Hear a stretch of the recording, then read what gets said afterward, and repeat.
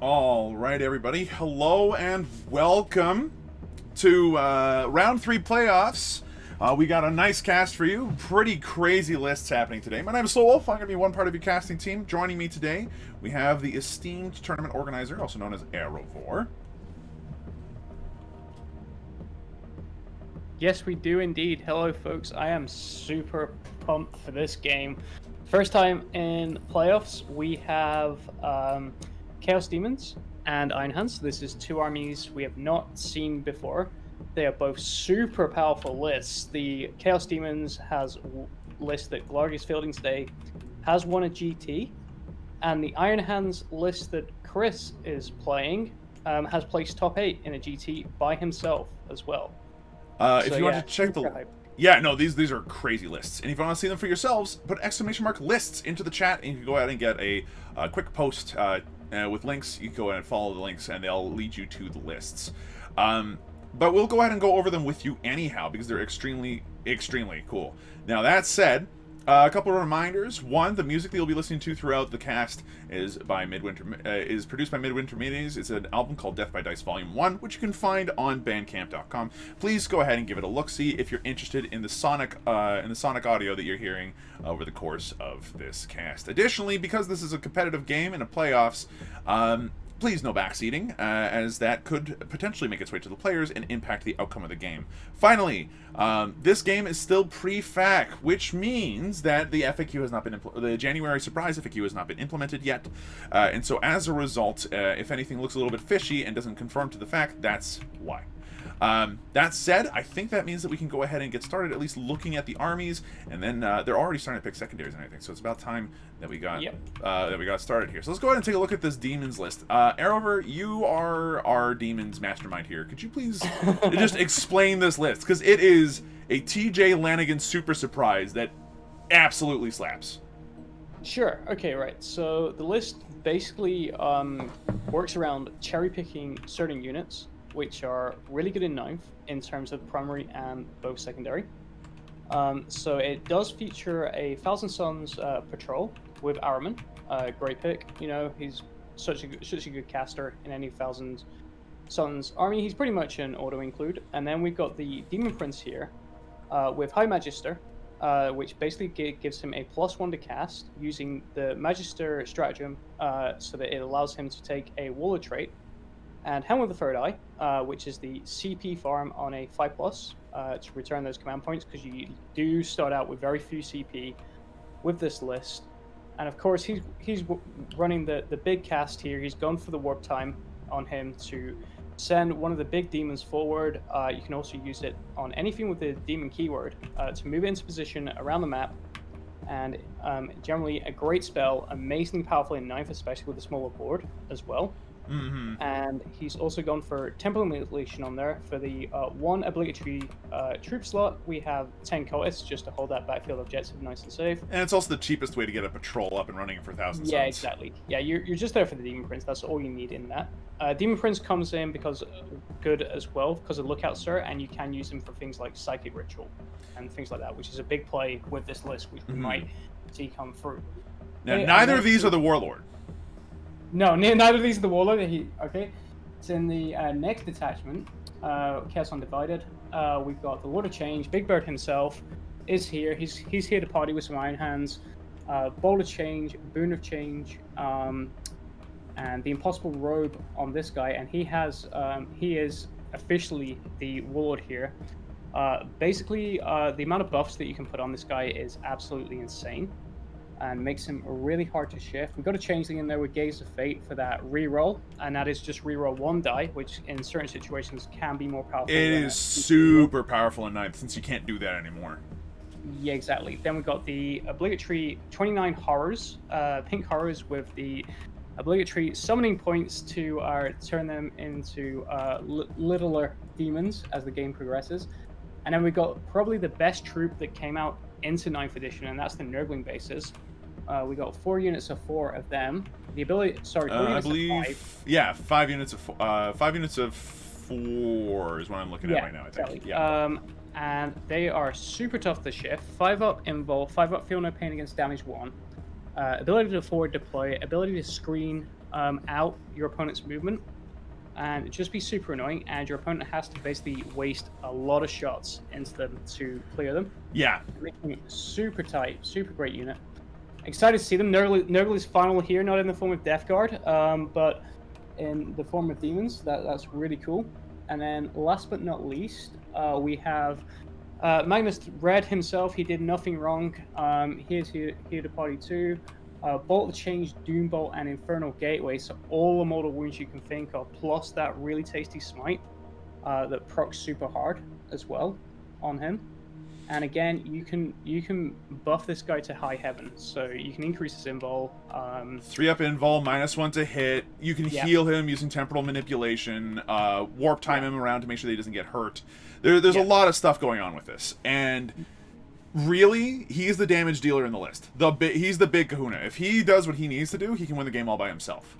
From what I've understood, and it is a very powerful list in the right hands. It takes a degree of finesse to use, but overall, it's a TJ Lanigan special. It's won a GT, as you said. It is super strong, very scary. If you don't want to have friends, this is a list you can try running right now.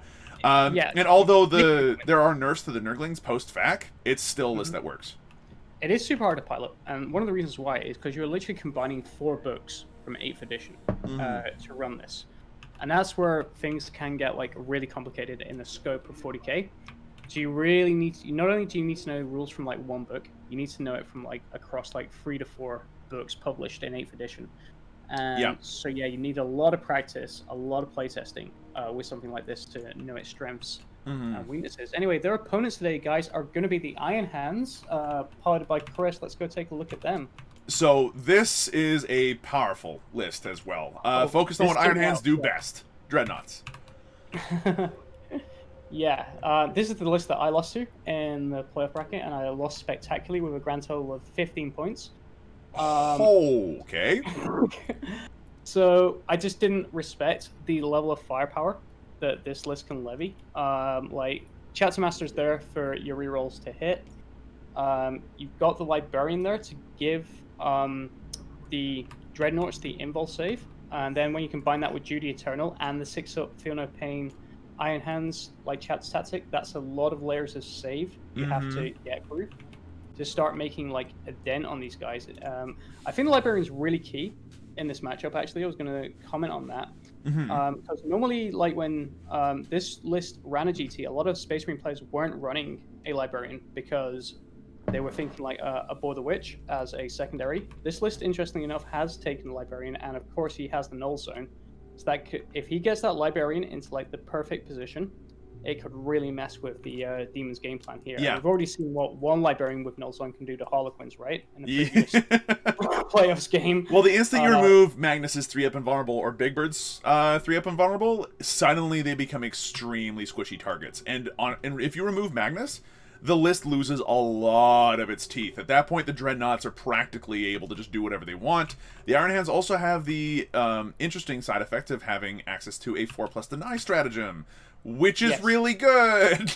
Denying a warp time so that way Magnus is stranded in the middle of nowhere is something that that Glarg is going to have to keep in mind when he's playing against this list. Oh, absolutely. So let's go through some of the specifics then, because this list is extremely potent. We've got ourselves an Iron Hands battalion detachment. So, HQ, we got a Chapter Master, as you said before. It's got the Teeth of Terra, Jump Pack, and Student of History, so it can consolidate 6 inches in any direction. Which means it can jump in, kill things, and jump back out, which is really, really nice. Iron Father Pharos, he does what he does. He gives everybody, like all the infantry near him, a 5-up invuln without needing the Primaris Librarian to help. Speaking of the Primaris Librarian, he's got Blessing of the Machine God. I believe that heals. Might of Heroes to make something really hit hard, and Null Zone. And Psychic Fortress, because it's got access to the Tome of Malkador to get that extra psychic power. And it's Chief Librarian. Yeah. So it's currently got a +1 to cast, the extra stuff. It's a really strong Librarian. It's definitely going to do the business, and it's only 120 points. Like, it can certainly work, especially now in a post-fac world. That will be very effective. But this is the pre-fac, so yeah, we'll keep that in mind. For the troops, we've got 1 squad of Infiltrators and then 2 squads of Intercessors. The Intercessors are equipped with an Astartes Grenade Launcher and Auto Bolt Rifles. The Infiltrators are equipped with what they've got. They can't come with anything else other than potentially a Helix. Helix Gauntlet, but they don't have it.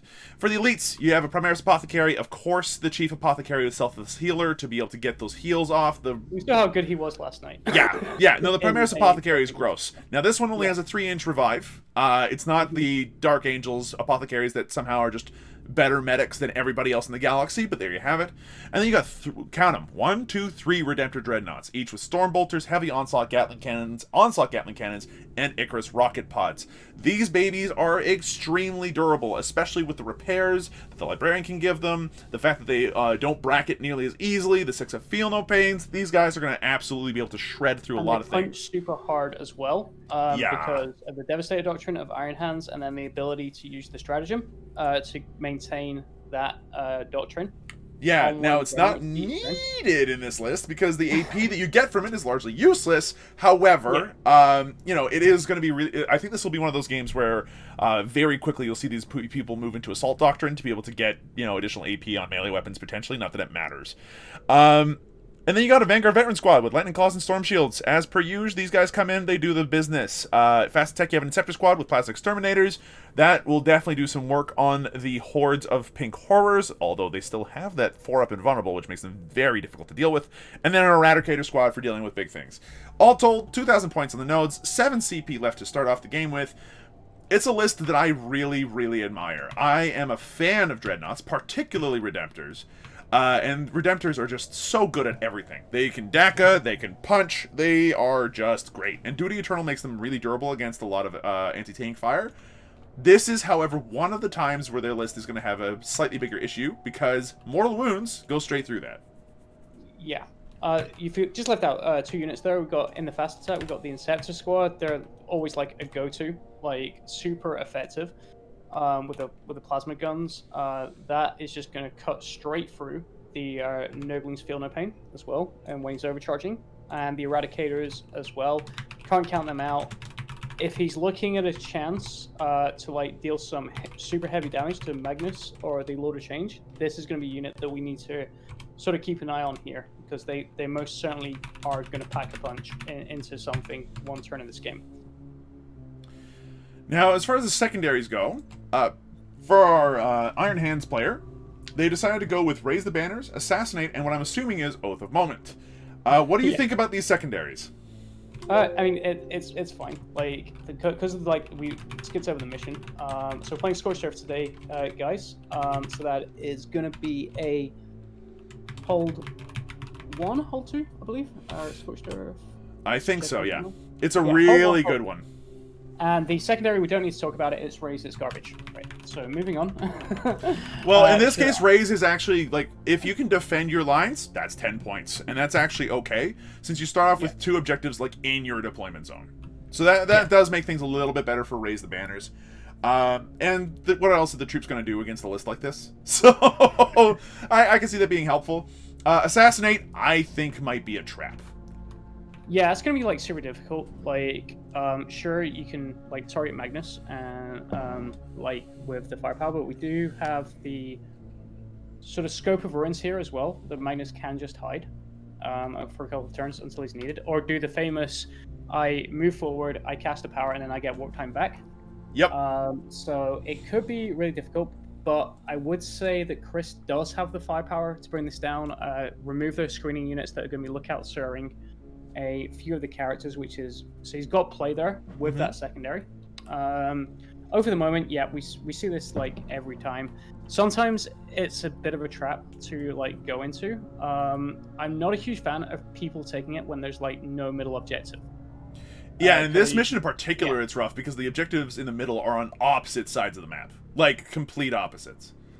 Exactly, yeah. So it can be super difficult to sort of keep that center, especially on this Dawn of War-esque style deployment where Glog can just answer anything in the middle with Magnus, with the Lord of Change, and just basically deny those points at the end of the battle round.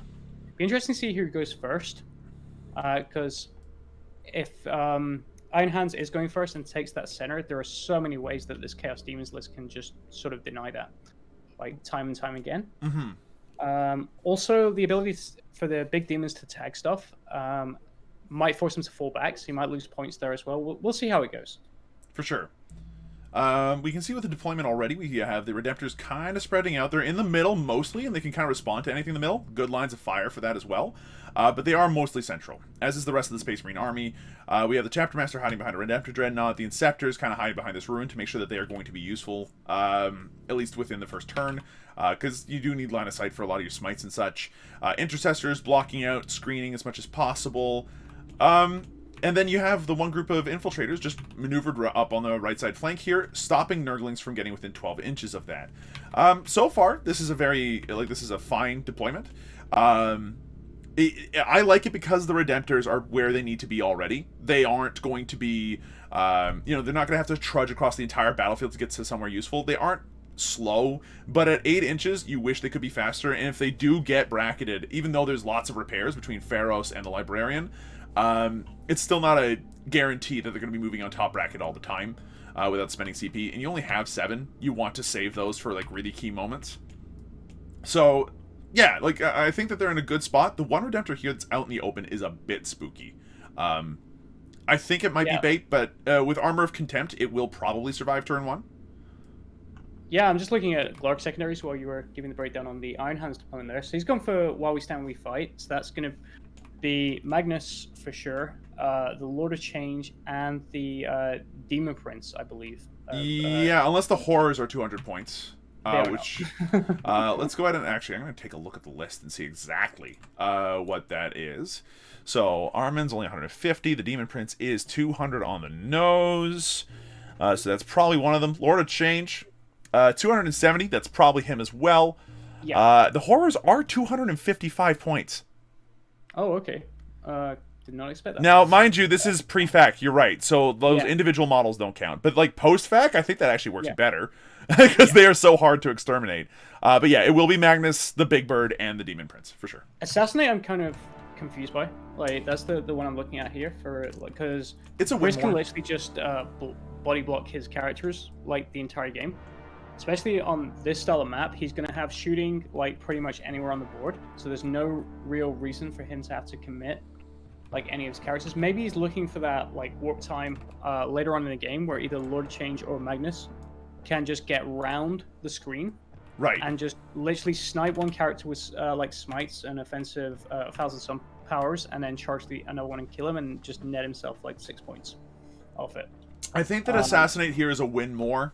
In both cases, like there's a better case for Glarg taking it than there is for the Iron Hands. I'm not sure what else you take against this demon list, but killing Magnus, the Demon Prince, and all that stuff is going to be ridiculously hard. And if you're managing to kill any one of them, chances are you were in a winning position anyway. So it's not going to allow you to really come back. Whereas for Glarg, the Space Marine characters do kind of have to come out and be useful. If they don't, then like there's a huge chunk of the Space Marine list that just can't do anything. Believe it or not, the demons outnumber the Space Marines. Go figure. And it's like the Space Marine characters do have to go out and do things. Otherwise, you're missing out a huge chunk of your list.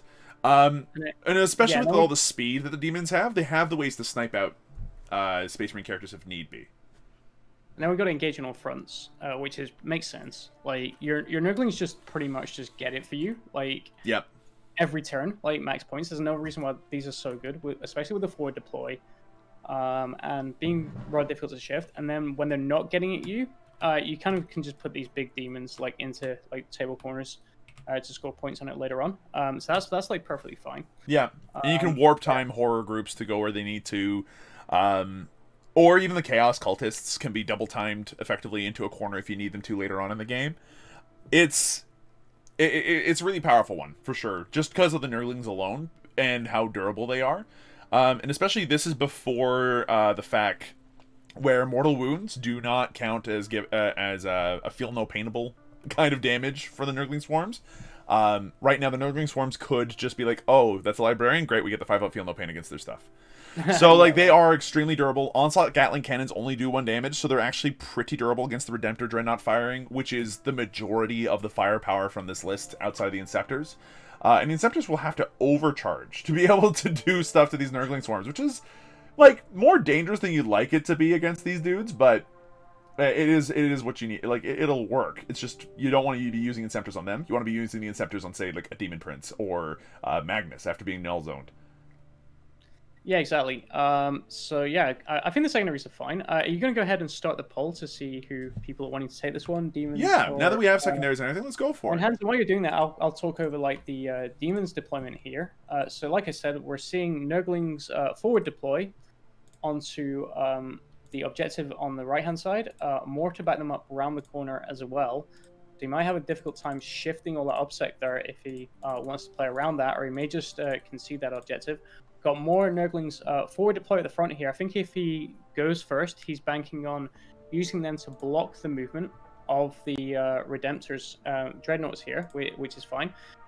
If he doesn't go first, it could be a bit of a mistake because it means that the Iron Hands are going to get a lot of like shooting around the board, and then able to charge into this unit and get further movement. And we talk about movement being key in 9th edition.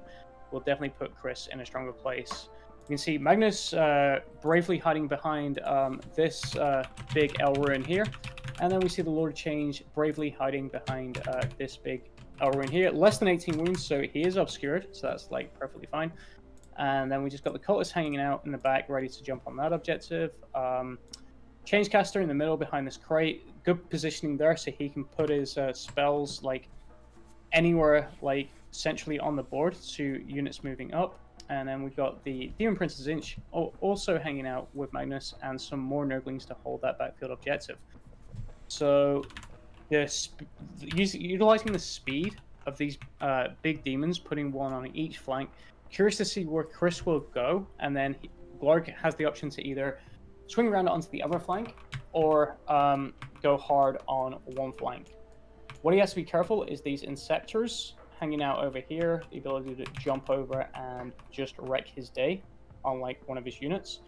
And whereabouts are the Eradicators? That's what I'm looking for. The Eradicators are front and center. Okay, cool. And for reserves, guys, we have Space Marine veterans with the Lightning Claws and Shields from Chris. And then from Glarg, he's opted to deep strike his Pink Horror Blob, which is fine because he doesn't really need them, like, turn 1. Like, literally, there would not be any great cover options for them, and they would just get dead by, like, the Redemptors. Would just mow them all down quite happily with that serious level of Iron Hands firepower. Glarg's definitely respecting the level of firepower that can come off this Iron Hands list, and believe me, guys, when I say it's absolutely brutal. Losing 9 Blight Haulers in 2 turns is not fun. Which is what happens. Yeah. Yeah, no, they have what it takes to really wreck someone's day. Again, it is hard to overestimate, like hard to overstate, sorry, how strong the firepower out of these is out of just the 3 Redemptor Dreadnoughts, and that's not including the Inceptors or the Eradicators. Like, there is some serious damage that they can do. And they still have melee punch as well with the veteran sergeants. The dreadnoughts themselves can punch about as hard as an ion cannon. 3+ D3 damage is no joke when it's rerolling once to hit, or everything to hit if it's got the Chapter Master buff, because they're core, which is like yikes. It's a lot of firepower. And the Icarus rocket pods, do they ignore? Because I remember reading that on the list. Do the Icarus rocket pods ignore line of sight? I don't think so. Okay, shame. Sure they don't. Yeah. Shame. All right. Because that would be really helpful. If we're good to start, I'll let the players know, and then we can get into this game, guys. Go ahead and vote. Will Magnus live? Yeah, will Magnus live through the game for the vote? And then also make a prediction. Who do you think is going to win the game based off of lists alone?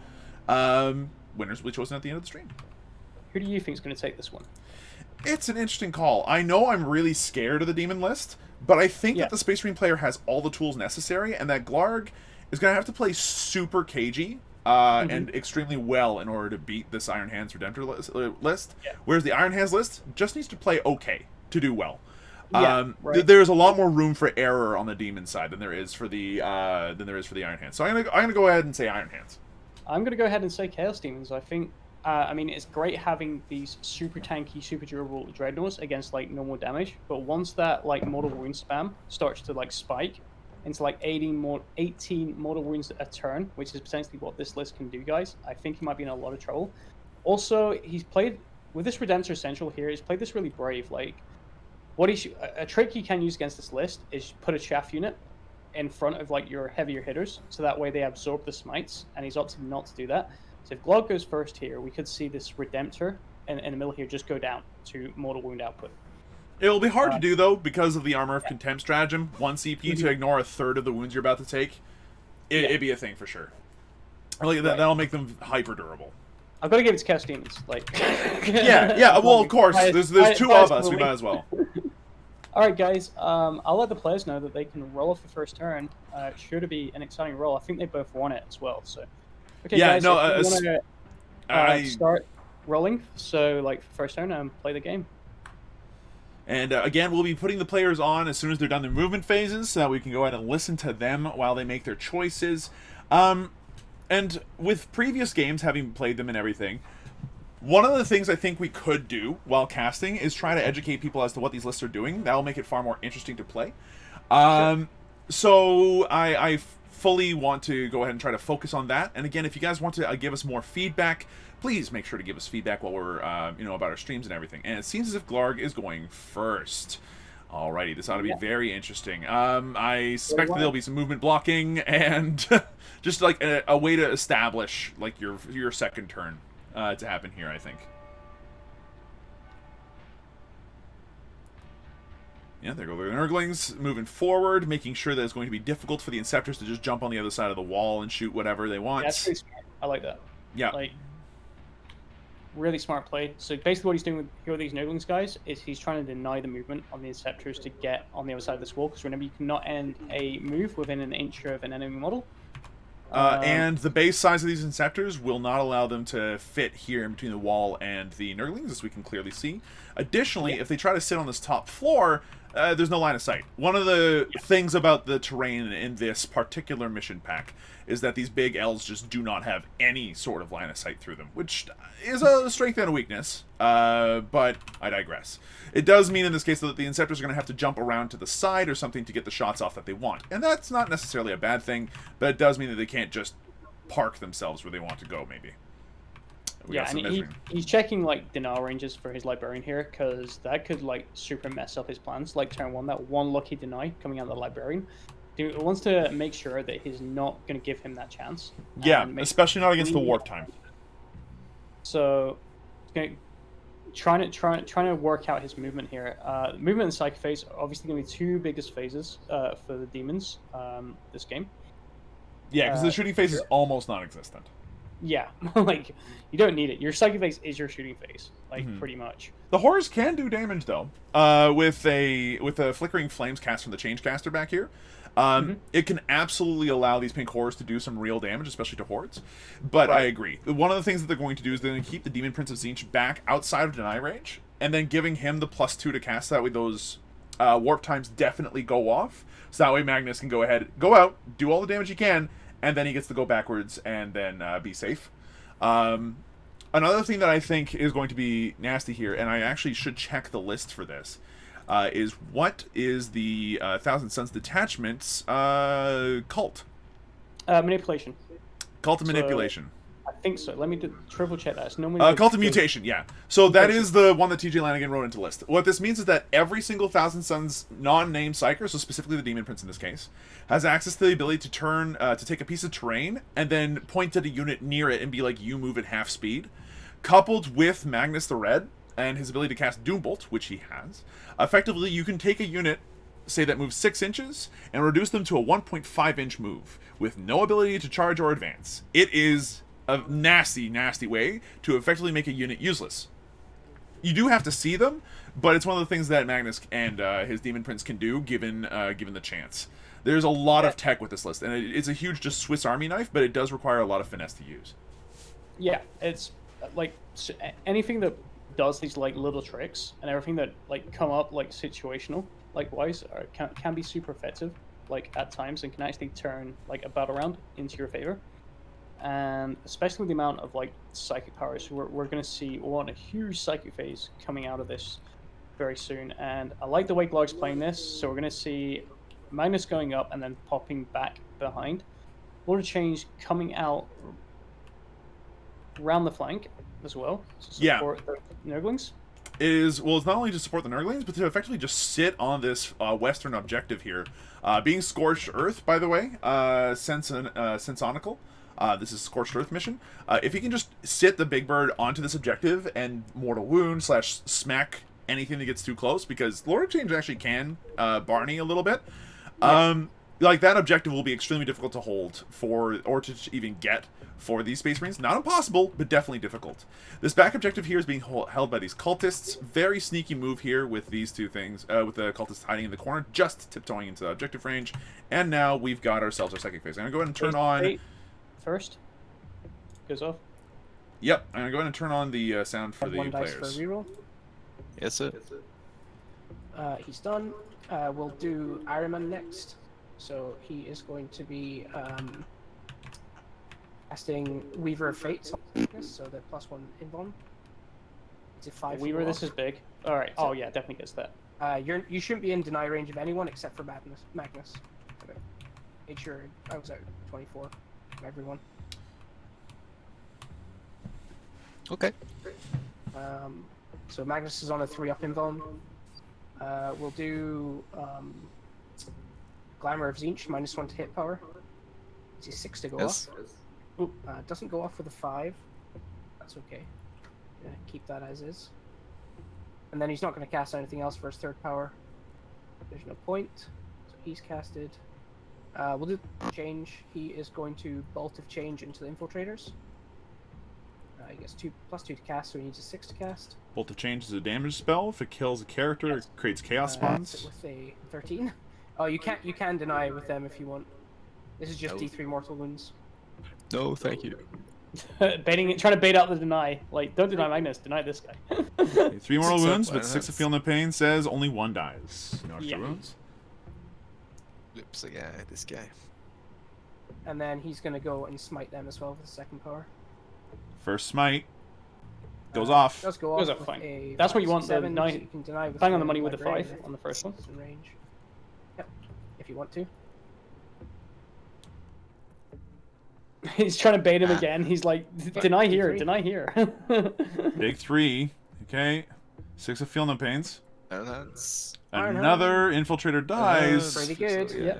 That's pretty it. good. And those infiltrators will probably So live now through we're the turn. getting Magnus. His first power is going to be. I will spend the 1 CP for Kabbalistic Focus because he's got 2 presence on within 6, and he's just going to smite into the Redemptor. Now this is So big. super This is a money. +4. Rerolling 1s. So that's super smite with 4. So it's it's already Super 2d6 damage. I don't think I can deny it. If you You've get got your plus 4-up deny. You got your 4-up deny you could use. Oh no, I don't care about that. Wow. Okay, ballsy choice. 2d6 mortals onto the Redemptor. I mean, if he doesn't kill, he just gets healed, right? Oh yeah, So- okay, roll 5. I'm gonna Gaze of Fate with a 1. Okay, so Gaze of Fate's been used. Yeah. That's Oh! 10 10 mortal mortal wounds. So pay 1 command point for the Armor of Let's go. Contempt. Do I Yeah, steal your CP? Nope. Nope.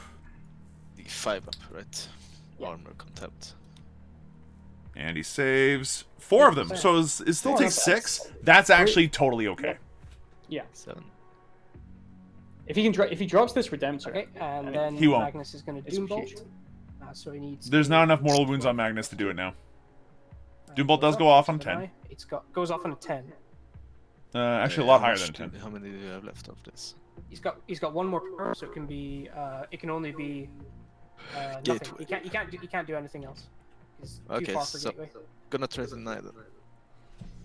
And I roll an 8, so no. Okay, so D3 mortals onto the Redemptor. Oh, Wait, he does he's not going- oh, stop. he's going. Okay, 5 of Feel No Nice Pain though. not. Okay, only takes 1. Okay, so just take 1, and then it's half movement, can't advance.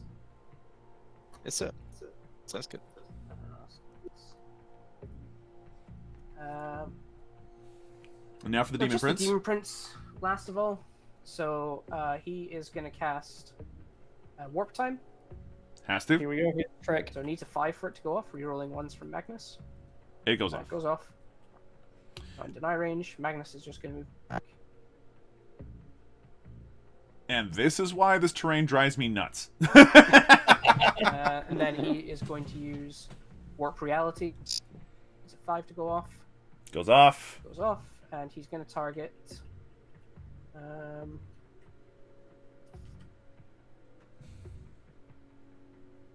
So what's the? Oh, you double your brackets, don't you? Anyway, doesn't matter. Yeah. So he's just gonna move forward regardless.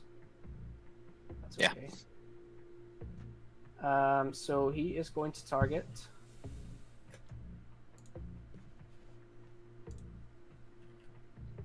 So what's in 24 inches here? Yeah, so he's going to target this terrain piece, and he's going to slow the Redemptor by half. So everything, I think. Yeah. So this Redemptor is slowed by half, -1 advance and charge. Don't you have to roll? No, I don't have to roll anything. Just have to pass the test. Oh, you already rolled the power. Yeah, I got a 7 with +1. Cool. And that's everything. So we are going to. Oh no, we're gonna go into charges, and these Nurglings are gonna charge your Inceptors. Oh, cheeky charge from the Nurglings coming good. through. Absolutely a good plan. I can't overwatch through the wall. Could the Redemptor not do it with the assisted? Is that? Am I thinking of Ultramarines? That is not me. Yeah. That's another. That's Ultramarines On you're a thinking 12? of. Or salamanders. Or Salamanders, right? Yeah. So we're just gonna get one guy here.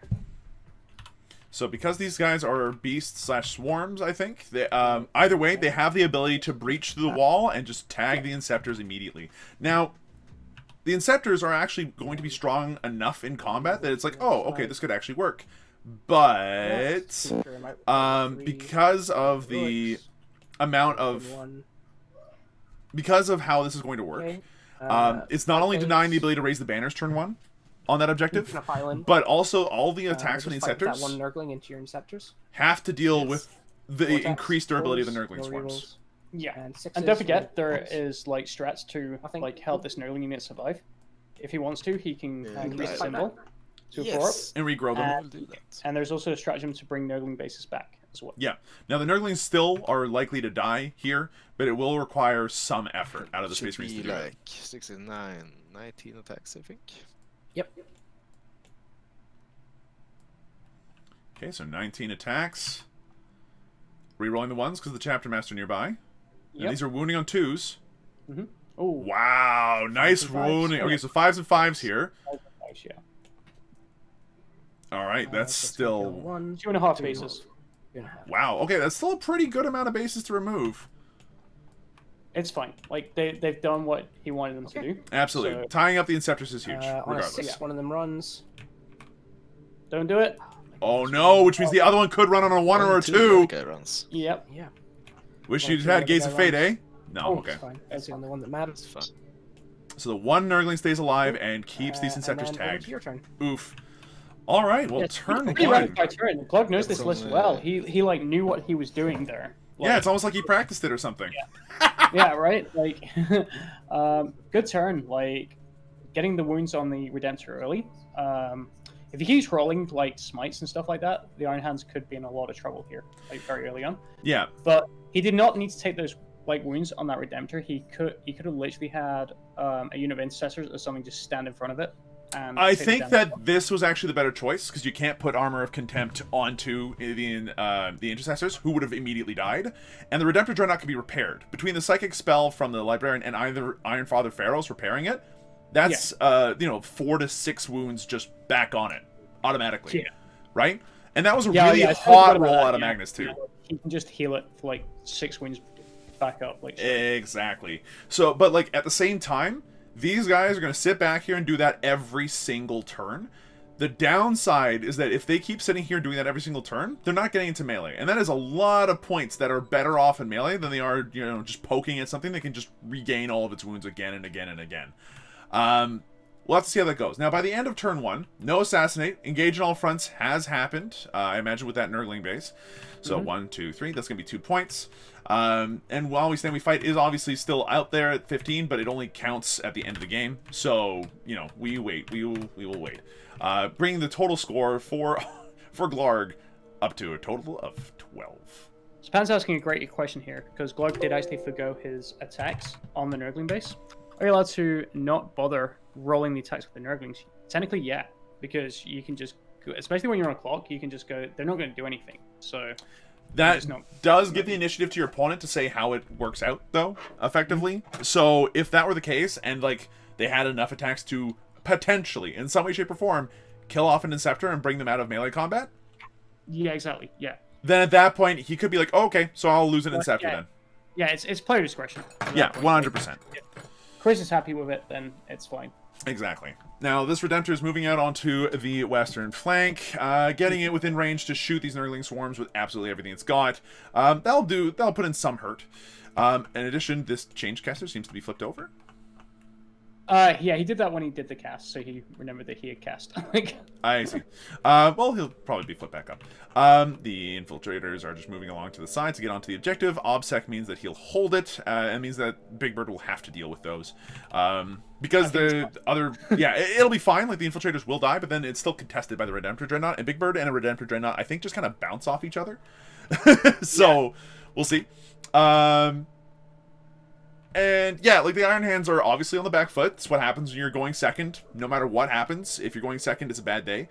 And especially against this list. Because Magnus is buffed. So even if he does get line of sight onto it and start trying to shoot, Magnus has the 3-up invuln. He doesn't have the -1 to be hit, but you know, if the Iron Hands had gone first, they would have been able to really put some pressure on the Nurglings and do some other stuff. It's bad to go second against Thousand Suns. End of story.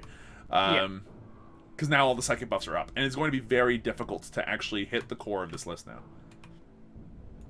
yeah, let's see what Chris does here. I think he's just like moving into. He's going to take. I think he has to take another turn of like mortal wound spam. Just move into position. Try not to lose your cool. Just keep moving out the board. These Nurglings will eventually die. And then you're looking at the 3 big threats being Magnus, the Demon Prince, and the Lord of Change. So yeah, he just needs to keep his cool, try and clear as many Nurgling bases away as he can this turn. Would be sort of my plan in dealing with this. Bearing in mind we still have the Pink Horror Bomb to drop as well, though. So they can probably steal an objective on turn 3. I can't see those coming down next turn. They're not really going to achieve much. And thanks Trevi for the massive raid of 55 people. Oh, thank you very much, welcome, Trevi. welcome. For those of you that just joined us, we're playing the TJ Lanigan Chaos list being piloted here by Glarg versus an Iron Hands Redemptor Dreadnought list. If you want to go ahead and check out the lists for yourself, put !lists into the chat. It'll put down the paste bins so that way you can check it out for yourselves. Currently, I know this isn't quite as polished as Trevi streams, but hopefully this is good enough in that this is a kind of what you're looking for another Sunday afternoon kind of thing going on. Lists with an S and a Mendrus. Anyway, right now it's bottom of turn 1. It's Iron Hands right now. Magnus came in, dealt about 6 to 7 wounds onto this Redemptor Dreadnought. And that's about it. A couple of infiltrators died. That's the whole thing. That's all that you've missed so far, folks. Oh, and 3 Nurglings died. That's it. 3 Nurglings. Yeah, they got into combat with the Inceptors, which was pretty big, like over here. Tying up that shooting on that fast-moving, horrific shooting. And it removes the ability to raise the banners for the Iron Hands on turn 1, which is a bit of a rough blow. You really wanted that turn 1 for sure. Yeah, yes, like I said, he's just being like cautious with his movement, knowing that he's got like 5 turns to play. He doesn't have to overcommit here, otherwise he's just going to start taking charges from Magnus and possibly the Lord of Change as well. I can't see it going too well for him on this objective over here in the middle left of the field. I think he's going to lose that next turn. Lord of Change is going to clean all that up quite happily. I'm actually not so sure. With the 6 of Feeling the Pain and everything, the Lord of Change is going to largely kind of tickle the Redemptor Dreadnought.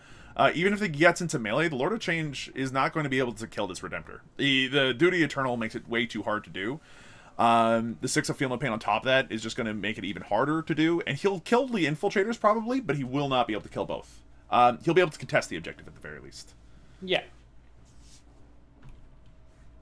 Might of Heroes going off from the Iron Hands Librarian.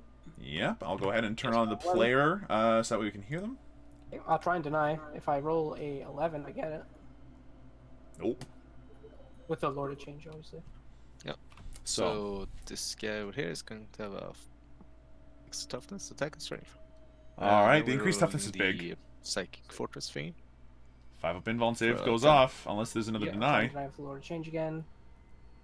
It's a 10 to cast there, and not enough to deny, even on the +2, I think, from the deny the Lord of Change gets. So we have a little evil aura thingy going on. So Mighty Heroes onto the Redemptor. It's now toughness 8. To these nerdlings over Ouch. here. It's now up to 9 wounds as well, so it's unlikely to die to Magnus mortal wound spamming again. Oh yeah, right. So I can just shoot everything at the same time.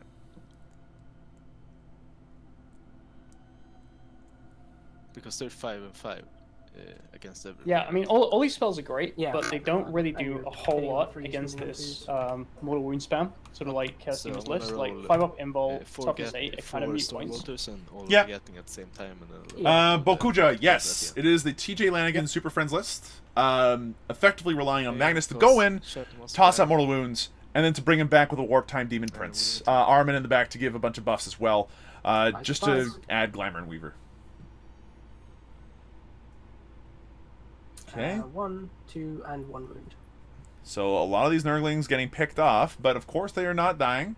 Nurglings don't like dying to damage Roll 1. Nurglings- 2 Nurglings? hits, 2 shots, 2 hits, wounds and 2s, 2 wounds.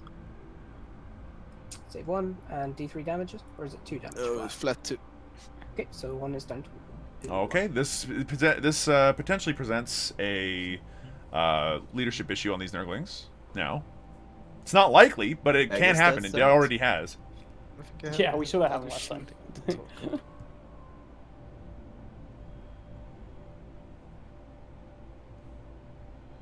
If you haven't made a prediction as to who's going to win Check yet, is what go the for site it. here. It's currently Redemptor. very even, actually. Don't think you can see him. No, I don't think so either. Here, let's get a proper look. Yeah, these guys are Yeah, obscured let's and shoot way behind the first. footprint. Let's do some charges. Into the Okay, charge So we're phase. gonna charge the Nurgling. Okay. Nurglings are going to get Yes. attacked. That's an easy 8 to get in. The Chapter Master is in. Now, the Chapter Master has Teeth of Terra, so the 2 damage chainsword with a bajillion attacks. The Nurgling is toast. You don't want to charge my Lord of Change, dude? That's fine. I'm doing the banish thing. Yeah, but just in case. And Glarg here really good. trying to be extremely cheeky. Tempting out denies, tempting out stratagems. Hitting a 2s. Teeth of Terra champion going in. Yeah, that is a lot of... That's a Let's dead do two Nurgling. damage. Yeah, that's a very dead Oh, Nurgling. great roll on Only 5 up barely, invul. though, yeah. You'll live. Yeah. Yeah, but the Inceptors just kill him anyway. Alright, well, now the Chapter Master is there. And then we are going to- But They've not wiped good out enough one squad of to do Nurglings. Yeah, another squad of Nurglings has been badly wounded. Gonna consolidate and stand here. Yep. Yeah, he doesn't want that More than happening one again. each Chapter roll. Master right out the front. Yep, Teeth you're of good. Terror whirling away, ready to take on That is my anything turn. else that makes Cool. it through that wall. Got 1 on the oath thingy. Because I didn't follow combat. Alrighty, and that's the end of the turn. A fantastic start for both players, really, kind of doing exactly what they wanted to do. Feeling each other out a bit. Yeah. And as far as raise the banners go, we've got at least one banner up. The other banner I don't think can go up due to the Lord of Change being nearby, and the other one could not because the Inceptors were tagged. However, it's a start. Oath of Moment going out for at least one because no one fell back. Yeah, it's pretty much exactly what you needed. 2 Lord of Changes on the objective, I think. He's not, but... He will be at the end of this turn. Yeah. By the end of the turn, I'm pretty sure that the banner will be gone. It's not like the Infiltrators had anything else that they want to shoot anyway. And there's Magnus coming back out again to do the exact same thing. Yeah, this is going to be like just this. This is going to happen on rinse and repeat. Magnus comes out, Magnus smites, doom bolts, and smite. Does everything else he wants to do. Then gets jumped back by the Demon Prince of Tzeentch, who is going to be outside of deny range as much as possible. Again and again and again and again. That is what this list does. Is it So wears you I'm sure down? like far up the board, and then Magnus just goes into combat and kills something. Like, Yeah. Like the entire point of this list is to wear you down to a point where you are just reduced to rubble due to mortal wounds. Now, the Iron Hands list does have the unique ability to actually tank these mortal wounds for several turns relatively well. The Redemptor Dreadnoughts can repair very quickly, thanks to the Librarian being able to heal them, and Ironfather Pharaohs to heal them for another 3 on top of that, so that's real good. And, Last time I played yeah, Forest, they're he's so not tough. really upset when I killed a Redemptor. Yeah. You're like super upset that I killed like one Redemptor. Well, like, it's hard. They have the 6 of Yeah. Feel No Pain, they have all the repairs, they have Duty Eternal. And like I said, the Lord of Change is going to kind of bounce off. Armor Contempt means that they can resist a lot of these mortal wounds on 5-ups, which is something that not all armies have easy access to. And these Redemptor Dreadnoughts are going to be like working at top bracket the majority of the game. Just be like, unless if they're dead, they're at top bracket because of these repairs. And that's going to mean that they're always going to be a threat. You can Chapter Master them for the rerolls on top of that with the fists. That way it's hitting on 3s, rerolling everything, wounding most things on 2s. Yeah, it's going to be... like, these things are a legitimate threat for this demon list. They need to be careful. And they can't go, like, too far with a variety of their units either. Like, the only workable units they have, the major assets that they have, are Big Bird being just incredibly durable, Magnus doing a lot of damage, and then the other 2 supporting. Everything else in the list is largely squishable, ignorable, or just... I mean, it's kind of like playing an old-fashioned Tau Riptide list. If you lose any one of your Riptides before turn 2 or 3, your list is going to do a lot worse. You're in a lot of trouble. Yeah, It's where's same this... with Redemptor, though, right? Like, when you lose, like, Whoa! one Redemptor, that's 1/3 of your effective firepower, like, gone, like, completely. No, Morty is not in the Chaos list, and this is still pre-fact, sadly, because that's when the league started, and we didn't want to change up all the lists and everything after the fact. So Morty could not have come in with all the super buffs and everything that he had. This is the TJ Lanigan list that has Magnus the Red, the Thousand Suns Support Patrol Detachment, and then the Mixed Demons Detachment. If you want to go ahead and check out the Chaos lists, or both the lists at all, put an exclamation mark lists into the chat, and both of them will pop up in pastebin format. So we got the Pink Horrors coming out here to try to be a nuisance. Yeah, I didn't expect this turn 2. Like, I think this is good. On this until turn 3. Yeah, but this makes perfect sense. If these guys make the charge, not only are they going to be incredibly difficult to remove for just one Redemptor and a couple of Intercessors, but, like, they're going to take that banner down. That banner will be gone. Because that's so many OBSEC models, and they can spawn more of themselves. They've got the blues and the brimstones to go ahead and make enough summoning points to make it up. Yep. Now, they're nowhere near the Changecaster, but the Changecaster's just sitting there putting out Gaze of Fate, I think, for some redundancy, because I know that the Changeling has it as well, but, like, what else is he going to do? So he has 2 chances to cast... He has a chance to cast Gaze on either one of them if he feels like it. Yeah, this ought to be fine. This is fine. Yeah, we're gonna see the answer to this be the Eradicators. Oh no, the Eradicators are on the field. Yeah, the Eradicators are on the field, and they are where they need to be. In some sense, they're not in the right spot to deal with this Lord of Change, sadly. But if Magnus ever tries to go in to deal with this Redemptor Dreadnought, like if the Magnus ever overextends, they'll be ready to go ahead and put in some pain if they can. Because as it stands, light pitter-patter fire here from the Horrors into the Intercessors. Trying to pick one up here, maybe if he's lucky. Mm-hmm. Okay, we're now into the psychic phase. He nearly did what everyone does with this list. Yeah, so into the psychic phase. Let's go on and turn on the chat, see what they're saying. And he's gonna smite the Redemptor again. Let's see what he gets here. Let's go. That's not enough. Rerolling ones. Let's use Magnus. That's not enough. So That's I just get a regular 7, D6 it's not damage super smite. smite. It's just normal smite. You want to deny? Can I? No. You got your 4. Oh yeah. I'll tell you when I use that. Never mind. Sure. He's trying to bait him to use that for the Glarg? I would not I would not enjoy playing this against Glarg. Do you want to do this? Do you want to do that? I'll do Gaze of Fate from the Changecaster. Goes off, so I get my Gaze of Fate dice. Should have done that first, really. Yep. Oh, Always do Gaze of Fate first, Magnus folks. needs to do all his other powers. So. Yep, you're kind of bouncing around all over the place, my friend. Yeah, I think he's getting a bit skittish here. Like, just take a breath, calm down a bit. It's fine. It's only turn 2. 6, 7, 8. Nope, doesn't get Dude, it. Bolt does not go off. That's a big deal. It's fine. That Redemptor's now moving at full speed. Mm-hmm. No, I do when I cast it. I'm gonna spend CP and reroll. Oh, CP reroll I here. need this to go off. It does go off, Does so go that's off. the Doom Do you Bolt. wanna, do anything? No. Okay, D3 mortals. Just the 2 2. onto the Redemptor. And he gets a 6 of Feeling Pain. 8. Takes 1. 8 Norris 1, so he's still at 7. This guy's at more HP than he was at the end of the last turn. Bolt of Change into the Redemptor as well. Oh, Bolt of Change 2. That goes off. Go off, D3. Just the 2. And Iron Hand saves. No.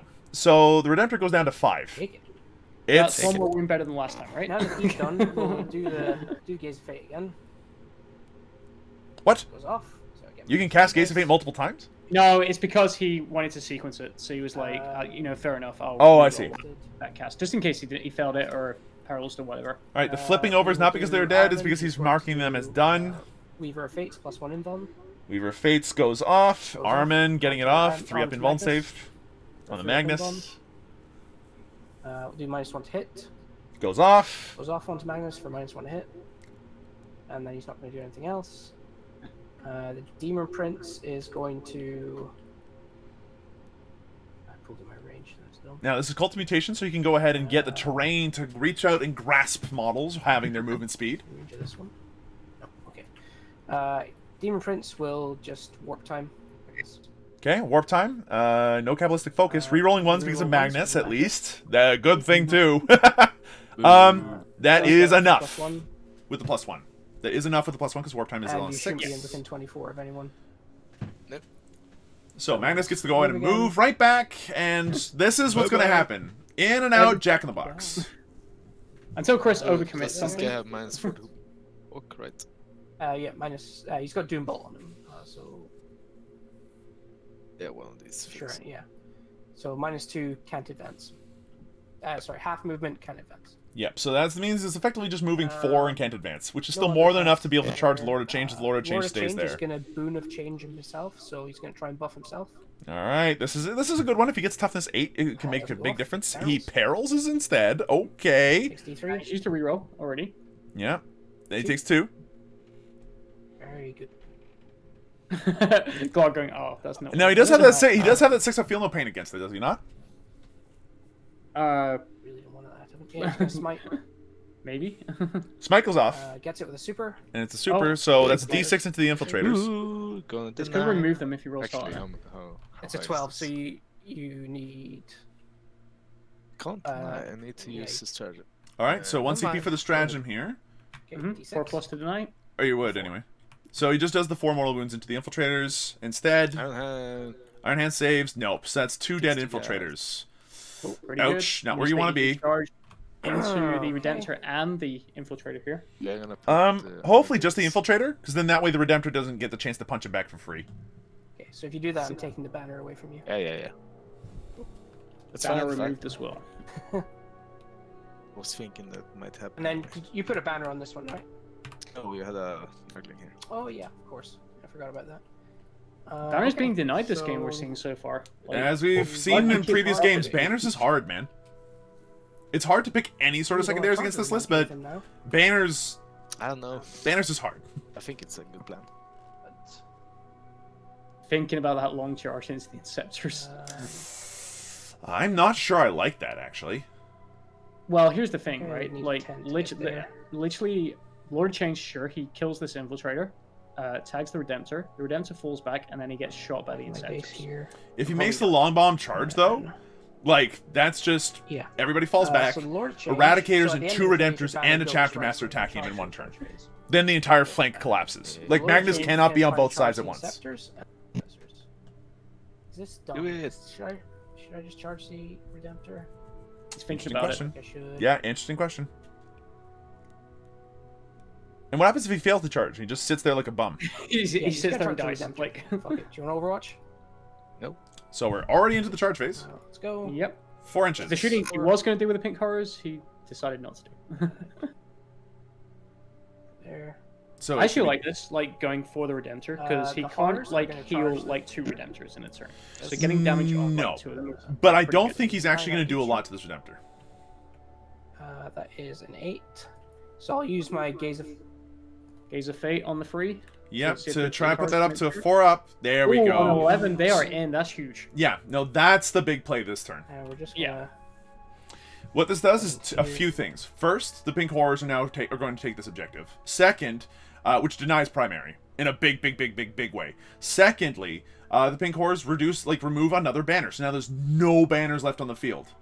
Big problem. Finally, the Pink Horrors are going to be nearly Horrors impossible teams. to chew through with these Redemptor shots, I'll take the this away. Intercessors, and an Apothecary. That's not going to be enough to stop these Pink Sure Horrors from just are. overrunning this flank and keeping them trapped for years. Because while the Redemptor Fist is great, it's still only like, what, 6 attacks, 5 attacks? When being charged, it is 5. Yeah. Now, it does So, have a like, lot of yeah, shots, I but was all the like, shots are this at isn't -1. on 'cause I can't remember. Oof. I put it on you. No, it's not. Probably going to see a wrap here with the Paladin Consolidate as best Yeah. No, I would be surprised to see the Redemptor Dreadnought get out of combat here. It's going to require, like, either, like, he gives up this flank and goes hard on the other flanks, trying to take the objective with the Chaos Cultists and the Nurgling Swarms, and he just eventually whittles this down, or he actually puts something into this right flank. And I think that the Vanguard Vets are probably their best bet for turning this around. There's a really nice pocket right down here for the Vanguard Vets to go into and, like, just nuke these cultists out of existence and take an objective back on the other side. And then present a threat to the Changecaster, which is an easy assassinate target at that point. And to put some threat onto this objective here with the Demon Prince and the Changeling and Armin. So, or it goes into the objective with the Pink Horrors and tries to rescue it. You can interrupt. I don't care about the lower change. He's not going to die. You care. Oh, Here, famous so I'll go last for the words. Pink Horrors. The lower change probably won't die. 3-up invulnerable save with a 6-up healing, feel no pain? Probably not. Yeah. How the horse set up there? Great question. They were put into Deep Strike. I believe that there's So he is either a stratagem to do that, or he just used reserves. Probably the strat, yeah. Because the reserves would not be able to go in there due to the battlefield edges and such. But yeah, there is a strat for it, I believe. Now 0.7, and the closest model is now 9. Yeah. All right, so he's going to try to wrap and he's going to try to wrap around the intercessors as well. Now, these Pink Horrors aren't going to do much. They can do something. It's a lot of one damage attacks, like a lot of them. So there's a chance they can script and scrape, and this is one of the things the Redemptor Dreadnought's actually bad at dealing with. Yeah, especially what? like the repair Wanna see 30 like attacks stuff do is no great, damage? apart from when all Yes. 3 What Redemptors really start should doing happen? damage. Now, the Redemptor is still being hit on 4s, wounded on 6s. It's not likely to take much, but yeah, like you can put in a couple scratches here and there. It's something. Denizens of the Warp, thank you, Pants. I appreciate you looking for it. So this is a massive get here from the Pink Horrors. Lower Change is going to bounce off the Redemptor. He'll probably put in a few wounds, but the Redemptor having a 6-up Feel No Pain and Duty Eternal effectively means that the Lower Change, who's wounding on, let's see, Strength 6. I think that his staff is at Strength 6 as well. Like, the Lower Change is going to bounce off the Redemptor. The Redemptor is going to bounce off the Lower Change. This is an entire wash this turn, for the most part. Although there's a better chance of the Redemptor actually doing some damage to the Lower Change than it looks. And then these Pink Horrors are just absolutely nasty. Now, if you're wondering how much time has We passed, haven't commented on this objective here on the middle right, which all these Nurglings around. He's got no chance of like really doing anything about that, like next turn, because of this play here with the Pink Horrors. yeah, I think which the is plan was to have this that's- Redemptor like move up to deal with all this 1, on this 2, objective, 3, and this 4, just 5, 6, secures 7, this 8, flank 9, completely 10, for God 11, from now. 12, 13, yeah. 14, I'm wondering if 15, maybe the 16, infiltrators being on a just different, some like being attacks. in the background, like being a screen to stop something like this from happening would have maybe been a better choice. But 4s, yeah, the list just doesn't have a lot of things to screen with. and then wounding on 6s. So let's see what the attacks have to say. One wound, No AP. which is Oh, nothing. it doesn't A save. whole damage. 6-up Feel No Iron Pain. Hands. Okay, takes 1 Oh my damage. God, what? Wah. Look at that, boys. It's a lot of attacks, and now he's wrapping around the intercessors to do Actually some pretty damage hard. there, and to make it nearly impossible for them to fall back as well. Yeah, there's no way that Redemptor is getting out. Yeah. Now, I don't think that these intercessors even really want to fall back, because they have pistols, they can still do attacks and stuff. They can, between the two of them, actually, the intercessors can do some thinning of the herd. We'll have to see what happens. This will definitely take at least 2 turns to get through, and they are also spawning brims and blues. Yeah. This flank is slightly lost, sadly. So we'll have to see what Chris has to say about it. And pile. There's definitely a lot of different choices I could see him making. But at this point, this is just a swarm. For And then Space Marines, side. Iron Hands. We're probably Dancing. looking Cool. at 1 point on That primary is going into turn 2. that. Do you want to interrupt? No. He's not going to interrupt here. Yep, I'm not and gonna I do can't any blame him. damage, because I'm Yep. hitting on 2s, winning on 5s. It's -2 flat 3 damage though, so 2 damage against your Redemptors. Ah, fuck it. Go ahead. Reinforcements points? Exactly that many reinforcements points. 6 The blues and number 1 you- brim. It's gonna be interesting to see what they do with like summoning mechanics like later on in that Yeah. edition. I'm really excited to see how that changes. Wait a minute, I might actually. Always thinking of the escape if I interrupts change my actually. mind. Yeah. I'm just gonna measure one thing. Right. Oh, we got a measurement coming out.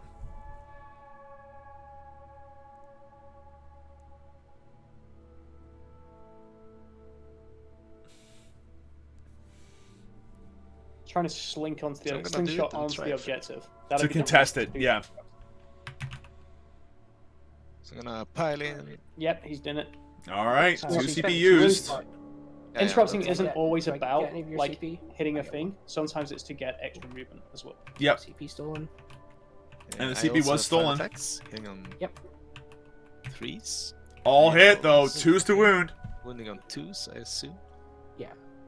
All wound! Minus Okay. a lot. 3 up invulns. 2 fail. I'll CP reroll one of them. Down to 2 CP. Oh no, that's at least 6 damage already. So D3 E3 plus 3. So that's 6 and 4 goes down to 10 5. damage. 3, I guess. Yeah, 5 and 3. So 8. So it's down to 6. Does he not have that feel no pain? I guess he doesn't. You know what? Wow, that Lord Change just took a huge hit. Yeah. Your turn. Okay, so he'll punch you with 4 attacks now. Still hitting on 2s, winning on 5s. Okay, all hits. Winning on 5s though. Only 1 wound. -2. 5 up save on the Redemptor. 5 up save says... 5. Easy save. The Redemptor takes absolutely 0 damage, and not only did the Lord Change Punch you that bounce, you get to- he bounced hard. Yeah. Oh yeah. The Lord 5 Change with now in a lot of Redemptor, trouble hitting on next turn. 3s. Wounding on 2. And again, if this Lord of Change goes Yes. down... If the Lord of Change goes down, this entire flank collapses for the Thousand Suns, because they can't four focus on bombs. both flanks at once. Let's take these Yeah. one at a time. So first one, it's fine. Second one, it's fine. Third one, 1 dies. It's just So I'll resolving pull the this one. saves on the pink horrors to Yep. And I'll split 2 summon in blue horrors from them. little horrors. The blue horrors are now popping out. They're going to spread around, Yep. probably wrap some You know, more. weirdly, I actually have loads of this model that came in like one of like So, the, like 8 Warhammer attacks like board with games. scissors. Never painted them or anything. They're Oh my... just tiny. I hate this. Alright, now the Intercessors get to fight, the Apothecary gets to fight, everybody's fighting. So let's go on 4 ups, 2 4-ups. Kill both. So let's kill guy here, guy here. Alright, and then another couple of horrors have And gone then down. the So that's other- 3 models dead so far. Them as well. Thunderhammer, 2 hits. 1 wound. So a 4-up kills a guy, so another guy dies. Okay, that's another So model I've lost 4 down. in total, and then I've got 4 blues still to put down. That could be a potential leadership issue. And if they fail leadership, these horrors actually have a bit of a problem. That's a lot of people that could start getting lost to attrition. I love this as Okay, well. and The your fact that you apostle can gets just fight as well. tie more stuff up with nice. the blue horror spawning. As Yeah, well. it's yeah, gross that so they can also pull people into melee that way. Necrons aren't allowed to do that. If they roll a 1, yeah, you can just get the pink horrors back, but... Does nothing. Okay, I lost 4 guys on the pink cards, so leadership I need to do. They are with the icon leadership 7. On a 1, I get d6 back. Nope. No, 1 runs. Okay, here's the interesting part. How many more of them leave? Okay, so 1 dies. One of these guys just fizzles back into the warp. yeah, There are- he turns up, sees what's I going on, and lost goes, 4. nope. So I mean, Chaos is unstable. I don't think they run away. I just think that they flicker. 7, 28, 29, Yeah. 30, 31. There's 31 horrors. Okay, here's a big roll. This ought to be This is- interesting. So the number of 1s here is the number of extra models that just leave. Yep. 3. I mean, Not so bad. Not so bad. that could be a lot worse. If all those 2s had been 1s. Honestly. And than I when thought it you was gonna be. no, it's Okay. because it has to be from a destroyed model from an attack. I think for your splits, and even then, I think he split with everybody already. So over to you. I get 3 for. And over to you. All right. So at the end, at the bottom of turn, 2, it's 25 points right now for Glarg versus Chris, and currently we're counting a primary 16 to 25. It's not exactly where Chris wants to be, but this is actually okay, I think. Being a bit behind on the primary turn 1 is harsh, but from turn 2 onwards, he can probably come back a little bit. It depends on how the rest of the game goes. Where do you how do you see this positioning right now for Chris? Do you think he's still okay, or is he really in a tricky position? I think it's fine. Like Lord of Change. Now that I'm like looking at this, I think he was just in a bad place to begin with on deployment. Like when all the dreadnoughts were here, maybe actually just keeping the Lord of Change on like one flank and just forgiving this flank completely, and then having like Magnus go in like turn 3, turn 4 to deal with it would have been fine. So I think he's leaving the Lord of Change, which is like one of like your most important like chess pieces here. If we're like talking like chess, probably like losing a bishop, you know, at that point. Yeah, it's losing your bishop pair at this point for sure. Yeah. So he's dead this turn. I don't think he can survive like the Inceptors. I mean, he still can. 3-up invulnerable saves are tricky that way. Yeah, that's fair, yeah. But between the Eradicators, the Inceptors, and everything else, if the Redemptor decides to fall back onto the objective, which he probably should, yeah, that's definitely tough.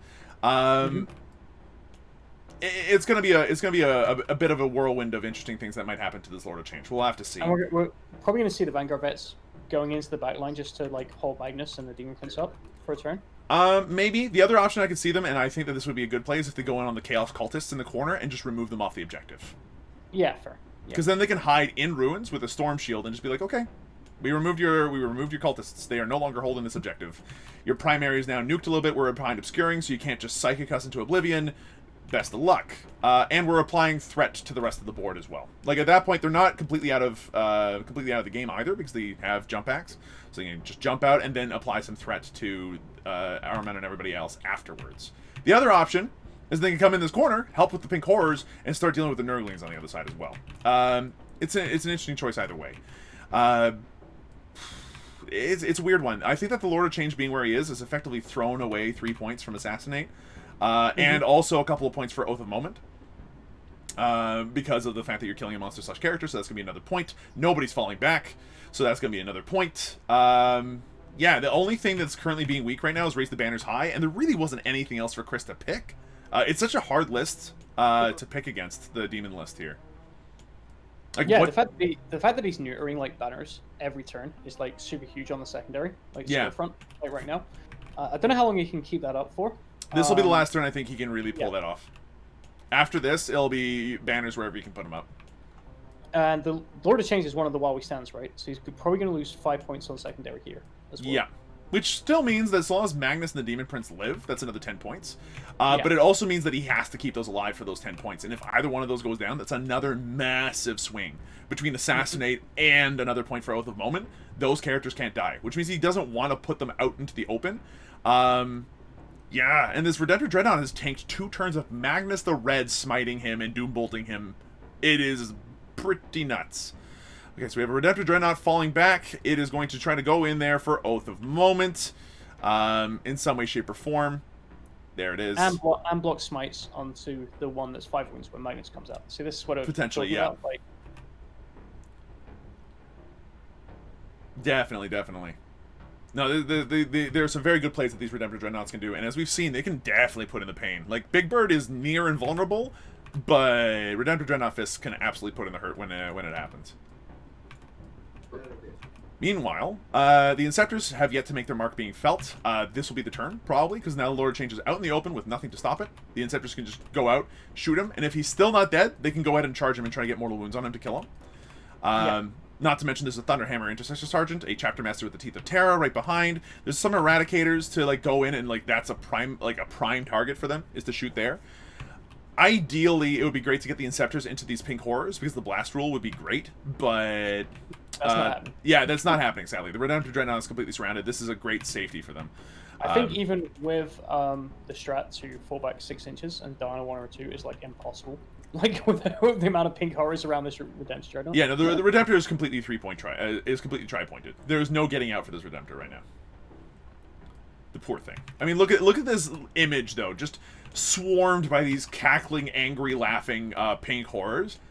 This is like some serious Dawn of War level stuff where the Dreadnought's just like spinning around on his torso trying to smack them. Some of them shimmer in and out of existence. Other ones just explode in like a bunch of blue flames. He's not flames. being mean to Howling Banshees anymore. That's like the most horrific The Oh, other yeah. still sagas of that when the Banshee just gets picked up by the Power Fist and then gets flamered. Just oh, It's like, dodge dude, there. that's Yeah. that like that's some Black Library level. I don't really Yeah. want to see it We anymore. don't talk about that.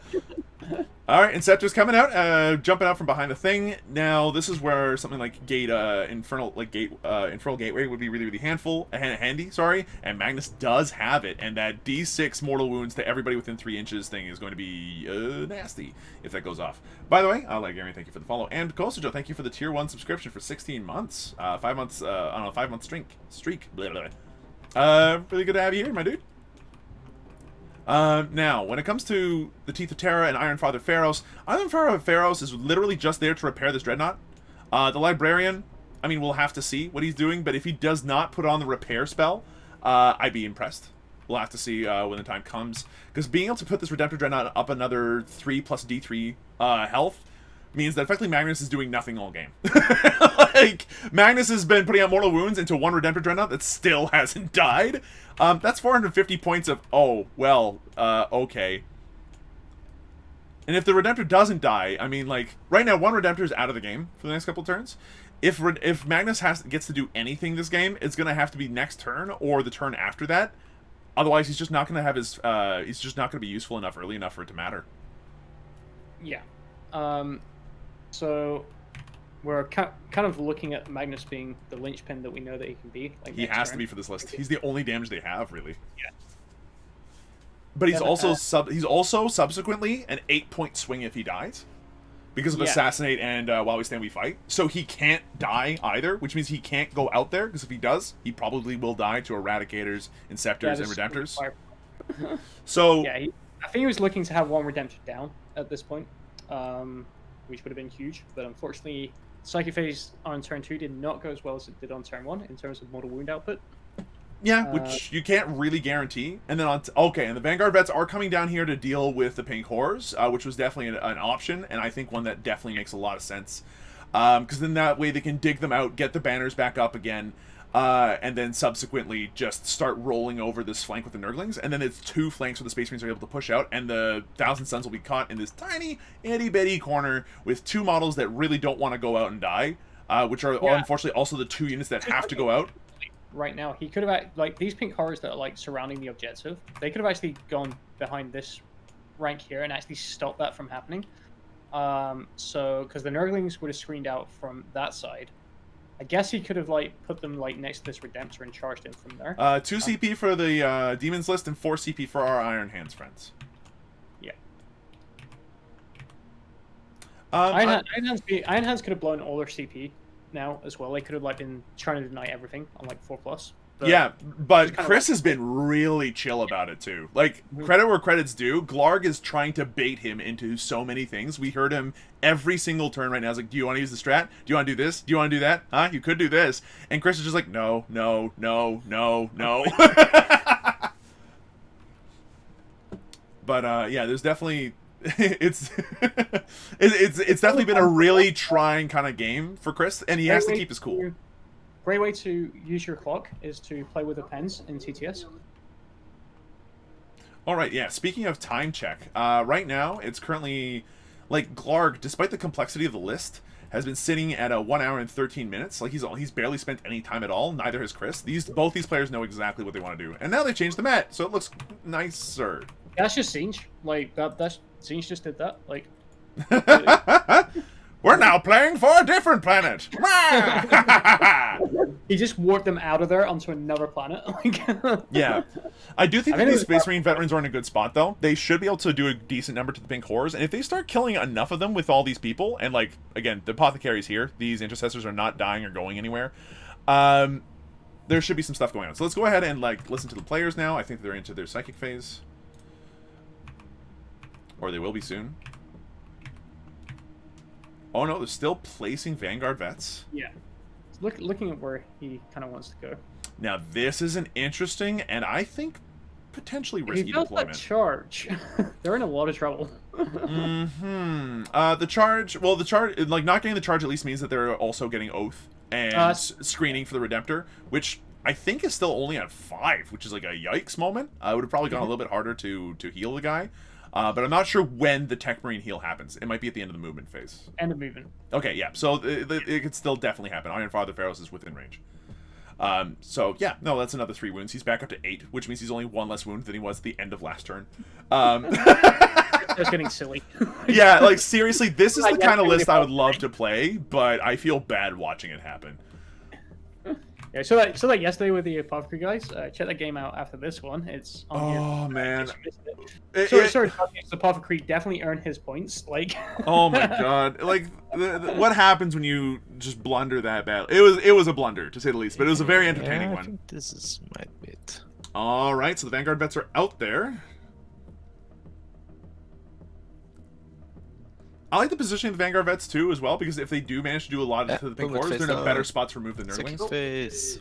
Here comes Psychic Try and Phase. cast the fortress thingy. Psychic Fortress goes off. Sit down and 8. Okay, so I'll try and deny the Lord of Change. He gets +1 to deny. It is That's a denied. 9. Never Denied. use No 5 of Invuln. Go away. Not that it matters in this No, matchup. dude. Not really. Unless that Lord of Change somehow lifts, then it might matter. Oh, repair 3 on this guy. Yep. Yeah. Go ahead. With the Pharaoh's person. With the Pharaoh's person, love it. It's not just Pharaohs. This is the Pharaoh's person, guys. He gets +1 to hit. Needs a 4 on the dice. Gets a 9. Yeah, try and deny. Attempt to deny. It's denied. Again. We're not gonna cast many powers this game, it seems. Nope, that's kind of what the Steam list does. You don't really need them. Like, And, unfortunately this as it guy's is, planted he is down. geared up to like deal with like damage as which, opposed to that's The like- intercessors, right? more Yeah. wounds. Yeah, green guys. Yeah. Even though Iron Hands have got the strats for that. Like Armor Consent, we've seen that be huge on turn 1 already. Okay, so the Librarian sadly didn't do anything this turn, but it's not like a lot of the spells necessarily do a whole lot. That's it, like no. This Redemptor build is gonna fire everything. Redemption's the pink horrors. I'm gonna try and screen some down. Unfortunately, this just means that Glarg is just going to pull that charge range further and further What kind of strength is tough from the Vanguard vet. Yeah, So probably. do it separately, I guess. So We have. Has he warp surged here? No, he has We get no, he doesn't. He doesn't have the Give CP to him spare, 4s, really. Rerolling ones because of the. Okay, so far, and then 2s to wound this Wounding two. onslaught. 5 wounds, 4 up saves needed. One time on first blue horror, so 5 up. Dead. Guys, we will take our last brimstone horror from that blue horror. Well, so that's 1 model dead. One dead this turn, and then rest on 1. So working out who's wanting to give wounds to next. 2 more die. All right, so that's 3 dead models so far from all this shooting. And then 8 Stormbolters hitting on 3s. Wounding on 3s. Okay, that's 2 more wounds. Being saved We'll do on. these 1 6 up on a brimstone, Brimstone's dead. and then a 4 up on a pink. Pink dies. Over here. And 8 Gatlings, small ones, rerolling ones. These are on strength 5, so these are only wounding on 3s. And All wounded though. 4 up Again, invulnerable blues, saves probably. 5 ups. No, this is the 2 blues dead. 2 pinks, 4 ups. And the pinks are dead as well. Okay, so morale could be an issue here. Again, yeah. There are still both pistols for all the intercessors as well. But we'll see if he we remembers. have 5 pistols. From They the- did! Oof. Not what you wanted. And 3s. 4. Easy save. Okay, pistols do nothing. The apothecary is now out of combat. Not that it matters. And then we are going to. So this Dreadnought's just like Nice mowing his way guy. through things. Now. Yeah, gonna do all the he's just eradicators bird, and like most that unit. Alright. Eradicators. Into Into the the Lord change. Of 3s, right? course. No minus. No minus. Alright, yeah, those all hit almost. And wounding on 3s. Oh, that's a good roll. Not what he Gun wanted. bones. Do these one at a time. 3. 3. Pass, pass. Fail. I will CP reroll that one. Down to 1 CP now for the demons. Pass. Big deal. Okay, so the Eradicators did nothing this turn. Fair enough, but he has wasted another all CP. The plasmid scepters. Yeah, this When is I where the damage will come spend through. one command point, Yeah, because these guys have been chapter all mastered, I the believe. 6s to And he's just dead dodging them as You well. gonna overcharge?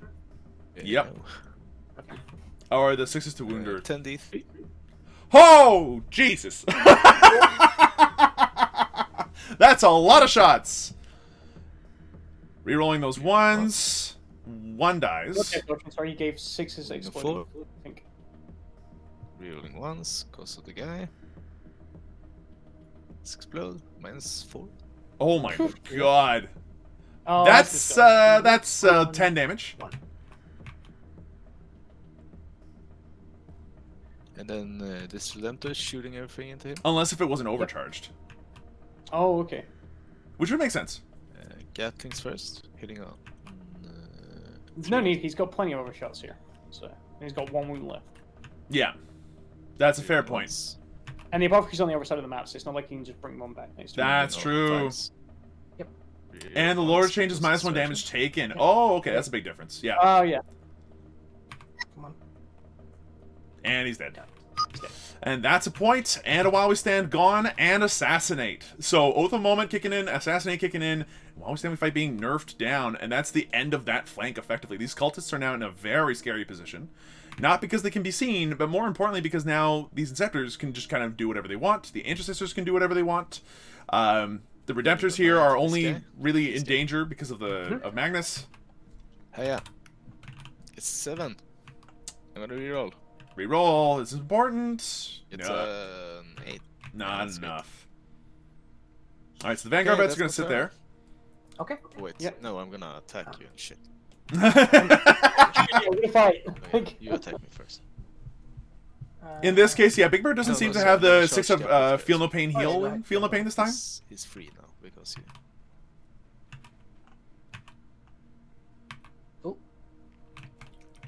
And yeah, it is Oath points. Now there's no way to effectively remove both Redemptors and the Vanguard vets Yeah, no, with he's all the going smites to in the attack. game. And it's not like the Vanguard vets were going to do anything other Okay, than kill so Pink they can Horrors this game, see- really. So Winning on 3s, I guess. Yeah. 4s. Die. so this is the Apothecary smashing his way through things. So 3 die. Oh, I forgot to roll that too, but okay. The icon stay. So he has to keep And the so icon wherever 1, it 2, is. 3. Mm-hmm. And just try and kill as many Intercessors as you can this turn, I think. Let's do this kind of base and shit. Whatever number of Intercessors are dead, so there'll be 3 one at guys. most, and then the Apothecary will just bring it back. 1, 2, 3, Yeah. 4, 5, 6, 7. Alright, so now he gets to fight back first. No, 9. So 3 guys into the apothecary, 9 into the Redemptor, and 2 into the Intercessor. Yeah, this is largely going to bounce. He might do another damage to the Redemptor, would be my guess that's going to matter, but because the Primaris Apothecary can heal 2 things, 10, himself and the 3. Intercessors, and then bring one back, the attacks into the So the 3 actual into the Marines is going to be a bit of a apothecary. waste of time. And 5s. Woo, good Oops, rolling. lucky. Apothecary, right? Yep. 3 up. And 6 up. Iron Hands. Nope. Yeah. Takes 1 wound. And Wham! then 10 guys into the Again, just a Redemptor, screaming horde of these course. pink jerks. and 6s. 1 wound, no AP. Watch him fail it, though.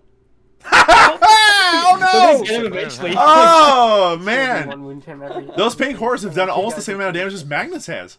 Yeah, no, it's great. 2 attacks going into the Intercessors, 1 hit, no wounds. Okay, now it's time for them to fight back. Oof. I'm gonna attack with the Instance first, I guess. They're all within range. I can, like, when I have a Thunderhammer, I can attack with without the Thunderhammer, right? Nope. They changed If that. you have a close combat weapon now, you have to pick it. Yeah, okay, Yep. fuck it. Thunderhammer for 3 attacks. 1 hit. Which makes sense. It's like, why am I punching you when I've got this, like, Yeah. futuristic, Nice. like, power sword that glows this, like... Yeah.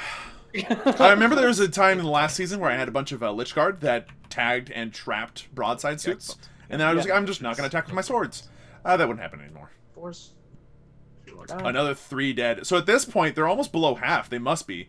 Yeah. It's 4 So, like, attacks with attrition could big start to extra prove an issue at this rate. If, well, Unless he rolls a 1 and then just gets D6 back. well, yeah, right? So long as the icon's alive, which I believe it still is. Okay, so morale. On a 1, I get D6 back. On anything else, I lose more. Oh, there it no!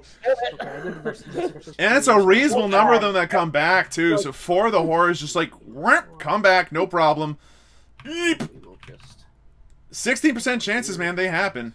So that flank is still kind of coated in pink horrors. However, this was just one turn of like close combat and shooting. It's gonna happen again. I don't think these horrors are gonna last more than another turn, but another turn means another turn without banners, means another turn without a whole bunch of other stuff, so that is a big deal. Other things.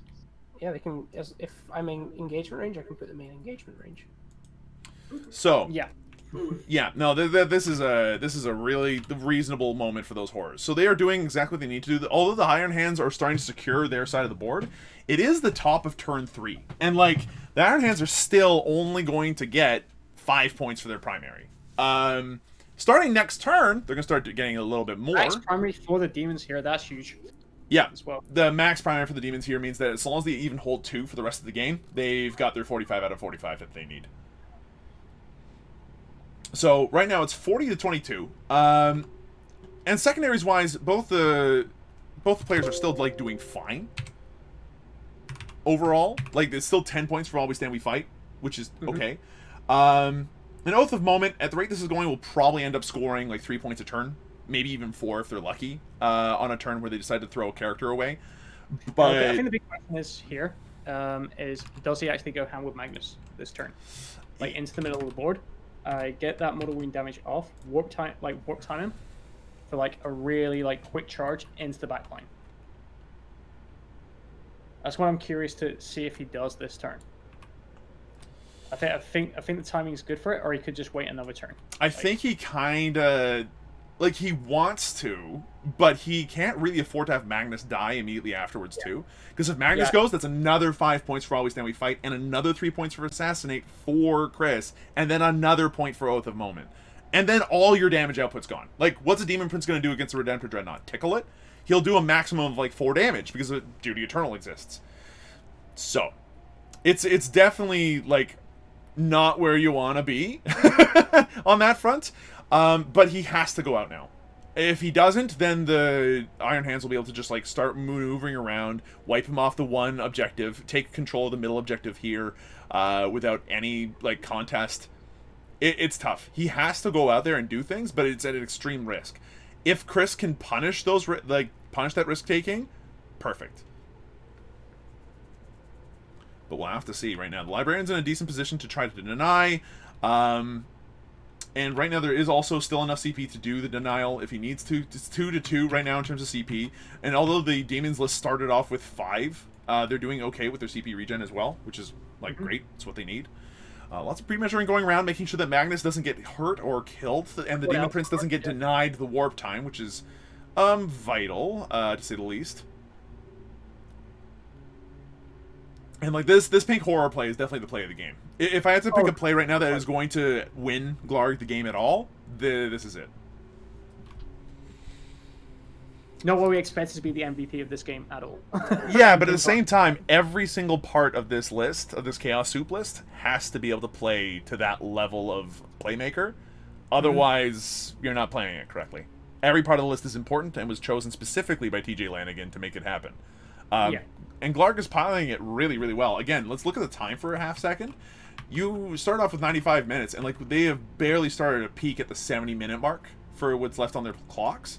Both players know how their lists work. They both know how it's going to go. They aren't wasting time like humming and hawing.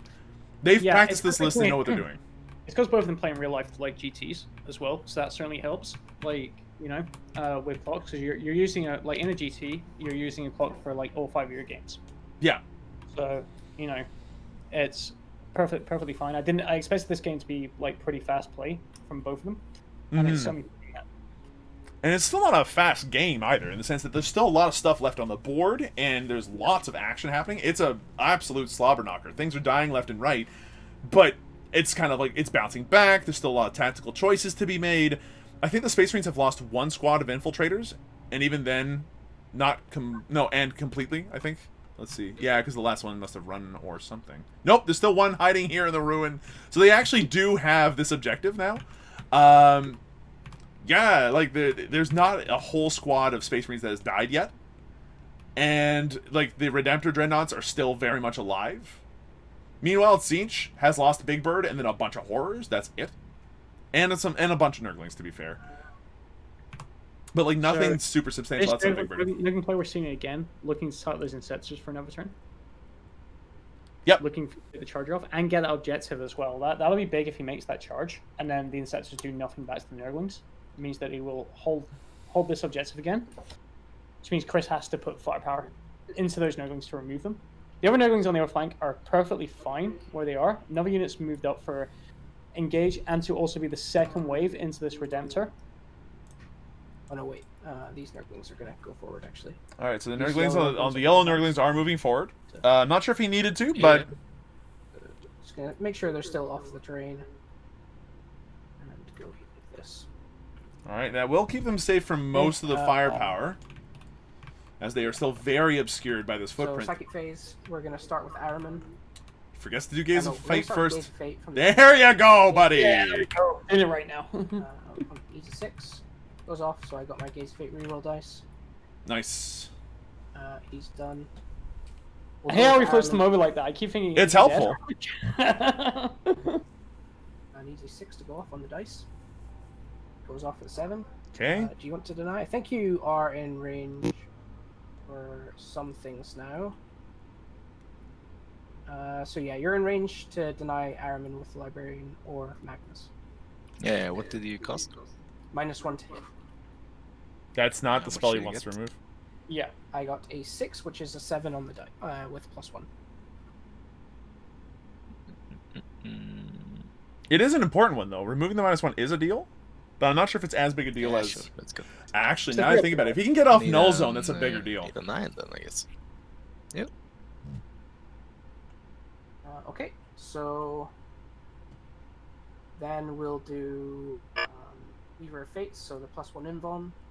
This is what he might try. This to goes off. With an 8. Do you want to deny that one? Yes, sir. Yep, there we go. No, sir. Okay, so both on Magnus, -1 to hit, +1 invuln. All right, And then attempted his last deny. fire's not going to be doing anything. It's one of Next 2 up, the we Chief will Librarian do has. Magnus. So he is going to Smite will have to go into the veterans spend the 1 first. to give him +2 to cast. He's just going to smite. Goes off. It goes off with a super, so 2d6. Do you want to 4 up? No. No, 2d6 on okay. that's- So 2d6 on those veterans. That's a... and I'll use my Gaze Fate reroll. Gaze on the here. 1. This is where we see the Yes. synergies. Nah, Only okay, because so it's 7. damage. Yeah. I don't have. It's So 6 to feel the pains. damage. That's going to kill 3 of the veterans off. Cool. It's pretty big. It's he important. will bolt into the Vanguard vets. But if Manus doesn't get Off. warp timed... D3. 2. I don't have. Cool.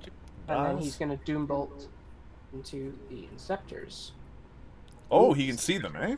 Okay. Doesn't get it on a 5. Is okay. Okay, now for warp time. Yeah, that's fine. So we'll go over to the Demon Prince, and he's going to Warp Time Magnus. Has to. So he's got a +1 to the roll, so he needs a 6 on the dice. There we go. Gets it on a Or 6-7. 5 on the Do you dice wanna even. 4 up it? Yes. Now Oh. this, if he warp time, if he gets rid of this, How much CP is that? 2?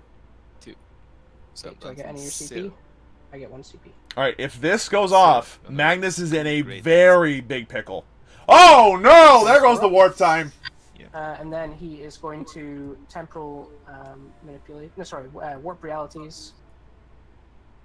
Come on. There we go. Warp reality. Okay. He will target.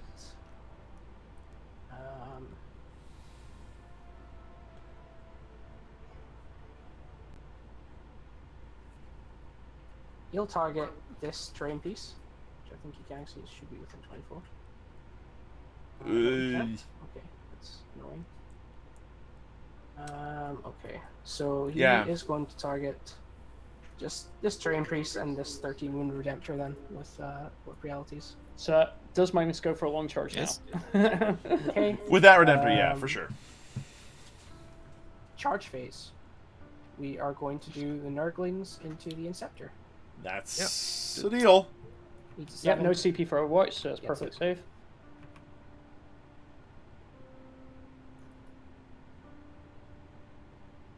Cool. Now, it is worth mentioning that right now, Magnus is fully buffed up. But there is a librarian right here. Yeah. A good So advance no- roll can get that well within range of Null Zone, which the entire Iron Hands army really does not care Magnus about. have +2 to Yeah, I don't deny think I can get at on level until level 12. So Then he just dies. he's gonna go for the long bomb. If he makes that charge into the Redemptor, Actually, he'll kill he might kill the Redemptor. this guy, But then Null pilot Zone's guy, pretty and then you much got like fallback. right there. There's a Chapter Master, still another Redemptor there to shoot. All the Eradicators are going to be able to pop out and shoot him as well. Using more points for I'm not sure if charging is necessarily a great idea with Magnus, but I'm not sure what other options he has. Yeah, because he's just gonna get shot by everything. Like, Yeah, like it's rough. And there's also the potential for some heroic intervention, but See what I need. He's working out the charge here. I think it's an 11 or 12. Like, Which is 1.5. yeah, I mean, I wish I could measure, but we're just gonna have to watch. And then He needs an 11, or boxcars almost. I only have a 10.5 left total. So yeah, I can't get the Redemptor. No Redemptor charge for him. Okay, so the only thing he could charge into is the Space Marine Vanguard veteran. Yeah, that's fine. Not Honestly. worth Not worth. No, it just puts Magnus in an even Just scarier activate position. Nurglings. at least the Inceptors aren't shooting next turn. Mhm. The Redemptors, even though they have a great rate of fire, they're all like strength 5, strength 6. And they're only 1 damage as well, for the most part. Just make sure I'm in within 1. Get this away from you. And then just one guy's gonna punch 4 times. Hits. All right, and we're going to go ahead and start a And then poll now at ones. this point. 2 wounds. No AP. 3 ups. You're good. Is Magnus dead this turn? I'll be right back. I'm just gonna go to the bathroom while he's... Yeah, for sure. So go ahead and vote. Do you think that Magnus is dead this turn, guys? Let us know. The Inceptors are going to go ahead and start piling in now at this point. It's the second time the Inceptors have been tagged by Nurglings. Super frustrating, I'm sure. But it does mean that he's going to be able to, at the very least pile on and stuff. And although the objective is considered contested due to this Infiltrator, they'll be able to pile on, consolidate onto it, and they'll still control the objective by the end of the turn. So the Nurgling Swarms really didn't do anything. Oof. As far as Magnus goes, we Yeah, got they were gonna fight, Parsifal that thinks that he's 100% safe guaranteed. Okay. We'll have to see. I mean, there's still a just can't potential null understand zone in here. It's not 19, super likely to go off, but it's possible. But yeah, with the Consolidate, the Nurgling Swarms are going to be in a really big pickle. This one's the one that's wounded, so it's going to have to be the one that dies first. So even if they just kill the Nurglings, because of strategy and things, they like we'll have to see. Rerolling the 1s, because the Chapter It's Master 5 not too and far 5s. away. Wounding on 2s. Saving on 5s and 5s. That's enough wounds to kill the squad. 1 and 1 on 2. kill Oh them no, both. actually 1. I think you kill all of them. Yeah, that's 6 wounds, dude, and there's 5 left in the squad. That's a dead Nurgling Swarm. Wait, what? Which means that the objective is still very much within the control of the Iron Hands, which means he can start raising a banner on it properly. Yeah, no, that is not what Glarg wanted at all. I imagine. Effectively, just giving the Inceptors free movement is not what you wanted. Some shit happens. I don't know what could happen, but yeah. Okay, you get to fight here first as well. All right, so now for the combat with the angry Not horde of really. demons. Pick these guys, so it's your turn to pick. Okay. So we're gonna do 1, 2, 3, 4. I want to 5, change my 6 Magnus guys vote now. into the And then 1, 2, 3, 4, 5, 6, 7.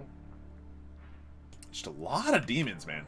This is a Doom guy situation right now. 6 guys into the apothecary. 4s. All hit, and then 5s.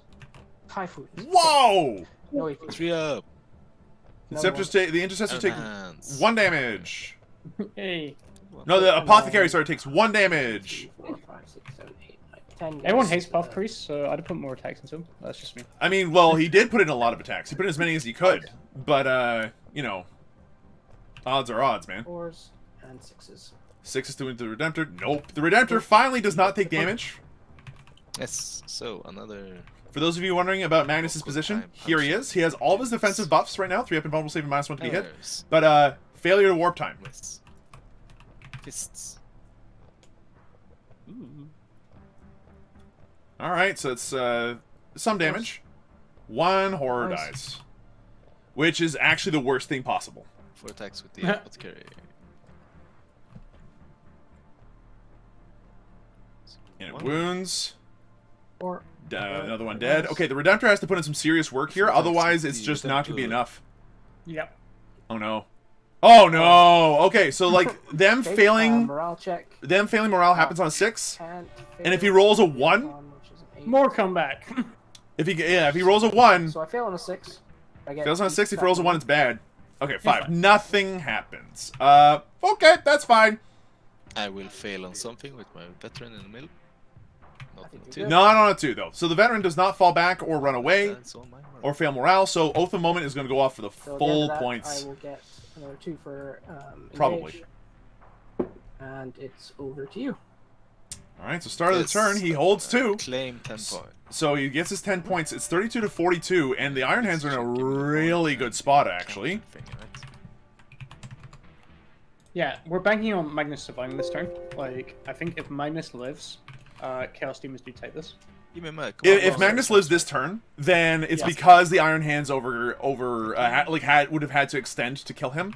If Magnus dies, which is possible, very possible, then the demons have nothing that can kill the Redemptors anymore. And these 2 Redemptors will just slam into the rest, whatever's left of these guys, and remove another While We Stand We Fight, get the Assassinate, and like there's nothing that's gonna be able to stop them. The -1 damage, the repairs, these Redemptors are gonna wreck face at that point. Oh, the Nurglings died Yes, here. I minus missed one, that, 3 like, up. from the Inceptor's 3 up, deck. -1's hit. Yeah, the Nurglings Yes, died. They got ripped apart by the Intercessors, by the Inceptor Sergeants, the Inceptors.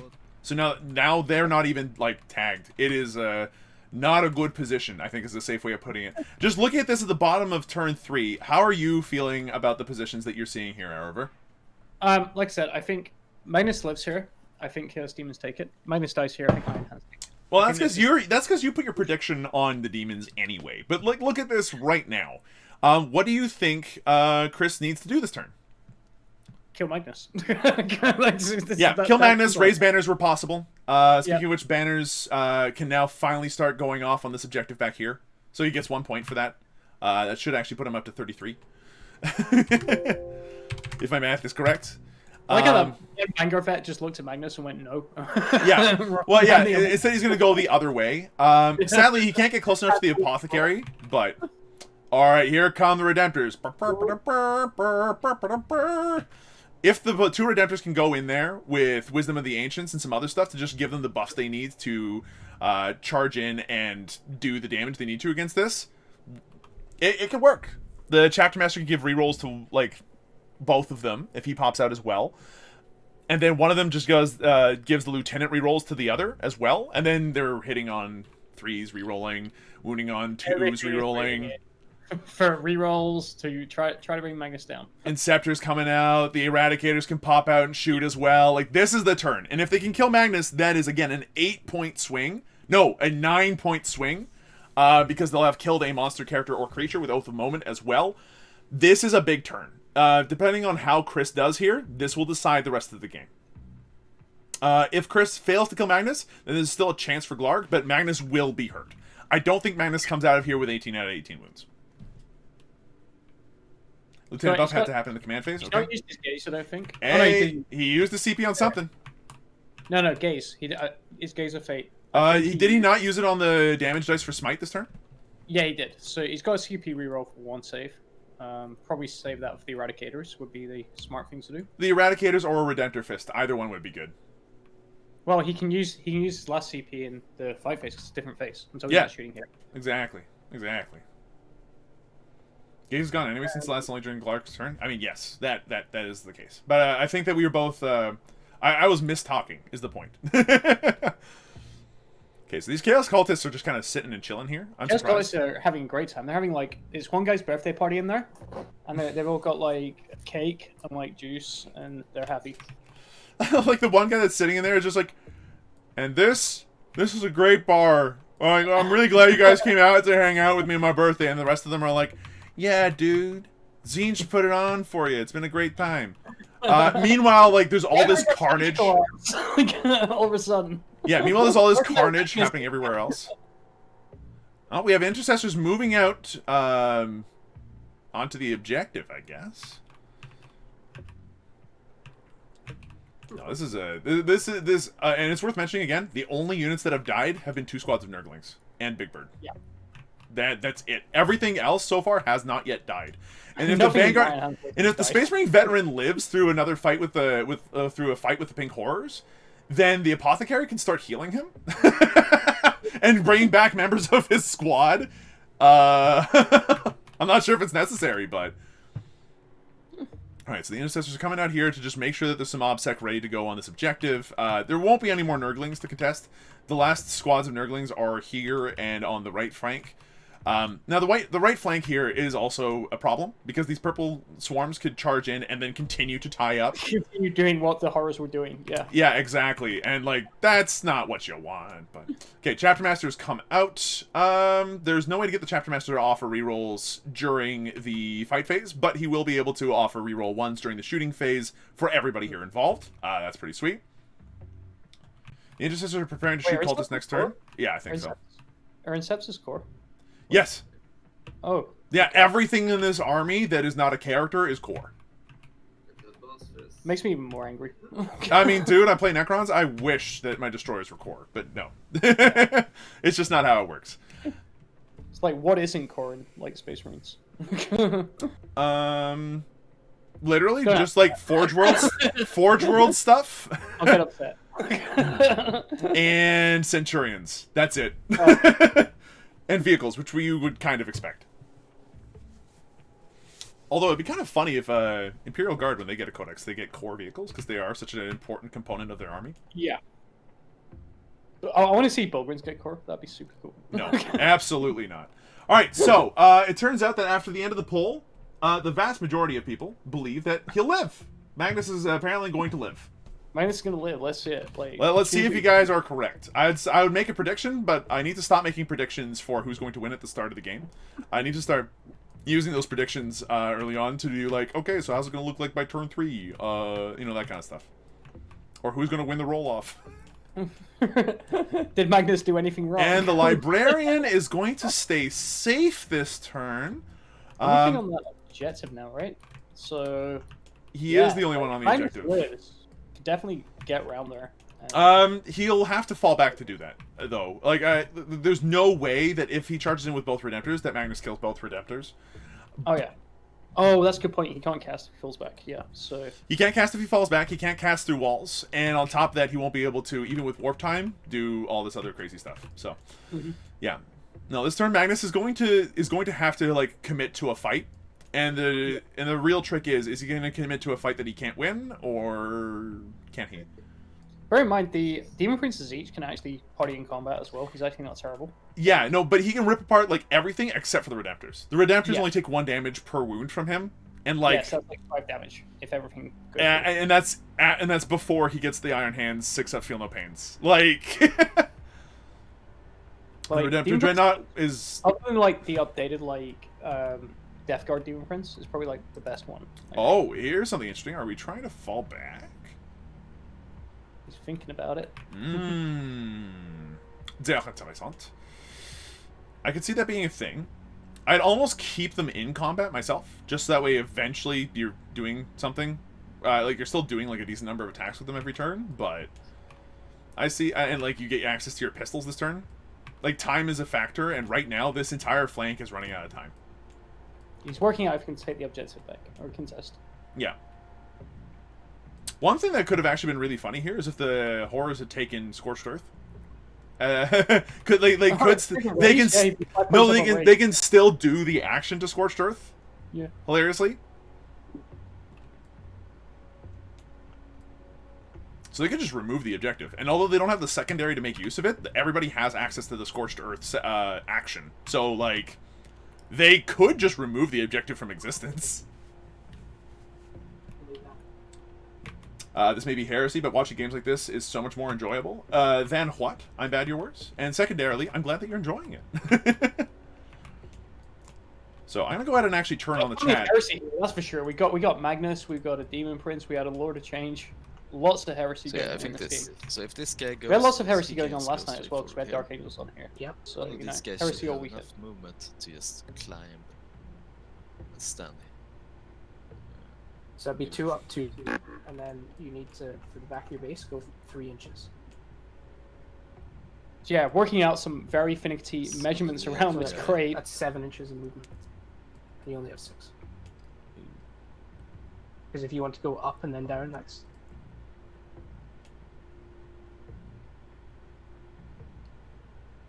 Because the back of your base would have to get here. Not including the 2 up, 2 down. So that's... Yeah, but I could stand on the crate up here. Yeah, you could stand on the crate with 1 guy. Gotta love I don't know if you maneuvering. can It's get why, more it's than why I one love and I in hate that these area. crates at times. Like, they're Dude, a great this training kinda- feature. They have great rules in 9th edition, Yeah. but sometimes just like measuring, maneuvering, like going over them. But 9 times out of 10, I just go around them. I can't be bothered to work it out. Like, no matter Yeah. what army I'm playing. But this is important. Yeah, and yeah. if he falls back with the intercessors, does he have a fallback and shoot strat? You're good. No, I don't think. Not to my knowledge. Yeah, this guy could go a bit further and you'd be okay. He's out, but he's not. You taking don't no need to chance do of it buffing. because you've got plenty of room. Well, this is the thing. Like so. He has 0 CP, yes, but that's because he used one at the start of his command phase on something, which admittedly I you just missed. put that guy there and like this guy here, and you'd be good. I think it was staying dev doctrine on something. 'Cause Yep, you have to you're do that good. in the command phase. Alright, so now there's 2 models on here. The objective Cool. could start to fall if he keeps trying to surround this apothecary. Fine, because when I charge this guy in, I should cancel you at least on this point. And then the Nurglings come in and ruin that plan completely. And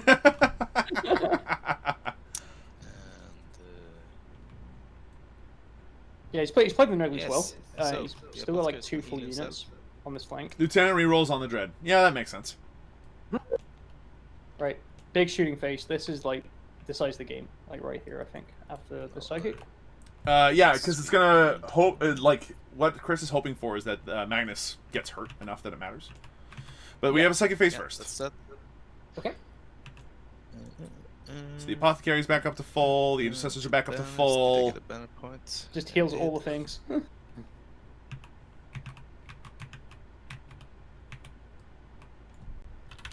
So I guess let's just shoot everything. Oh, no psychic phase? Well, we're just gonna shoot one guy really. Does he need to cast anything? Like. So pistol from the It'd be nice to put Might of Heroes on one of the Redemptors.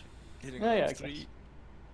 It's to hit 20 Gatling Mhm.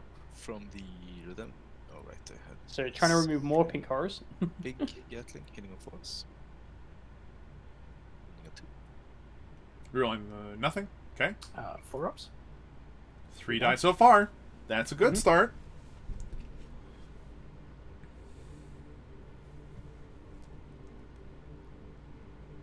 Small Gatling. A million shots. Hitting on 3s. 4s again. Now, what he's hoping to do is get the Vanguard Okay. vet onto, like, close by to the Primaris Apothecary. Hitting on 3s. And then just start bringing back Vanguard vets. Like, Exactly. And it's already a decent amount of damage on these horrors. Another 2 dying here. But they are sticky. Like, these guys don't like dying. yeah. And the Apothecary's out of engagement range.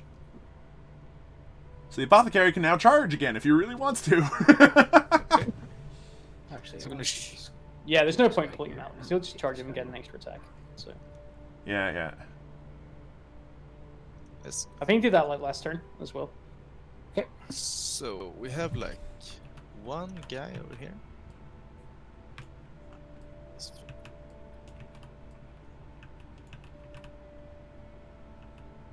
We have one guy here who should be able to see this space. Yeah, you. Oh, ho, ho, time to shoot some guys. cultists! Shoot us 3 shots. Hey guys, thanks for coming to my birthday. It's okay, right?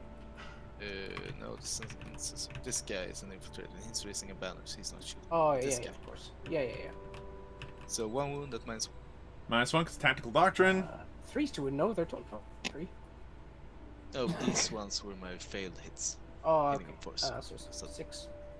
No, you're -1. It just kills the guy. What?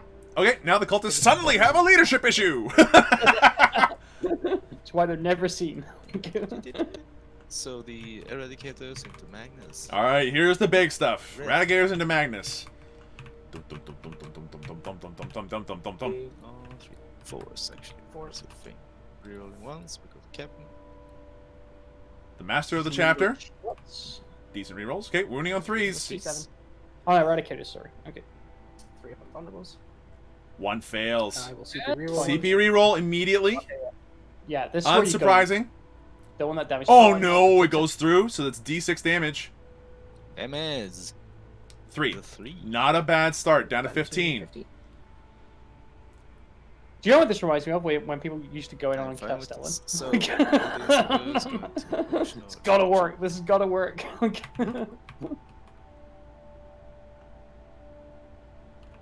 First guy. This man shoots. Shoot. Yeah, GW, we're gonna speed up the game. No, we're gonna make plasma receptors a thing. 4s and reroll. Why'd they have to have blast? Hey. And honestly, they should just be like, oh, we take a mortal wound or something like that. That make things a bit faster. Next guy. 4s reroll. Third guy. 4's rerolling. Rerolling. It's not a hit, but at least it's not dead. Fourth guy. Ooh, another 6 shots. Not bad. He's gonna die so hard. Rolling the Free ones. triple Uh-oh. one. Oh, come He on. lives! Okay, the Inceptors are here to not... They're not playing, man. It's a lot of shots. One more dies, but this is what they are made for. Yeah. Like, this is the turn where they have to do stuff.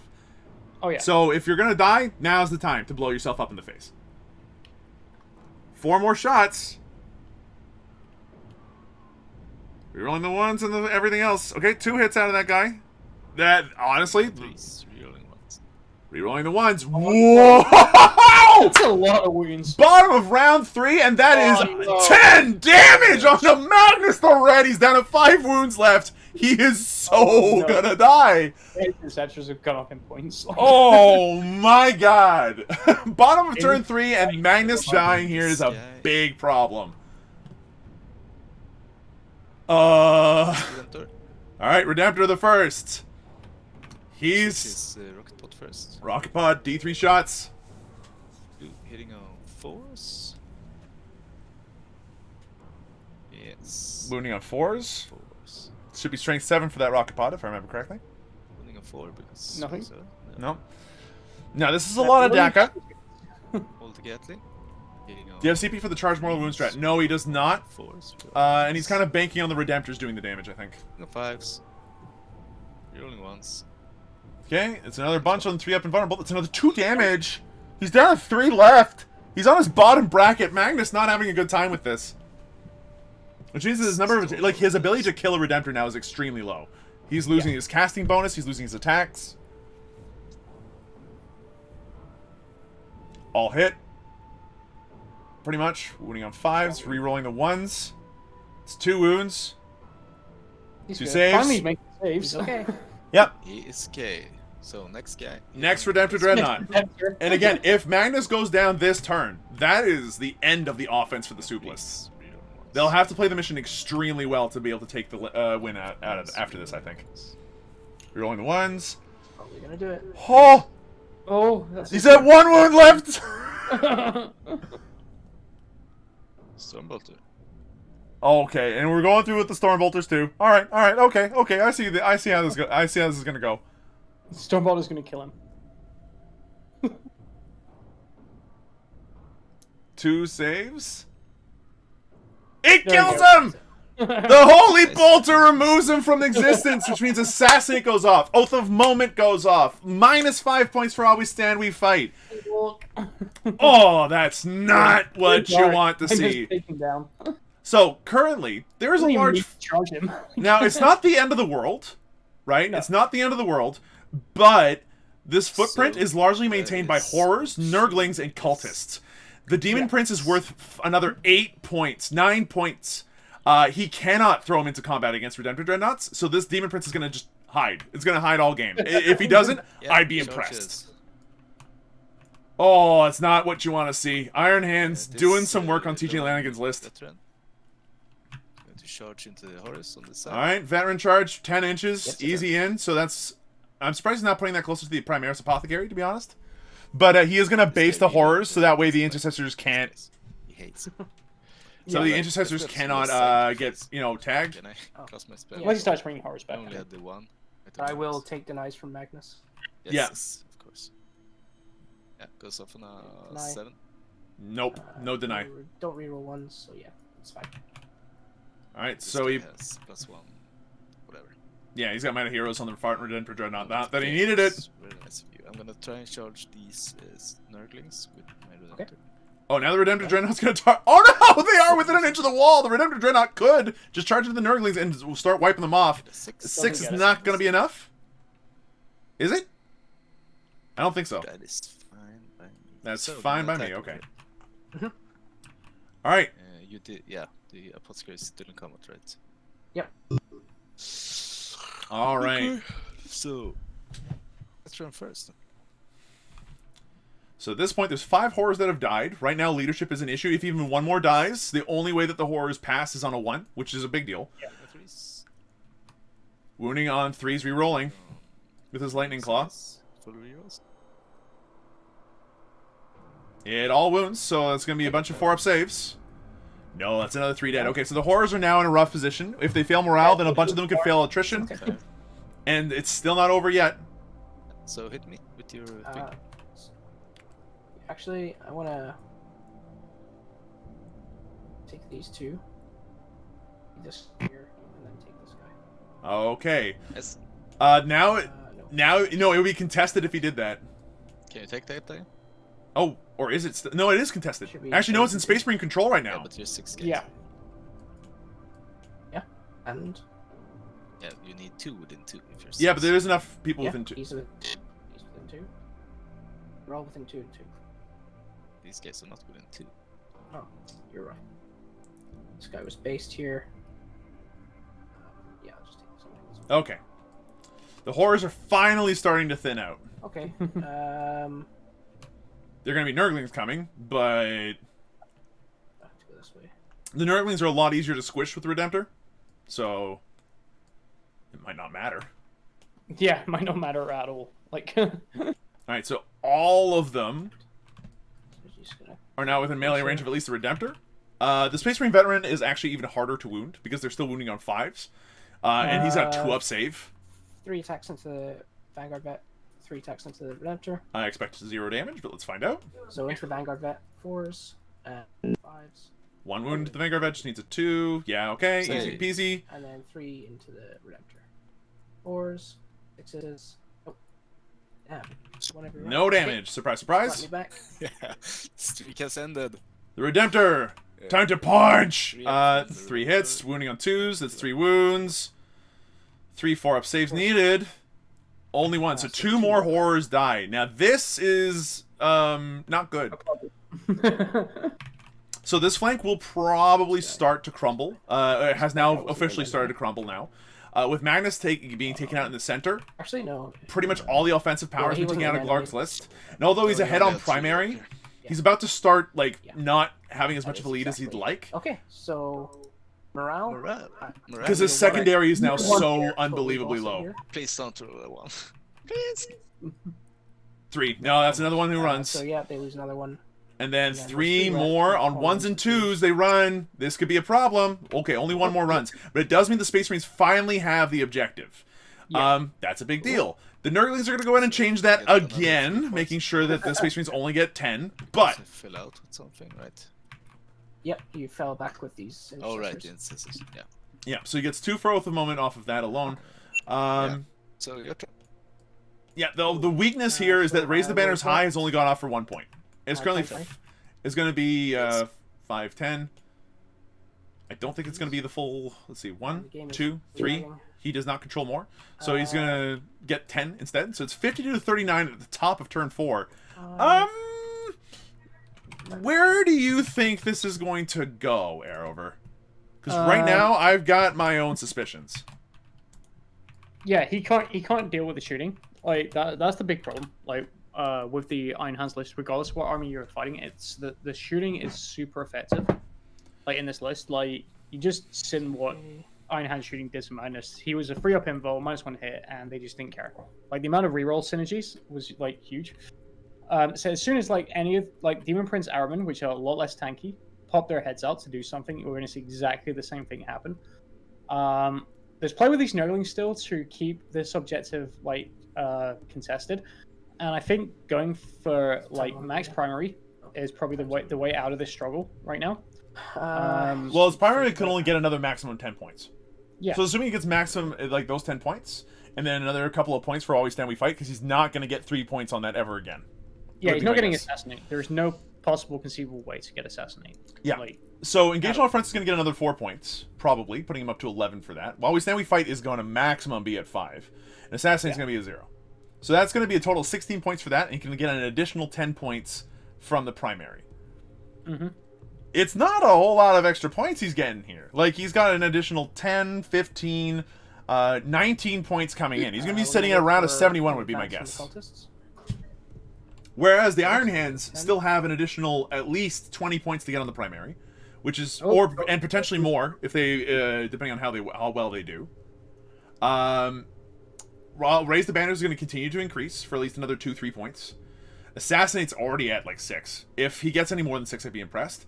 And then Oath of Moment will probably get close to maxing, around a 14. Like there's a lot more points coming in for the Iron Hands. I think it'll be close, but I think that the Iron Hands have more potential for points. 14. Oh, the Demon Prince coming in to just hold its objective. Changecaster will advance. Changecaster coming out as well. Okay, so this is some interesting play here. If the Chaos Cultists get warp timed onto the objective, they'll remove the banner. Slot in there. Oh, that's a really good plan. Fireman will stand back from the wall.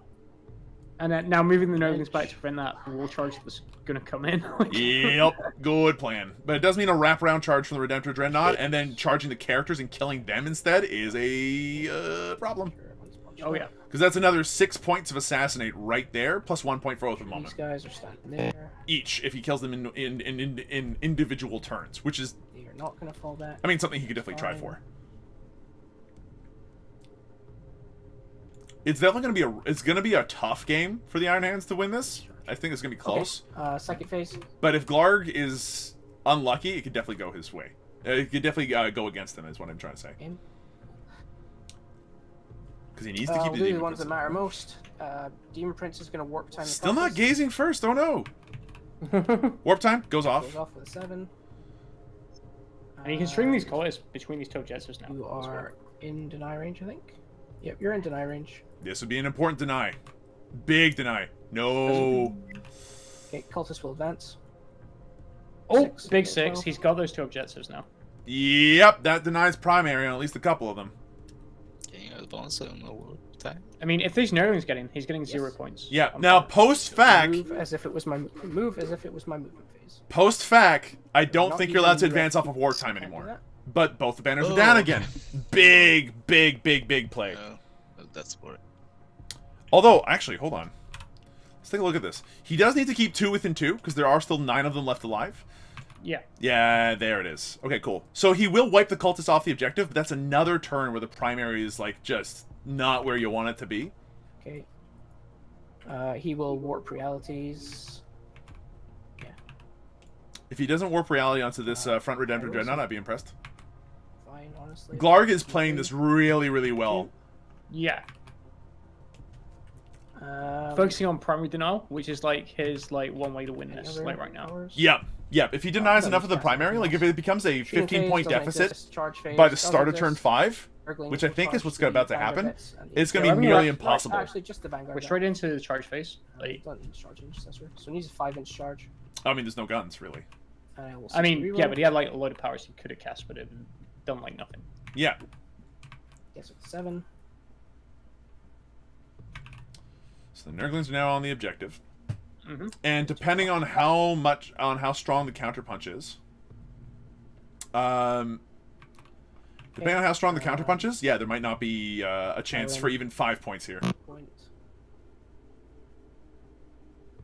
And actually, guess the. I would find it difficult though that Chris won't guys score will- at least 15 points next turn. but that is a huge primary deficit, which is very hard to come back on. Unless if he goes Fours around and then killing 5 characters ones. and continuing to score with the moment Ones. points.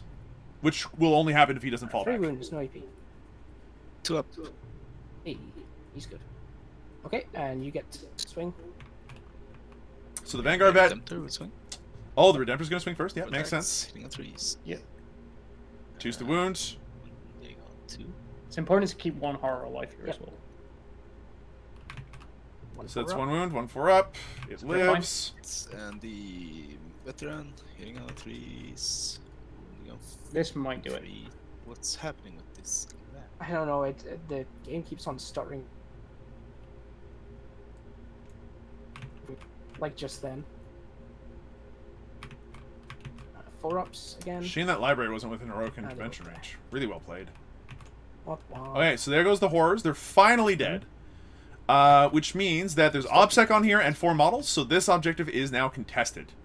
Sadly. The intercessors... That's the end of my turn, so I will get engage for 2. Engage is 3, keeping him in it on the secondary side, Steve. as well. and it. Yeah, no, it's Engage is OP. doing really, really well. And, like, even for 2 points I per have to use turn from here on out is totally Yeah, fine. so So, yeah, they're fine. So I zero- get 0 on my primary, I guess. yep, that's a Yep, problem. big 0 on the primary. I do. Yeah, so at this point, Chris Actually, is obviously in a that's pickle. right. Let's go ahead and discuss it between the two of us. With the banners gone, Raise the Banners effectively has been useless and is a Yeah, it's 0 been point weird. a Yeah. 0 point secondary, like Assassinate. So that cancels out.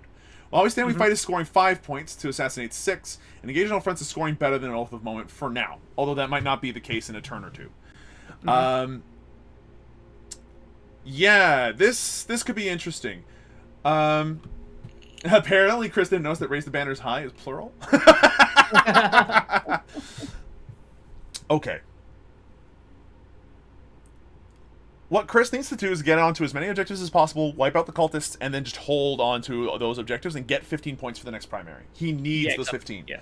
To get the 15, he then needs to subsequently remove things off of objectives that currently are safely on them.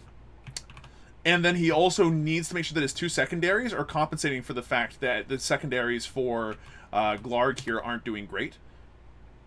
That means that the Demon Prince needs to die, really, to make sure that While We Stand We Fight doesn't get any points.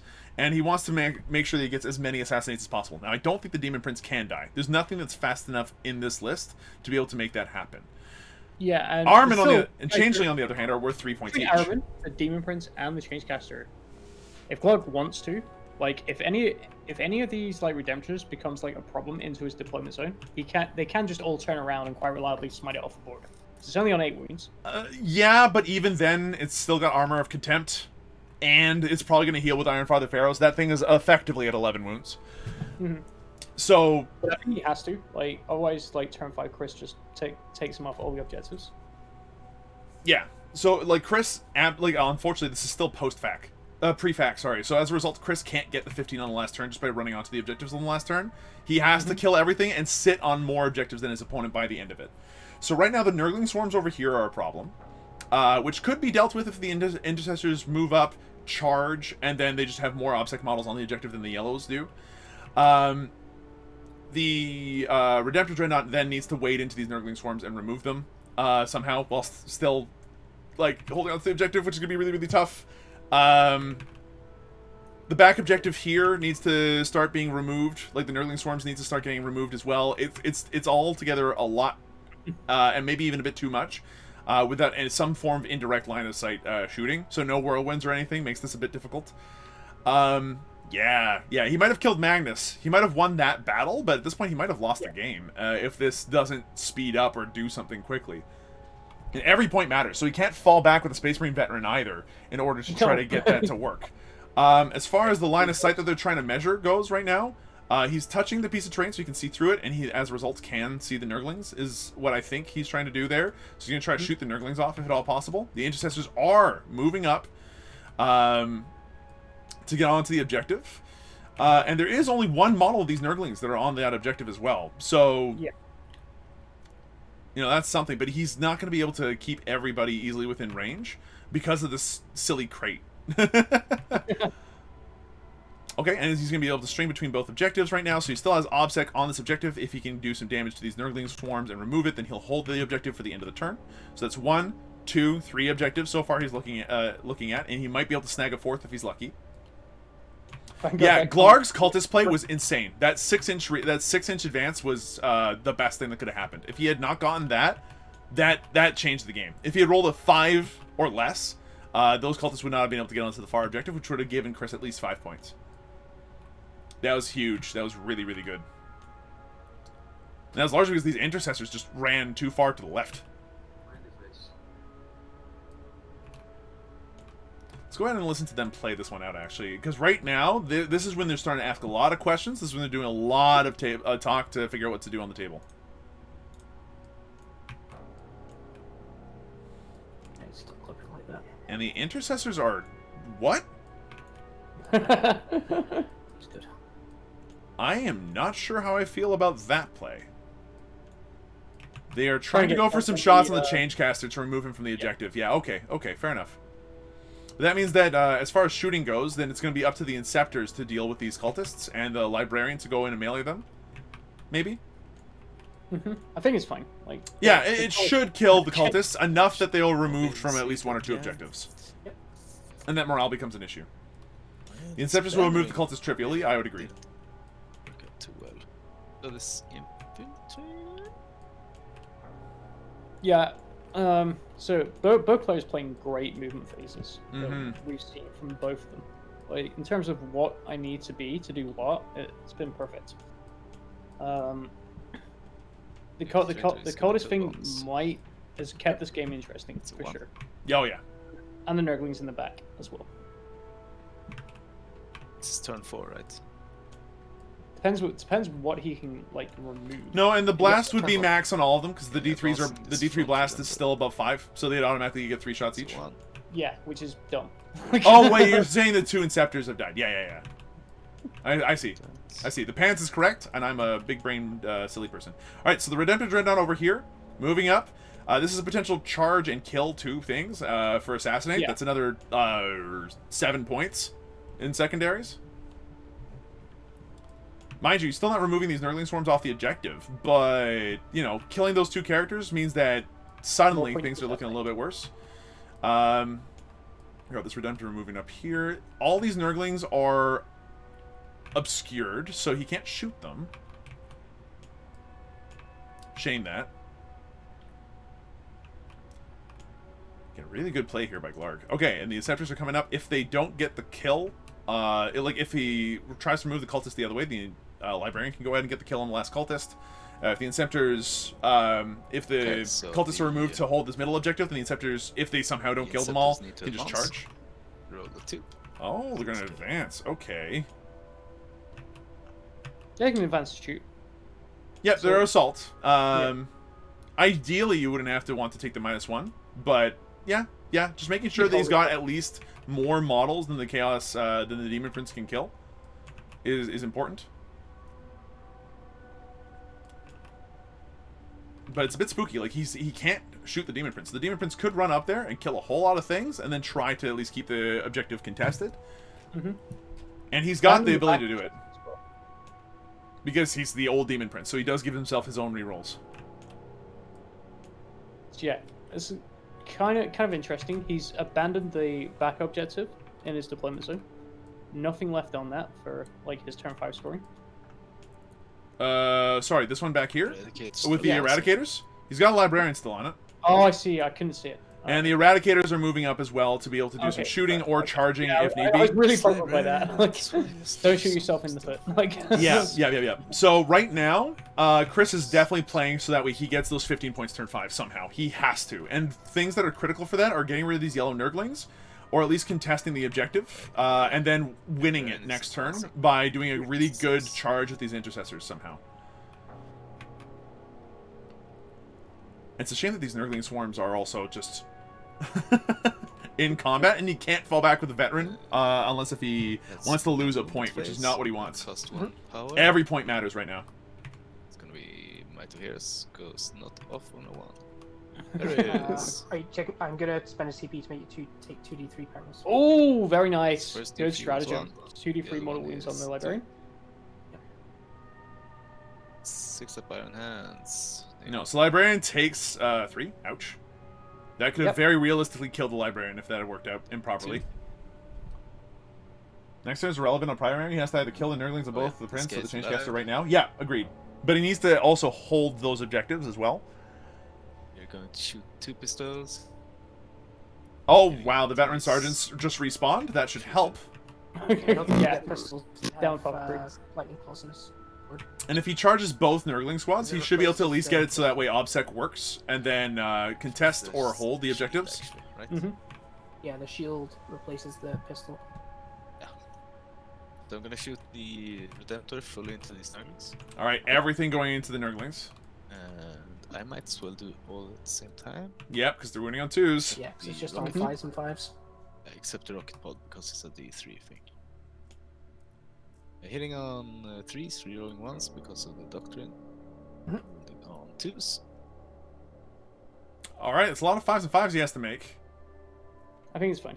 Like, That's going to be One. 1 base, 2 base, and 1. So that's already 2 bases down. yep. One's down on 1. There's an Icarus rocket D3 pod. from the pod.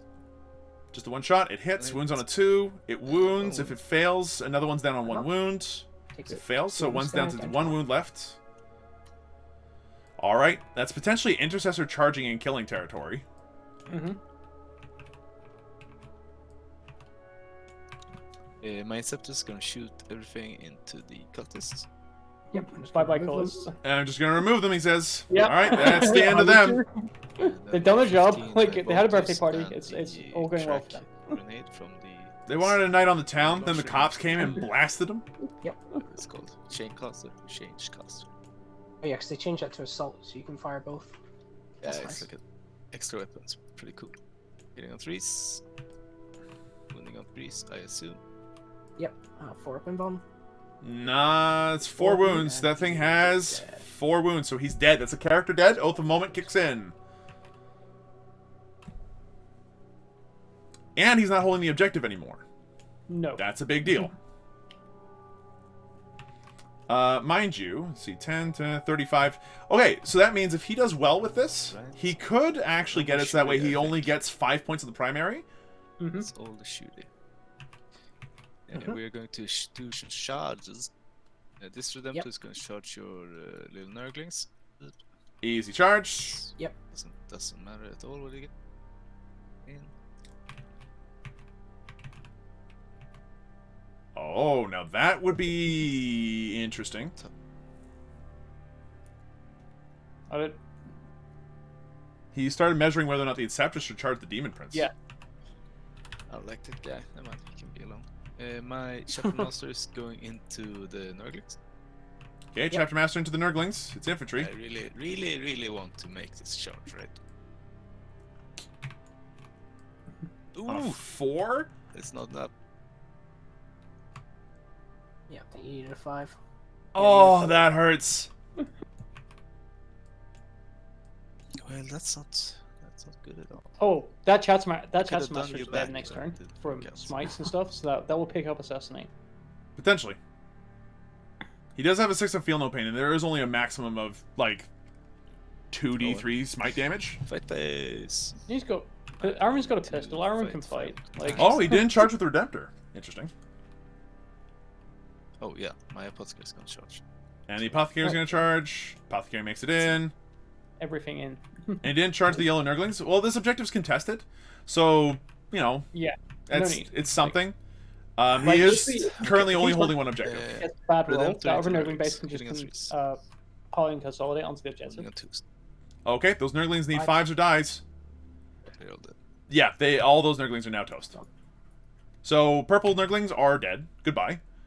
Every single one of them just got smushed by a Redemptor Dreadnought walking in and, like, playing whack-a-mole. So, Man, Banners turned out to be the worst pick ever. yeah, Banners was risky. You I didn't take assassin. love how we talked about that I from the mean, very but beginning. You're not me. You took assassin. Alright, these red cages made a banner, right? So, currently Chris is holding 5, 10. He's got 3 objectives. to because there was cultists. the there. demons who can potentially hold 3. So yeah, all Chris is going to be able to get is 10 next turn. 25 primary means you're practically done. Okay.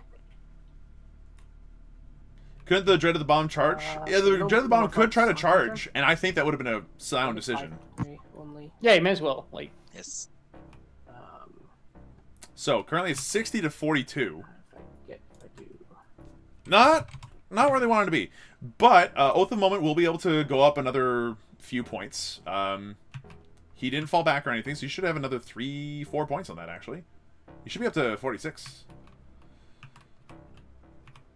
yeah, he literally just needs to move this Nurgling base into this middle objective to steal it. Yep, and the Demon Prince also needs to be onto his onto an objective in order to be able to steal it there as well. What else needs Mhm. to happen? But it does put the Demon Prince within Take a range bunch of, of while we stand, we fight being denied, which is a big Yeah. deal. 40 thing. What's up? Yeah, the Changecaster also came Yeah, I'm up. taking 4 points from the thing. Yeah, because you didn't fall back anywhere.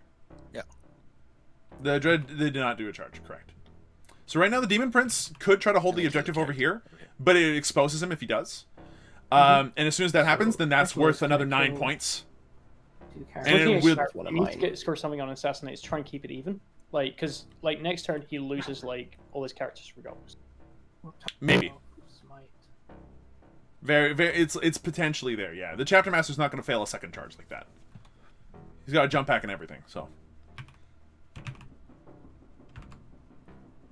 46. There we go. They've counted out to 60. It's worth mentioning, by the way, that Assassinate cannot mathematically be on a 13. It should be a 12, and Oath of Moment should be up to an 8. Yeah, at I don't least. know what's going on there. And also, Oath of Moment for 2 points should have gone off as well. So he should be at 9 on that anyway. At the very least, 10 probably. Thinking about going for this back objective with the warp time. He could potentially take it if he kills the Librarian and all 3 Eradicators. Yeah, it's like super difficult because And it's a long bomb charge too. Eradicator is 3 wounds and he's damage 2. So Yeah, and if he advances either for his move or for warp time, he does not get the charge. it's big turn. He's gonna think about this one. I think he's got. Yeah, they both have a meteorically large amount of time. They've only used an hour each. Right now you hold 3. So- So it's stop that. I need to kill all these guys. Yeah, that's gonna be tough. Then the Demon Prince dies. Which costs him 9 points, which is well worth losing the primary, I think. Because that While We Stand We Fight right now is currently earning him 5 points. If he loses the Demon Prince, 40 minutes for his turn. if he loses the Demon Prince, that's So the I'm end of gonna While We Stand We Fight. He gets 0 points for that. At that point, there is actually quite a lot to gain from the Space Marine side of things. Because at the very least, Space Marines are getting 10 points for the primary, putting them up to 56. It's only a 4-point differential between the two teams before Space Marines start scoring the more secondaries. Which at this point, they can actually now start raising at least a few banners for end of game scoring. If he plays this really clever, like these 2 Nurglings here can advance onto this objective, and this will then be contested because they're up seconds and they got 1. He actually takes it. No, contested because 2 intercessors, and then these Nurglings back here advance onto the mid objective, taking that. There is no middle objective. Huh? It's Scorched Earth. There is no middle objective. I don't. No. Middle right. Sorry. So, Oh, the middle right objective. Yeah. So the middle right objective is currently is already contested. This is hard. Yeah, but what I'm- Which means that the Space Marines don't control it. Which What I'm is saying, Just go all in on these the 2 Nurglings character here blob. take Yeah. the one in the deployment zone. The Nurglings on his Hope I backfield don't die. objective, then take that one. okay. And then all of a sudden, he's tying the primary to 10 points, which is like massive. I I don't think And- there's any way. I don't think can that actually matters though, win. because he's already scored his primary, and he would have to contesting this middle right objective There's no is way already I the best thing he can do to make sure that Chris can't Realistically, you're gonna get 50. take the objective. If he just puts more, if he just swaps the 2 Nurgling squads, it doesn't change the fact that Chris is not getting the points for this middle right objective. I put my last oath turn on the wrong bar. Yeah. There we go.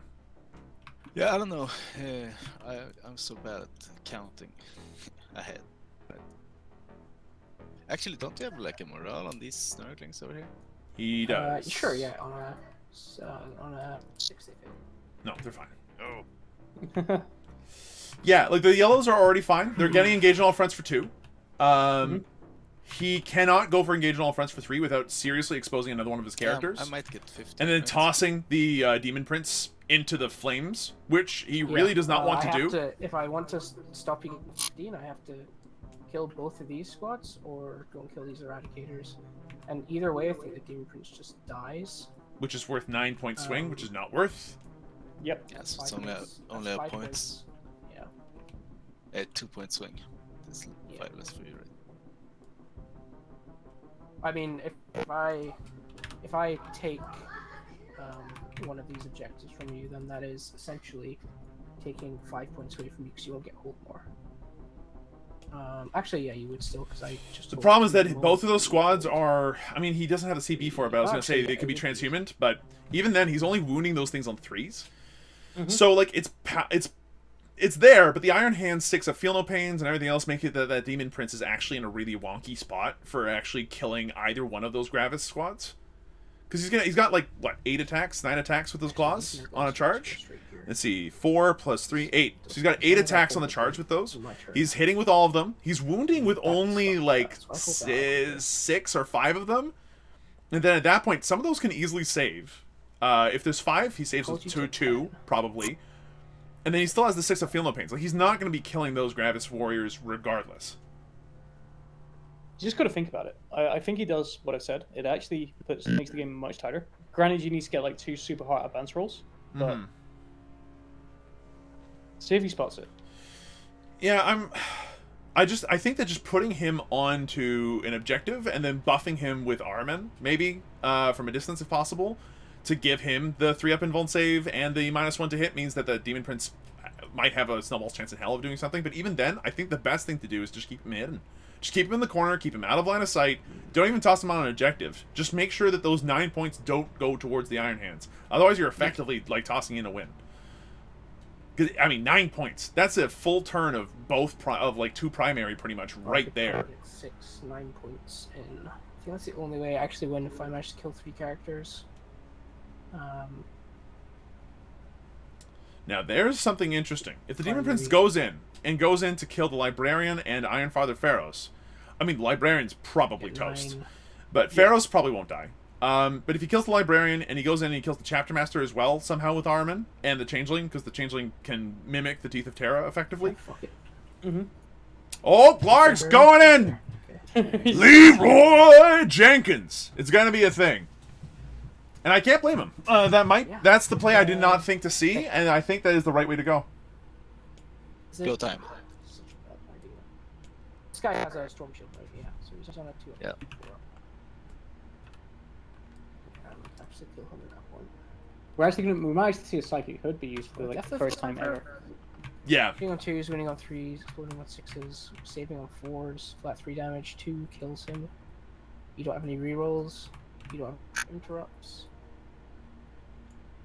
I think I have to do the big dumb plays to actually win. So yeah.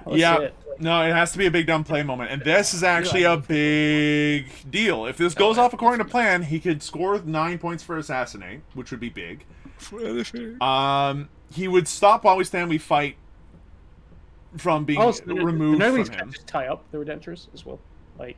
Yeah, I mean, not likely. The Redemptors having like, if you fail your invulnerable save, you die, is a thing. And they're getting full rerolls right now from the Chapter Master. Like, yeah, they're getting reroll 1s from the Chapter Master right now. I still do it because like it means that you're taking less shots on your assassinate targets. Yeah. Okay. And you can also the Demon Prince. Now the Demon Prince, remember, cannot advance, and if this warp time goes off, which it probably will, he can probably kill the Librarian. I don't think he's killing Pharaohs. No. Toughness 5 means, and 7 wounds means that he's probably not going to die. Psychic Phase. We are going to probably, hopefully, Zinch's Firestorm with Araman. Never mind. Ooh, Zinch's Firestorm. No, Gaze of Fate first. There we go. I remembered it. Gaze of Fate. Yay! Try and chase the past. Zinch's Firestorm with Araman. Goes off. Do you want to deny? No. Yeah, it's waiting for that warp Onto time. the Like, librarian. So get a bunch of dice. And he sixes? rolls a 6 or a mortal wound. Holy shit! Oh my god! 6 up, Iron Hand. Oh! The librarian is still alive on 1 And wound! then Armin will use his next cast to smite. that's hilarious. Oh my god! What was that? Okay, smite. +1 to deny because you win 12. So Smite though. Oh no! The second code doesn't even go off. Smite goes off. Chapter Master takes 3 wounds. 6 up, feeling no pains. Can you do it again? Let's see. Luck might strike twice. Yeah, Chris how is many using trying. dice rollers since the TTS Jesus. update? make it happen. We'll get there. Okay, Alright, just so 2 wounds. The Chapter Master is down to 3. So- Okay, that's potential kill mode out of Armin. His staff does do damage. One more cast. He's got a plasma pistol as well. Fates. Perils. Of course, Iron Perils, like, he has He's to. got 1 CP left. Actually, fuck, that's really bad.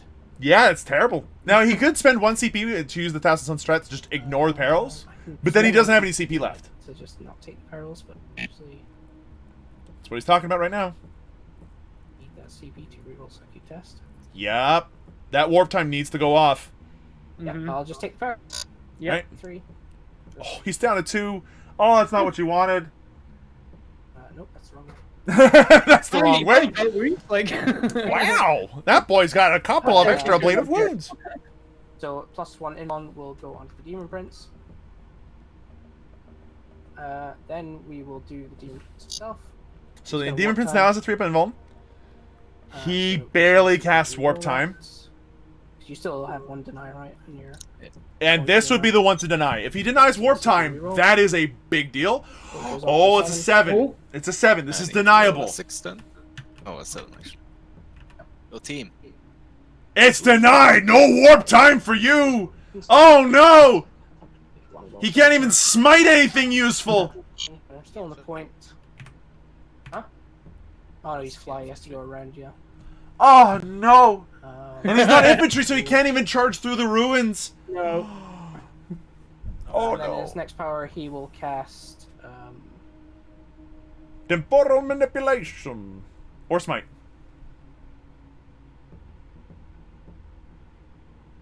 Temporal manipulation on himself. Does not go off. Nope, so no extra wounds for him. Psychic phase I needed. Oh, that's not good. So everyone is cast. Charge phase. Armin's going to charge the Chapter Master. No Overwatch, so in goes Armin. Yeah, I don't think he can fail this. Not on a 6 at least. made it. So the Librarian's safe now. There's nothing that can charge far enough to kill him. I mean, Demon Prince is going to do nothing to Redemptor. Yeah, now I don't think the Demon Prince necessarily dies either. He's got a 3-up invuln, Yeah. but...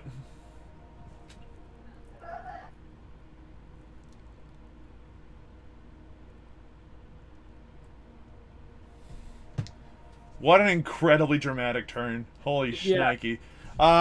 So at this point, the Demon Prince is currently thinking about what he can go into. And, like, just to put things in illustration for you folks, like, this is how incredibly weird the game looks right now. But this Demon Prince, even if it's an 8-wound Redemptor Dreadnought, at best, Minus charge. kills if he hits wounds and the Dreadnought fails all of its saves and feel no There's a pains. 3-up invuln now, which is quite good. Now, one thing he could do is try to go into the Inceptors, but then he'll have to go into the Inceptors and the Infiltrator and kill all of them. Not physically possible. He can't get past... Charge this Redemptor, the 8-wound one. Okay, Amazing. so now that's A- potentially an issue. He's charging for survivability, not scoring. Yeah. Well, he really needed that warp time to go off, so that way he could kill the Librarian and potentially kill Pharos.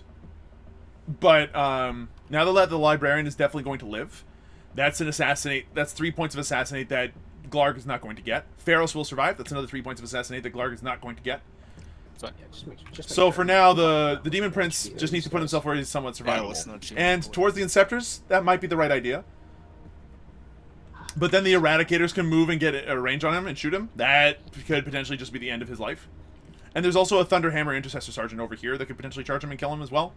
So if he goes this way, he just puts himself in range of the Eradicators and the Intercessors.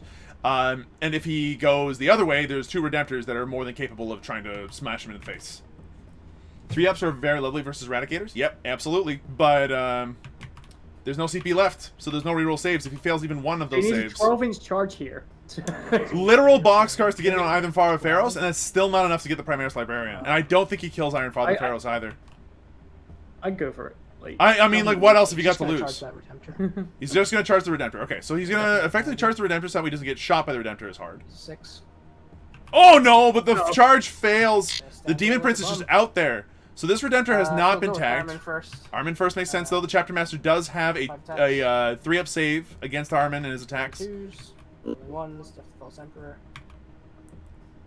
2 Death to the False Emperor. That's 2 more attacks. This is exactly what you're looking for. I'll hit.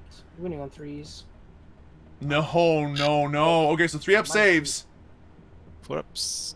No, that's 6 damage. The Chapter Master is super toast. Unless... Essentially, he's still got feel no pain. That's true. That's true. That's true. That's true. What's up?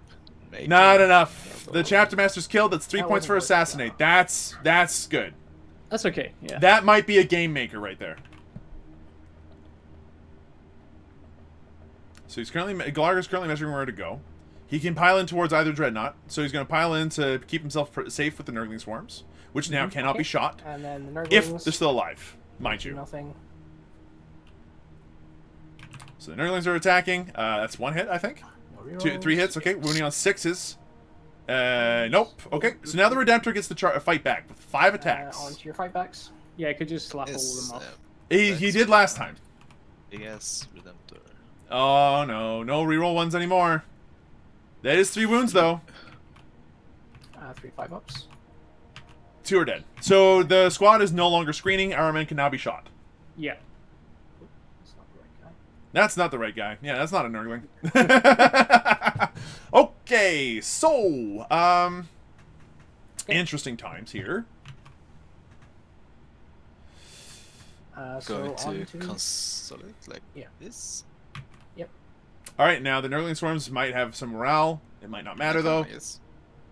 So I do get 3 engage. Sorry. 2 engage. You get 15 primary. Oh no, 10 primary because we hold 3 each. So Yeah, that's right. You're still on that thing. So I need to. he can make raise banners on 9 3 different points. objectives, giving him 3 end of game points. Mhm. Be up to 59, which means that if he does that, all he needs to do is score 6 points elsewhere. Oath of the Moment should give him 3. And if he can kill 1 character, that's game. If he raises all the banners he needs to. Which it just requires a, it just requires an infantry to do it, right? So the Apothecary can raise a banner. The Intercessors can run in and, you know, the Eradicators can raise a banner. And the Intercessor / the Infiltrator can raise a banner over here. The Inceptor can move in behind the Demon Prince and try to shoot him off the shoot him not only off the objective, but kill him. I can't. Can I plant a flag with the Apothecary? Right. Yeah, you just can't do anything with them. Okay, so. Actually, If he kills at least 2 characters, if he removes the Demon Prince, that's something that's worth mentioning as well, is that this is actually 70 points right now. Because of While We Stand We Fight. Chris has 1 Oh, CP. yeah, that's a good point. Yeah, yeah. Chris has 1 CP. So right now it's 70 points. If he gets rid of the Demon Prince, that's 9-point swing. His Assassinate goes up by 3, Oath of the Moment goes up by 1, and While We Stand We Fight goes down by 5. Yeah. So honestly, killing the Demon Prince is just also an auto win if he can manage to pull it off. Which he's got a Redemptor Dreadnought. He's got Iron Father Pharaohs. He's got a Librarian, and he's got 4 Inceptors. so it's obviously on the And if the Eradicators move out, they can probably get line of sight on him as well. I don't think so. Oh no, yeah, they can. Those wings are huge. Yeah. Yeah, the wings are huge, and the lack of a charge kind of hurt. Yeah. But they can't raise a banner then, so it's a risk. Absolutely. Yeah, because no one else is on this back objective to raise the banners. That's a good point. So, tough call. Tough call. So the Intercessors are moving into the ruins so that they can go ahead and shoot and then hopefully charge if they need to, I think. Right now, what he has to focus on is killing characters and removing points where possible. Now, what is Ivan Pharaohs like in close combat anyway? So, Harrow Hand. pretty good. Yeah, strength 7, AP minus 2 damage is certainly not bad, and then a servo arm attack at damage 3 is also pretty solid. It's worth mentioning he actually has his Gorgon's Wrath Heavy Bolter that's actually capable of shooting this turn. So Arman being on 2 wounds left is probably not long for this world, even with a 4-up involved.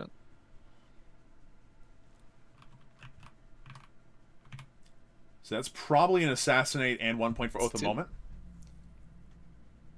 Yep. Vanguard vets are moving out. Who knows why? They cannot advance and charge, so... Because everything else here is probably charging. Like, yeah, so that does guarantee Oath of Moment at least. So the Dreadnought's going to move out that way. He can't move through his Dreadnought friend, sadly. This guy has +1 to hit.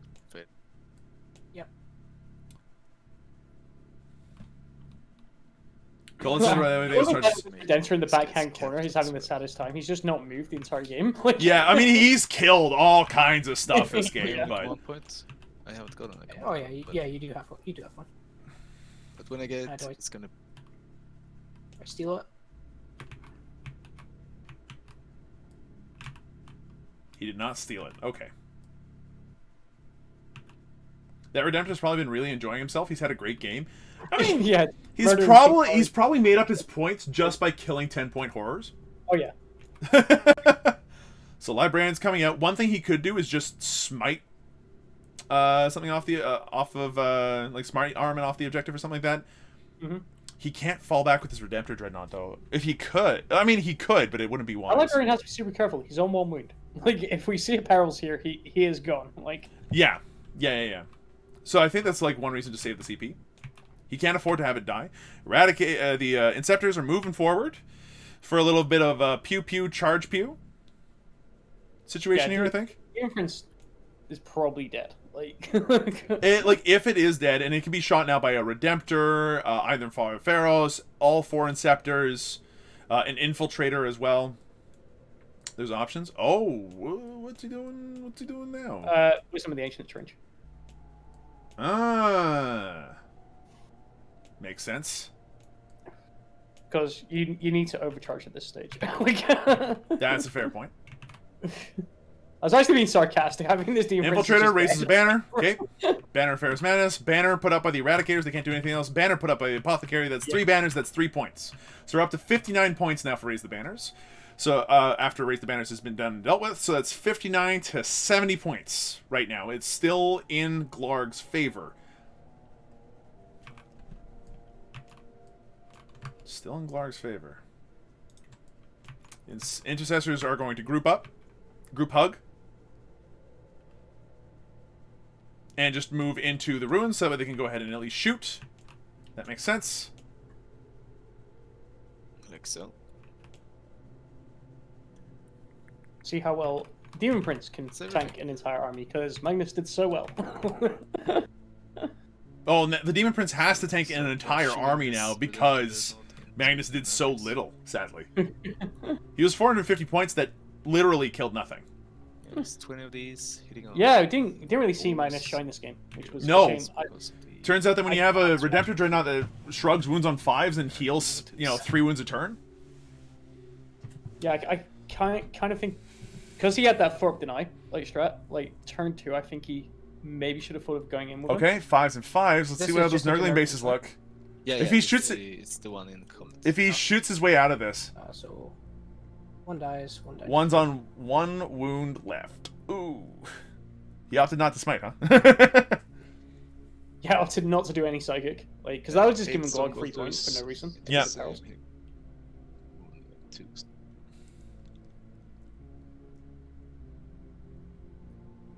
That's the end of the Nurglings. Okay, so now the other Redemptor squad, the other Redemptor can... oh, it's not the end of it yet. Okay, cool. He's still on 1 wound left. It would have been into the Nurglings as well. Yeah. Right. Oh, that's a smite! Trying to deny. Smite, alright. No deny, though. D3 mortal wounds. It's 2 mortal wounds. It's enough to potentially kill him. Okay, and he's gone. Might of Heroes interferes. So, this means the other Redemptor Dreadnought is now free to charge. It's not on a 5. Okay. Actually, a deny. 6. Denied on 7. Yeah, cool.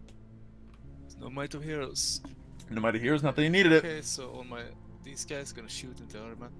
All right, Deka, as 4 assault rifles go into him.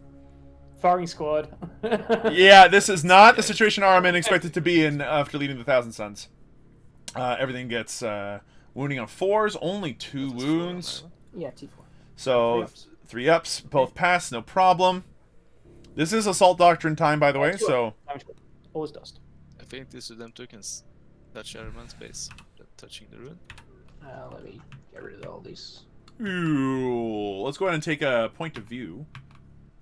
From the edge of his gun, huh? Yeah, 100%. Your fist can just see him. Yeah, the fist can see him, for sure. Bye-bye, Armin. So 20 gap Nice first, seeing you today. Well, Redemptor Dreadnought go burr. Threes. Where did they get core? Minus 1. Because they were trying to push him, to be honest. He dies. Yeah. And that's the end of Armin. That's 4 points. This. So it's now 70 to 60 points. Hitting on 3s, rerolling 1s. Yep. Wounding on 5s. Actually, what Yep. toughness is Demon Prince? T6. Oh, Oh, yeah. T6. Should I roll it separately? Never mind. Wounding 5s, minus 1. 3 up in bombs. All pass. 3 up Yep. invulns can be a problem. Stormbolter.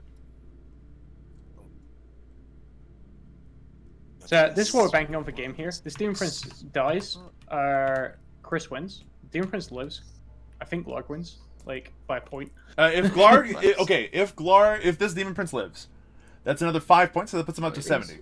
He's okay. Right now, Chris is sitting on 59 from the Raise the Banners, and he did just kill Armin, Yeah. which is another So- 4 points on top of that. So that puts him up Swing to of 63.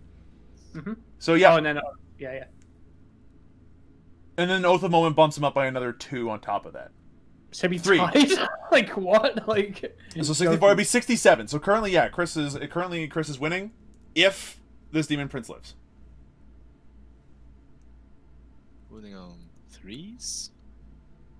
Oh, bad roll from the. Was that the 3 Inceptors? ups. Oh no! Down. Takes 6 and he dies. He's dead. That's game. That is Yeah, such a bad that's roll. it. And that's the extremely game. Bad. I would agree. Oh no. Triple one on the We're save for the gonna Demon charge Prince. Chaos into this changing guy. If the Changeling dies as well, Eileen that's put just on the that's demons now. It's a 7. Should be enough. so. Yep, you're good. And Pharos is in, which means the Changeling has a very good chance of straight up dying. He can also charge in a Librarian and 2 Redemptor Dreadnoughts, potentially. Charging the Librarian. I don't know what he needs. 9 might make it. 9 should also be Yep, enough. good.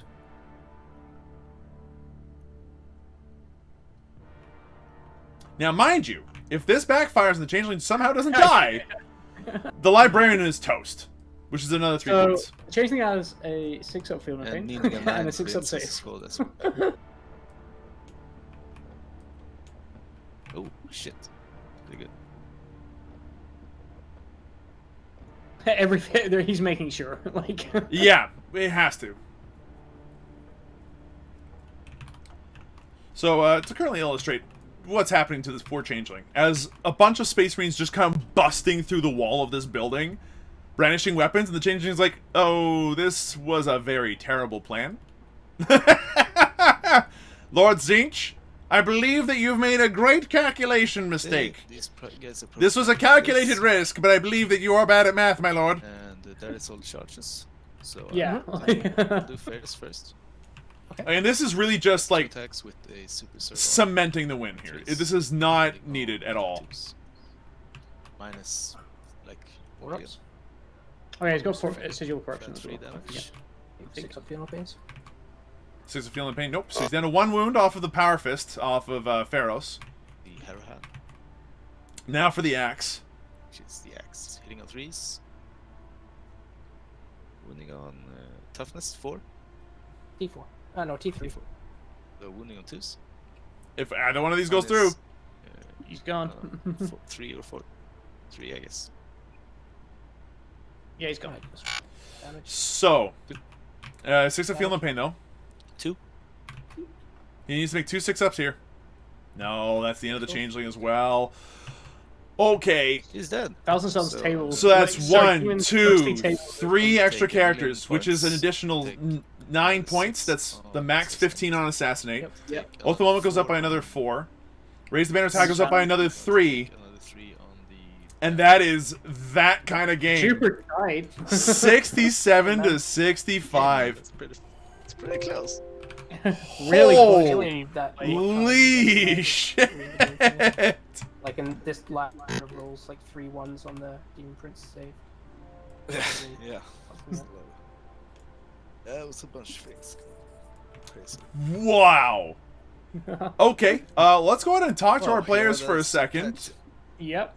How about you start? I'm gonna go ahead and just do some graphics work. Man, my roll, Graphics work. Okay. Well, because it was way too close to call the whole game long, right? Like, Yeah, like that was so back and forth. The secondary denial, like coming out of demons, was huge, and primary denial as well.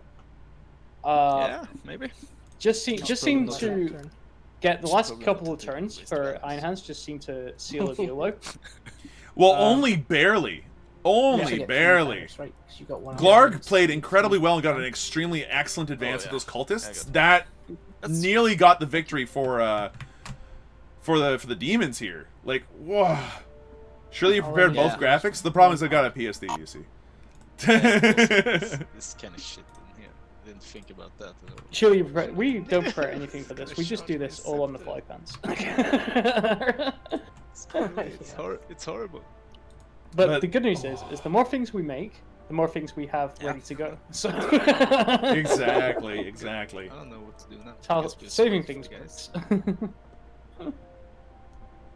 And I'm not talking about the guy who made the alpha logo who doesn't have the file anymore. Which unfortunately I do. Like,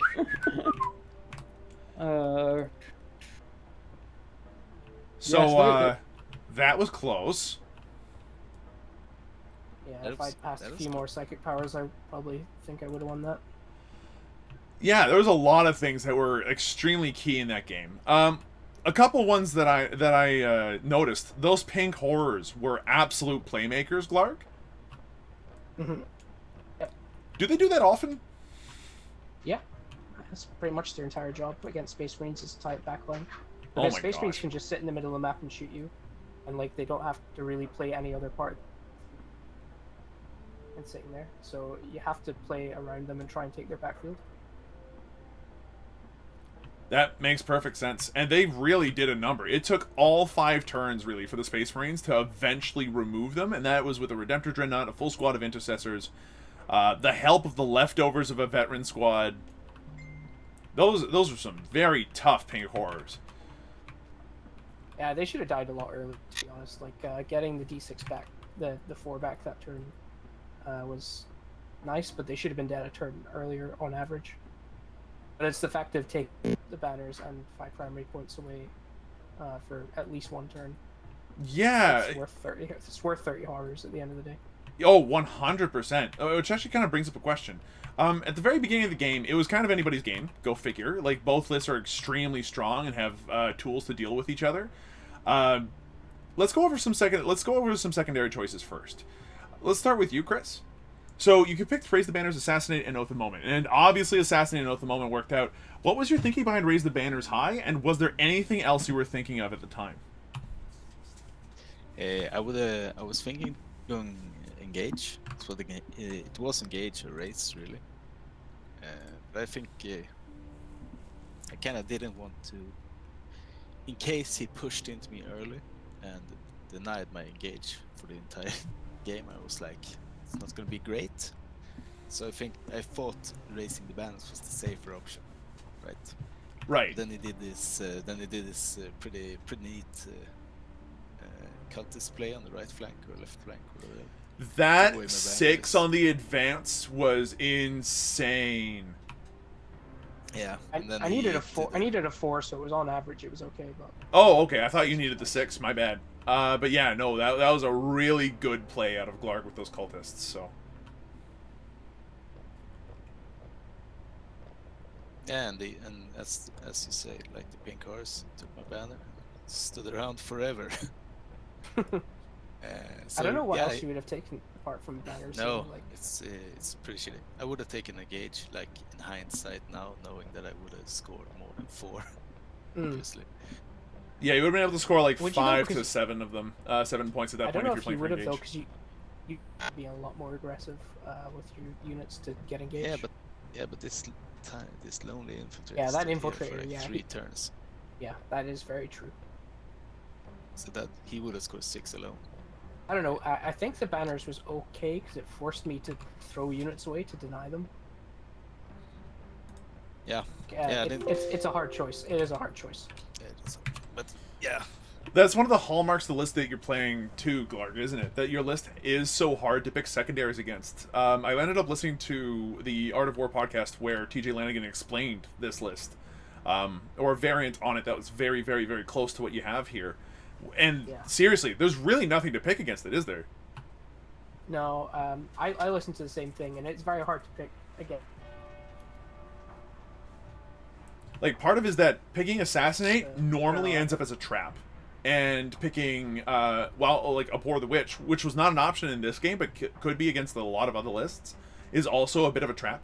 Because of how hard it is to remove those units. And especially now, post-FAC, Abhor the Witch is just dismal to try to score points against your list with.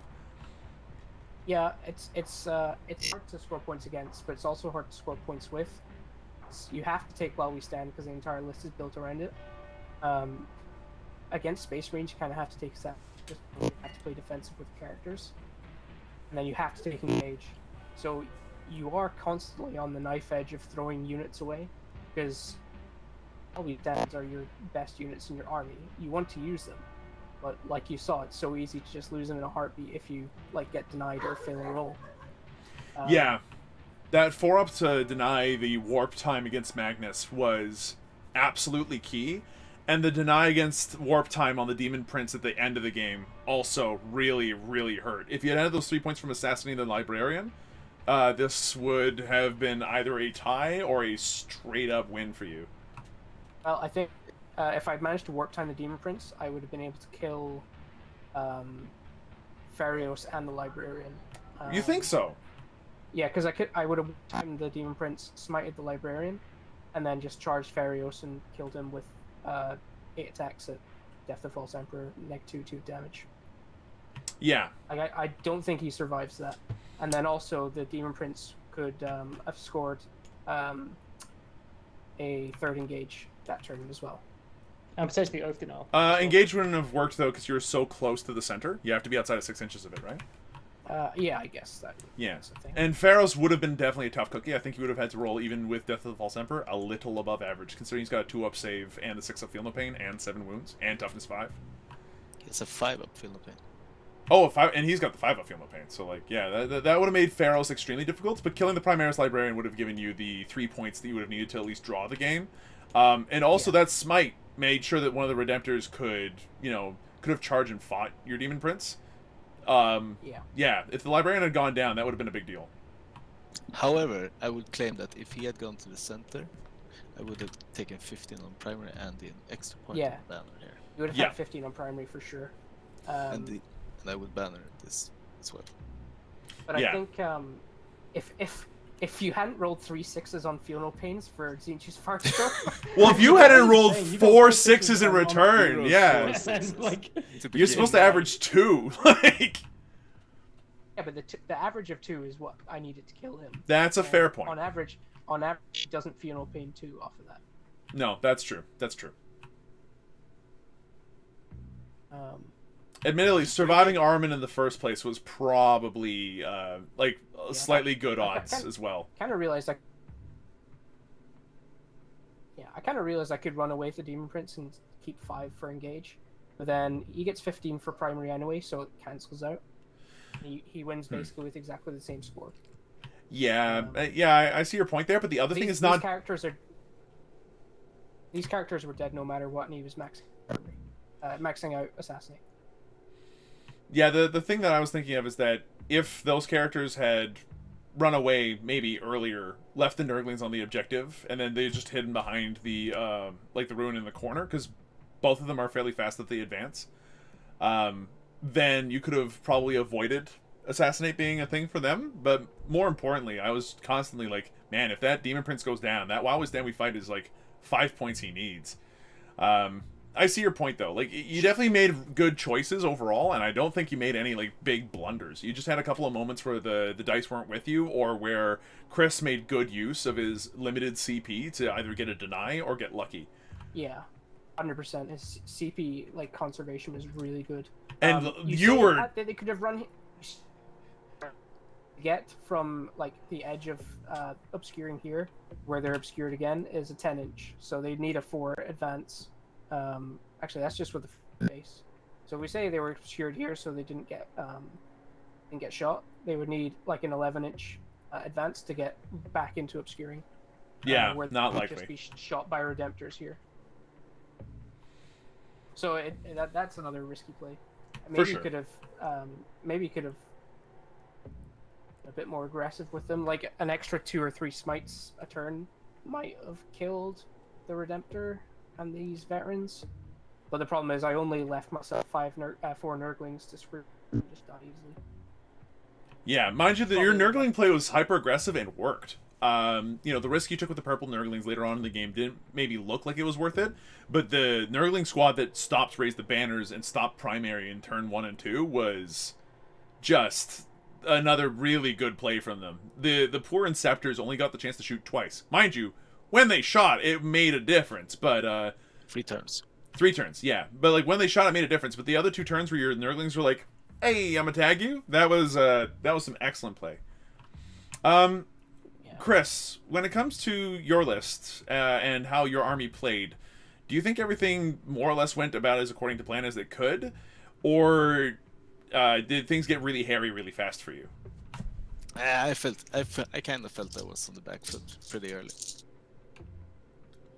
Which is like really impressive, actually, considering that you didn't spend CP. One thing that we noticed, that Erver and I noticed, was that Glarg was constantly like, "Do you want to do this? Do you want to do that?" Like tempting you into spending CP or into doing a variety of different things you could do, but you're like, no, that's okay. You were very cool about it, which is something that was difficult, I think, for anybody to do. Yeah, I think there's like only one thing I really want to spend those 2 command points on, and it's killing my right?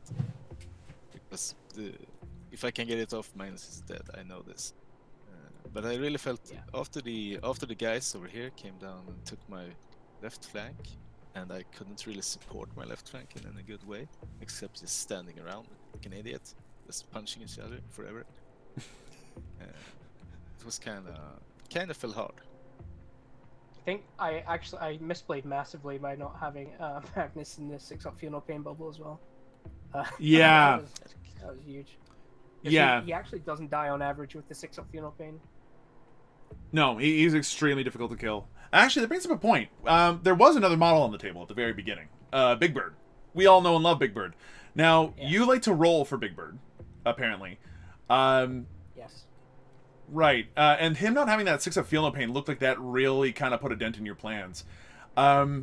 Did you expect him to die that quickly, or was that just not at all part of what your plan? I did expect him to die, but he denied banners, he denied holding equal to me, so I in primary, and he denied Oath to Moment. So in total, he was like a 10 to 15 victory point swing on just him. And in return, he was worth a grand total of 4 points to kill. So, yeah, okay. 7, because he was a well we stand as well. Ah, good. Well, that'd be 3 from 8. Assassinate, 1 from Oath. That's a 9-point swing then. Yeah. Okay. So in net, I actually gained points. I was quite surprised he died so quickly. Like, maybe I shouldn't have sent him up that much. The Redemptor kind of did a number on it, right? Yeah. I failed 2 out of 3 3-up invulns. Yeah, that's kind of a story that happened this time, is the story of the 3-up invulns. Your poor Demon Prince and Big Bird just kind of not getting their armor up in time. Yeah, well, I don't know if it went to plan, kind of went to plan. Like going in the middle, spreading out. And also these four objectives on this map is really good for me. I can see pretty much all of the Yeah. objectives from the middle, Yeah. from a good vantage. It's very hard to hold these objectives against Iron Yeah. Hands because you can just stand here and shoot basically all. Yeah, I can just move a tiny, really small bit and just get lines on everything. Yeah, and those Redemptors are also just tough to shift between the repairs and everything that you had on them, and you know, the 6 of Feel No Pains, the I don't get bracketed nearly as easily. And admittedly, you're one Redemptor who got shot by Magnus with smites, with Doom Bolts, with everything. He's still alive. Like, Yeah, if I haven't misplayed my Furious movement, he would have been on max right now. I fucked up. Like something. it's not even close. Redemptor. yeah, like at that point, it makes me wonder how how was Magnus played this game, and would you have played him differently? Because I know that one of the things that Lanigan does, or Lanigan said he does, is he puts him in, like, reserves. I can't reserve. Well, I can reserve both of them, but I don't have any CP to start, and I needed the CP to do things turn 1. I think. I don't think I would have reserved him because he can hide. I got the 3 turns of smiting and warp timing him back, or 2 turns. If I got that 3rd turn, that would have been fine. Yeah, I think that definitely was a big moment that when Magnus went down. If I also killed those veterans with the mortal wounds on average that I should have done, then I would have gotten Infernal onto his castle, which would have killed some Inceptors, so he doesn't have as much firepower. But as it was, I wasn't actually able to get much smites Inceptors when his Apothecary was on the other side of the map. I wanted to focus them more, but I didn't get the opportunity. Yeah, if I had some kind of foresight, my Apothecary was not be. But I was like, I was surprised. I wonder when these pink hearts are gonna come down, and then like, oh, they're probably gonna come down my corner here. That's not good at all. Yeah, which kind of made me think maybe, like, instead of 2 squads of Intercessors, if there's a way to fit in 2 squads of Infiltrators instead. Yeah, I think if you cut an Inceptor and put in Infiltrators, because the Inceptors go up anyway next patch, right? Yeah, post fact they are expensive by another 5 points, I think, at least. Yeah. Yeah, next iteration is only 5, and Power Fists on the Sergeants, because to balance out the points. That actually is an interesting question. When it comes to the next iteration of your lists, in the next iteration of the list, in the next season, there's going to be some pretty significant changes, with Death Guard coming in and Dark Angels now being a part of this. You're breaking up, Wolf. Oh, sorry. Can you hear me better at all? Like, is the static No, fast? you're good now. Okay. When it comes to the iteration of your lists, with Death Guard and new Dark Angels coming into, the meta, is that going to factor in a lot for you guys? Because Death Guard disgustingly resilient means that Power Fists are, like, actually not super necessarily all that great. They still do 1 damage, but 1 damage only. And then the Dark Angels are going to be an absolute menace with their bikes and their Inceptors having access to, weapons of the Dark Age. Do your lists look like they're going to change for the next season, or are you guys looking to jump ship to a completely different army, or do you think your lists are pretty much exactly where they need to be? Go first, Chris. Yeah, I think my list is where it needs to be. I don't really care too much about Death Guard or Dark Angels. I might swap in the Infiltrators, as you say. It's pretty good in many matchups. Other than that, I don't think I would change it. I was thinking attack bikes instead of my Eradicators, but attack bikes are pretty large and clumsy, I think. They can't do the actions, so never mind that. Yeah, I can see that. I think I'm fine. I don't know if I'll play this list, but I don't think this list will change anything. Yeah, it's kind of standard, isn't it? It does what it does well.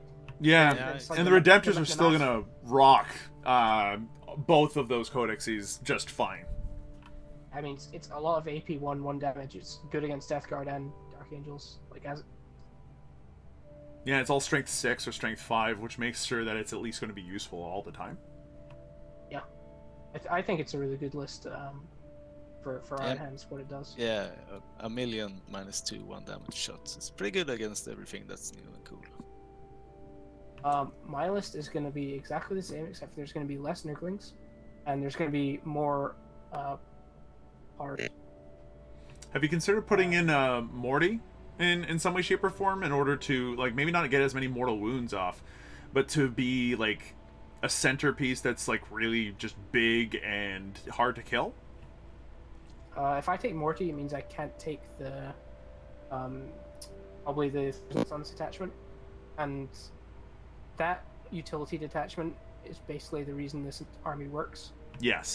The ability to slow down the enemy, the ability to heal Magnus, the ability to give him an invuln. Like, Magnus can do that all himself, but it takes away his potential for damage. That's the main reason you take him, in my mind. So yeah, I like Nurglings go up in points anyway. So I cut the number of Nurglings probably by half. Yeah, Take Paul. two By the 20 way, lines of heart. Yeah. by the way, next time you play this, won't the well-withstand fight won't it be the horrors instead? Yeah, of yes, this? exactly. So I take two 20 mans of horrors, or Okay. 19 mans. So they're less, and then a lot of extra reinforcement points for splits. Yeah, for splitting. It's going right? to be an extra like 100 points for splits. So I still get the while we stands on the units that need it. Yep, and I don't- your Wowie stands will go on to the pink horrors, which are just brutally annoying to have to kill, and nobody wants to shoot them.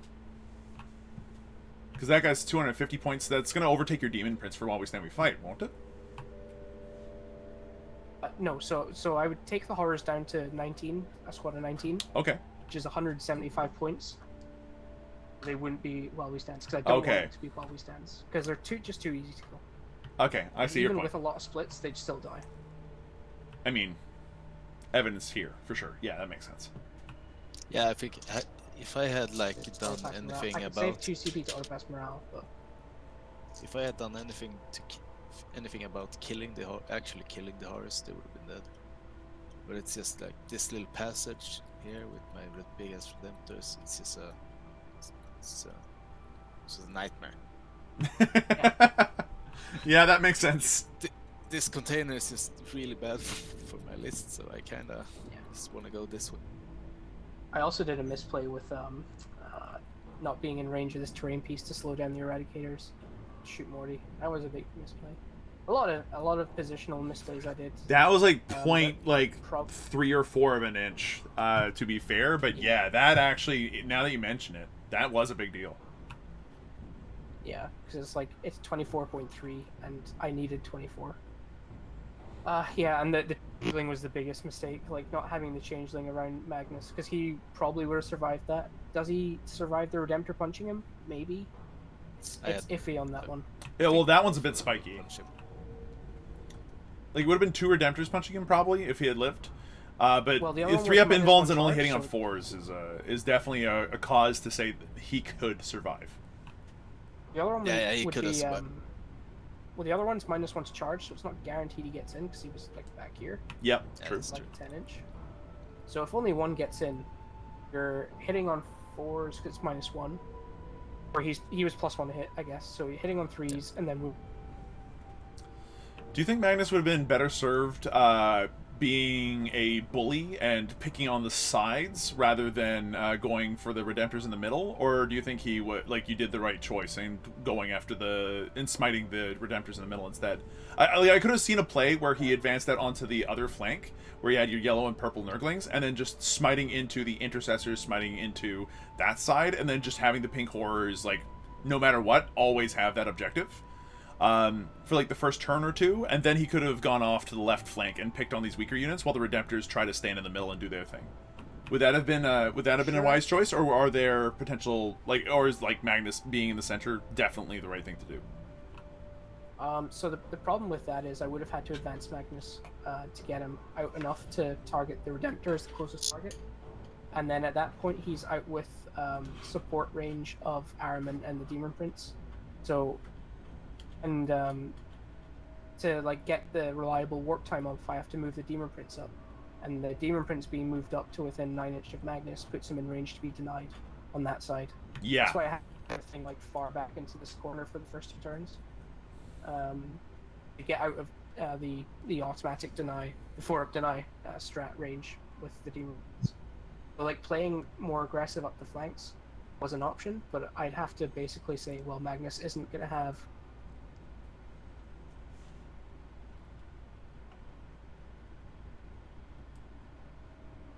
Like Magnus just wouldn't have the support at that point. That makes sense. Yeah. Chris, who do you think was your MVP this game, and who do you think needs to like go back to the gym and work on their game a little bit? I will have to say my librarian, right? Made a pretty important. Made some important Can't stuff. believe that. Yeah, that deny was pretty key. And I don't really know about MVP. I think everyone did their job pretty good. The Inceptors obviously killed what it needed to kill. Every time they pointed something died. I did like this Pharos charge in the end. If you didn't kill that guy, I would have won. That would have been crazy. Yeah. I probably should have run him away more. Yeah, even if you just like ran them backwards towards the board edge or something like that, Well, to keep them out of range. Redemptors would have been able to shoot him then. Yeah, Oh, yeah. yeah. Unless if the Nurglings were nearby enough to prevent to do a lookout sort of situation, but yeah. Yeah. There was only two Like Nurglings. the firing lines from these Redemptors are like such that it's very hard for me to Yeah, for sure. hide him. It was like it's a really close game. Anything could have really changed. Like one thing could have changed, and it would have changed the outcome of the game. Yeah, I would say Pharos. Pharos for sure. And my Inceptors and the Librarian. That's the people. How about? I'm kind of sad about the captain not making this fight. Yeah, the poor Yeah, captain. yeah. He can go away. He couldn't kill the Nurglings all on his own. He kind of got killed in a way that was a little bit not like inglorious. Yeah, the poor captain. What about you, Although Glarg? actually, if the captain had made the charge, I probably would have been able to kill him without much problem. Yeah, but Like I wouldn't have had. probably would have been a 0 for primaries, I think. I think you could captain storm T-Terror attack captain kills a bunch of Nurglings. I think. Yeah, Maybe not. Oh, the number of attacks he's got. Mathematically, he kills at least a few. 6, 7, 7 attacks, 8 attacks. 8 on the charge. Yeah, I don't. 8. He misses one, maybe 2 of them. Wounds I with can't kill them all. Never almost. Yeah, you'd kill like 2 or 3, maybe, depending. Yeah. And that's like at best. Mind. Yeah, wouldn't be enough. But you know, I could at least hit you and then just fall back my 6 inches back again. Yeah. So I would have been farther Yeah. away than I was. Oh yeah, you can consolidate in any direction. Yeah. I forgot Yeah, so I about would that. jump back. How about you, Glarg? Who was your MVP, and who do you think needed to like work on their game a bit? Cultists were MVP. Yeah. Yeah, that warp time advance single-handedly changed the tone of the game. Like, seconds before, I was like, oh man, this is looking really good for the Iron Hands. Seconds after, I'm like, oh man, the Iron Hands are in a lot of trouble. Sorry, I didn't mean to interrupt. You go ahead. Yeah, the guy who needs to do better is Changecaster, who was like standing on a ruin and still died to random bolt fire. All he needed to do was live on one single wound, and I would have got primary, and like the game would not have gone the way it did. Yeah. Yeah, you wouldn't have had to... Like, your Demon Prince wouldn't have been trying to do so many jobs all at once. Yeah, exactly. Because I wouldn't have had to worry about a lot of things in the last turn if that's the case. I would have just run the Demon because all that matters is his survival at that point. Yeah, the Changecaster die was bad. Yeah, it was a big, sad trombone And moment, also, for sure. Ahriman perils it on himself. Actually, Ahriman and the Demon Prince both perils on like absolute nerds. Yeah, and you don't exactly have the CP to tell him to stop doing that, so... Exactly. They're supposed to be like master sorcerers, and you're just sitting here going, come on. Yeah, that was big. I think the Lord of Change could have done better, but he did what he does, which is just absorb damage. Probably shouldn't have suicided him, but I wanted to do stuff with secondaries. For sure. Do you think that you would pick his stuff in the future, or do you think that rolling is not only more fun, but probably better? I will always roll because it's more fun, and you get 2 buffs. All the buffs are good. Yeah, on especially on the Lord of Change and the Keepers of Secrets, the buffs are huge. There's maybe one bad one, which is one of the ones I actually rolled, but like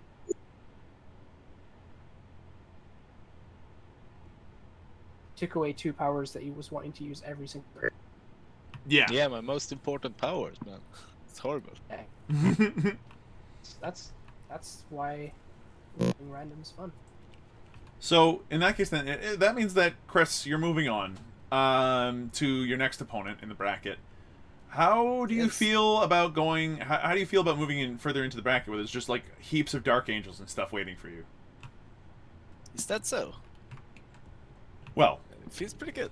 I like, as I say, I like these lists. I like people playing on the 4 people because it's what my list deals very well with.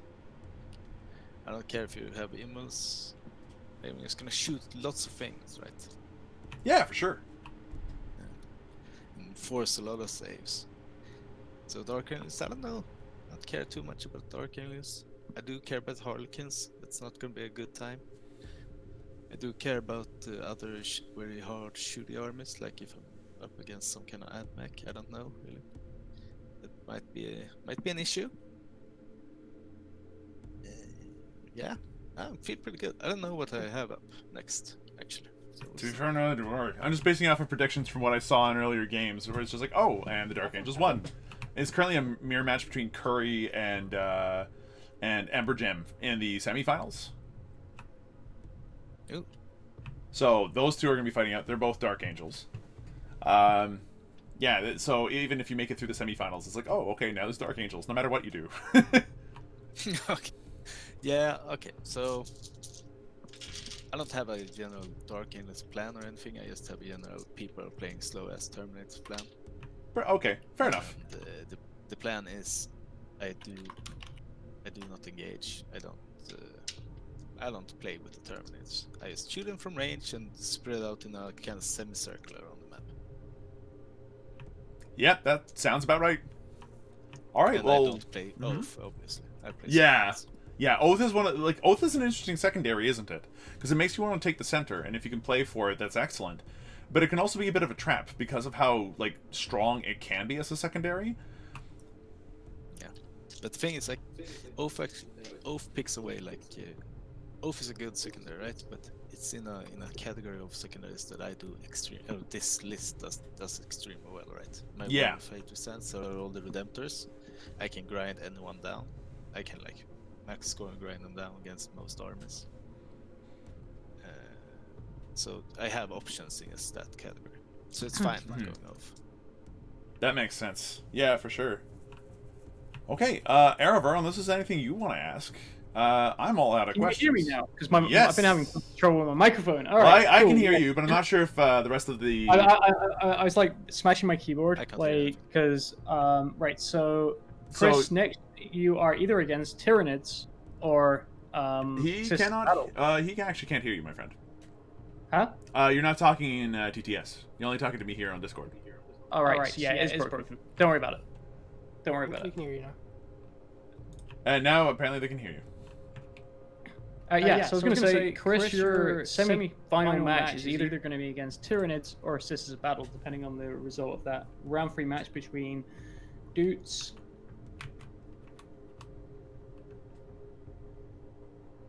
This is a bad matchup. I don't like Sisters.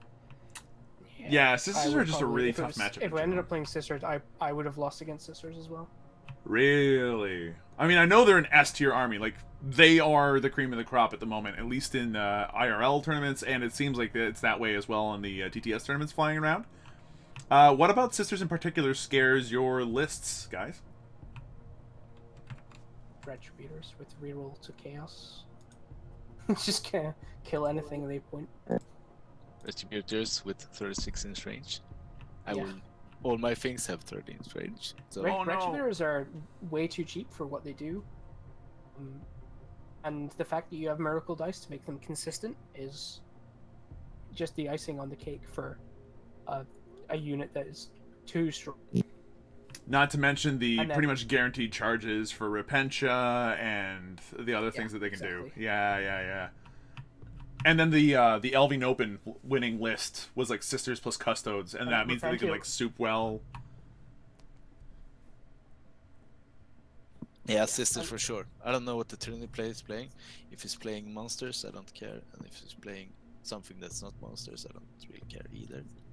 But Sisters is really, really harsh.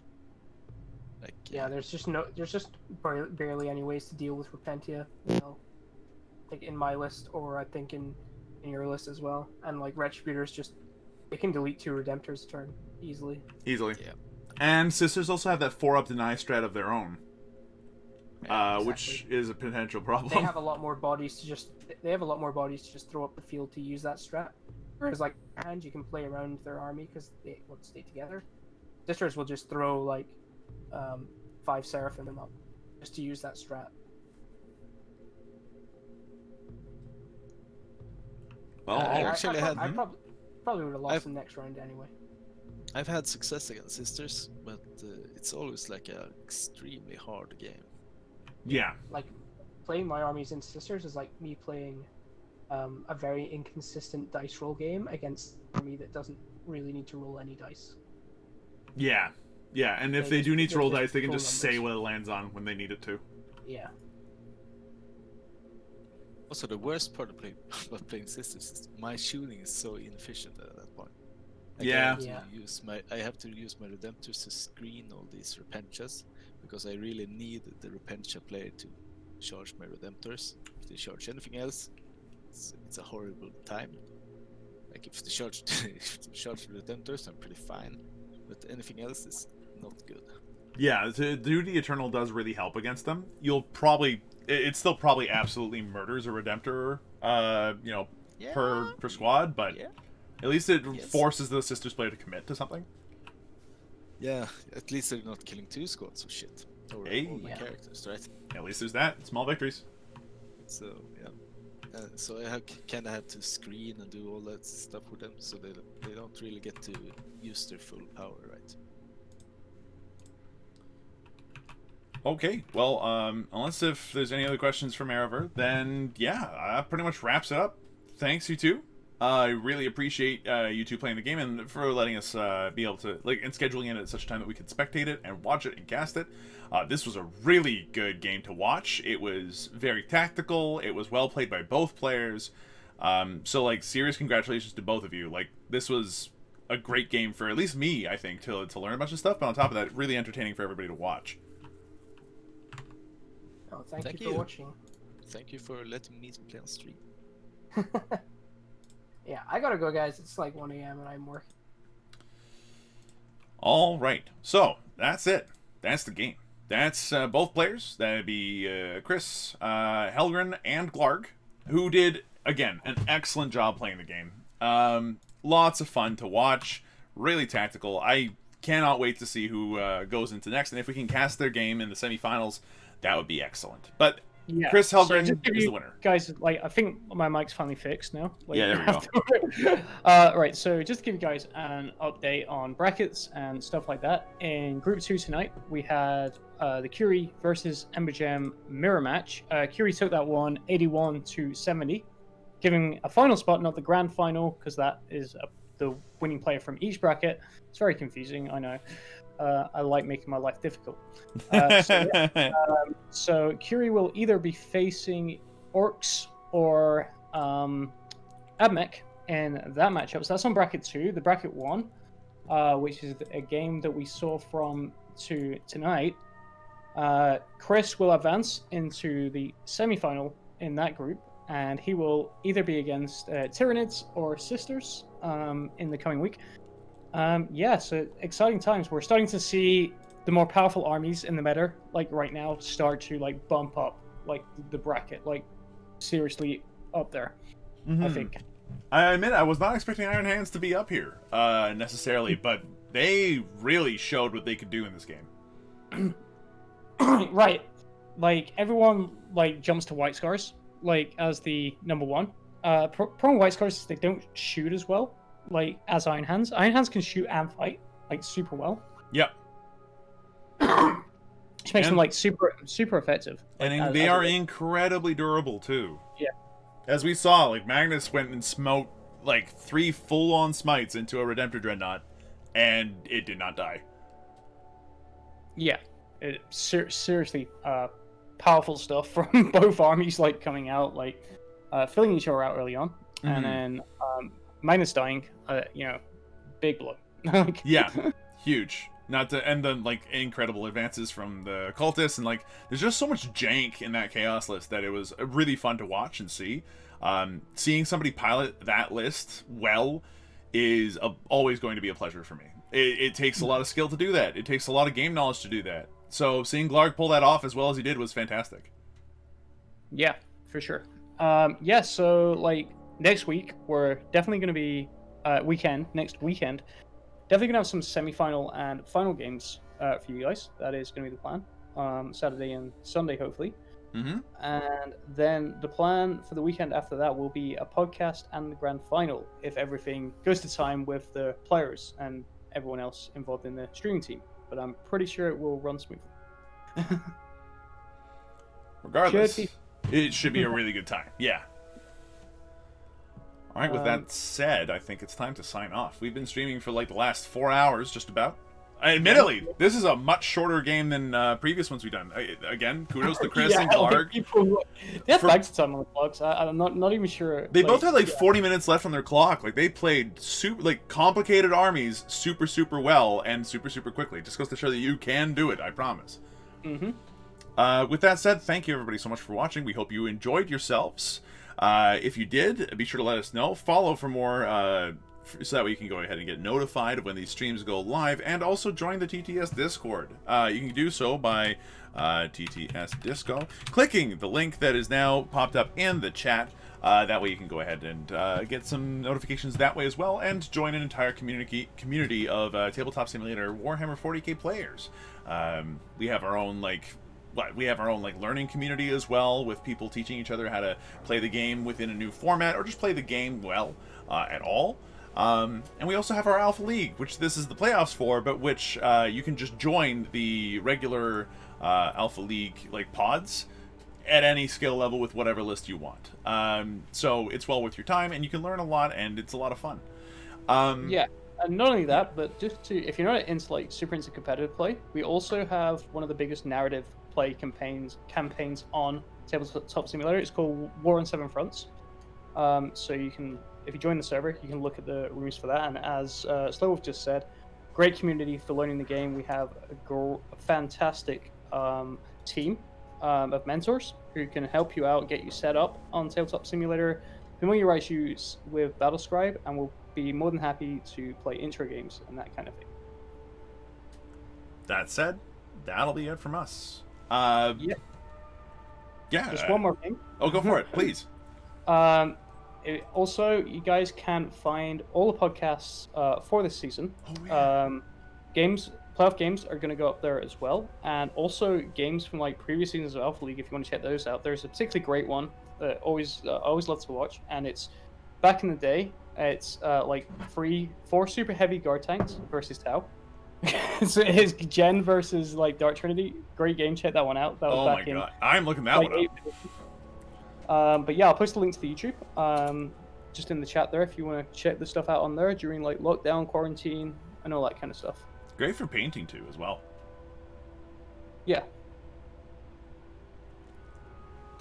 With that said, thanks again for watching this round 3 playoffs game between Chris Helgren and Glarg, between Iron Hands and the Demons of Chaos. It has been our pleasure to cast for you. My name's been Slowwolf. Erever has been a guest to the channel and the tournament organizer and the co-caster for tonight's game. If you guys want to go ahead and check out more of these, please do go ahead and check out that YouTube link that Erever just posted. And if you want to talk to some more people, go to the TTS Discord. If you'd like to give us feedback, we're all ears. Please do give us feedback in whatever format you'd like. I can be found on Twitter at Slowwolf, and you can always talk to us on the Discord or on this channel whenever I'm streaming or whenever you can find me. I read my messages all the time. If you want to get an idea as to where you found, where to find the music that I've been playing throughout this entire cast, This has been Death by Dice Volume 1, produced by Midwinter Minis on Bandcamp.com. There are a variety of artists that have made the music that you're listening to in the grimdark far future. The music is not bad, it turns out, and is in fact very good. So go ahead and give that a look. Give that a look. Take a look at it. It is good stuff for painting, for playing. It's just good stuff. That's it from us. Thanks again, and we'll see you folks in another game on another battlefield in the grimdark future, where there's only war and good times. Magnus still did nothing wrong. Take care, guys. Bye. Incorrect!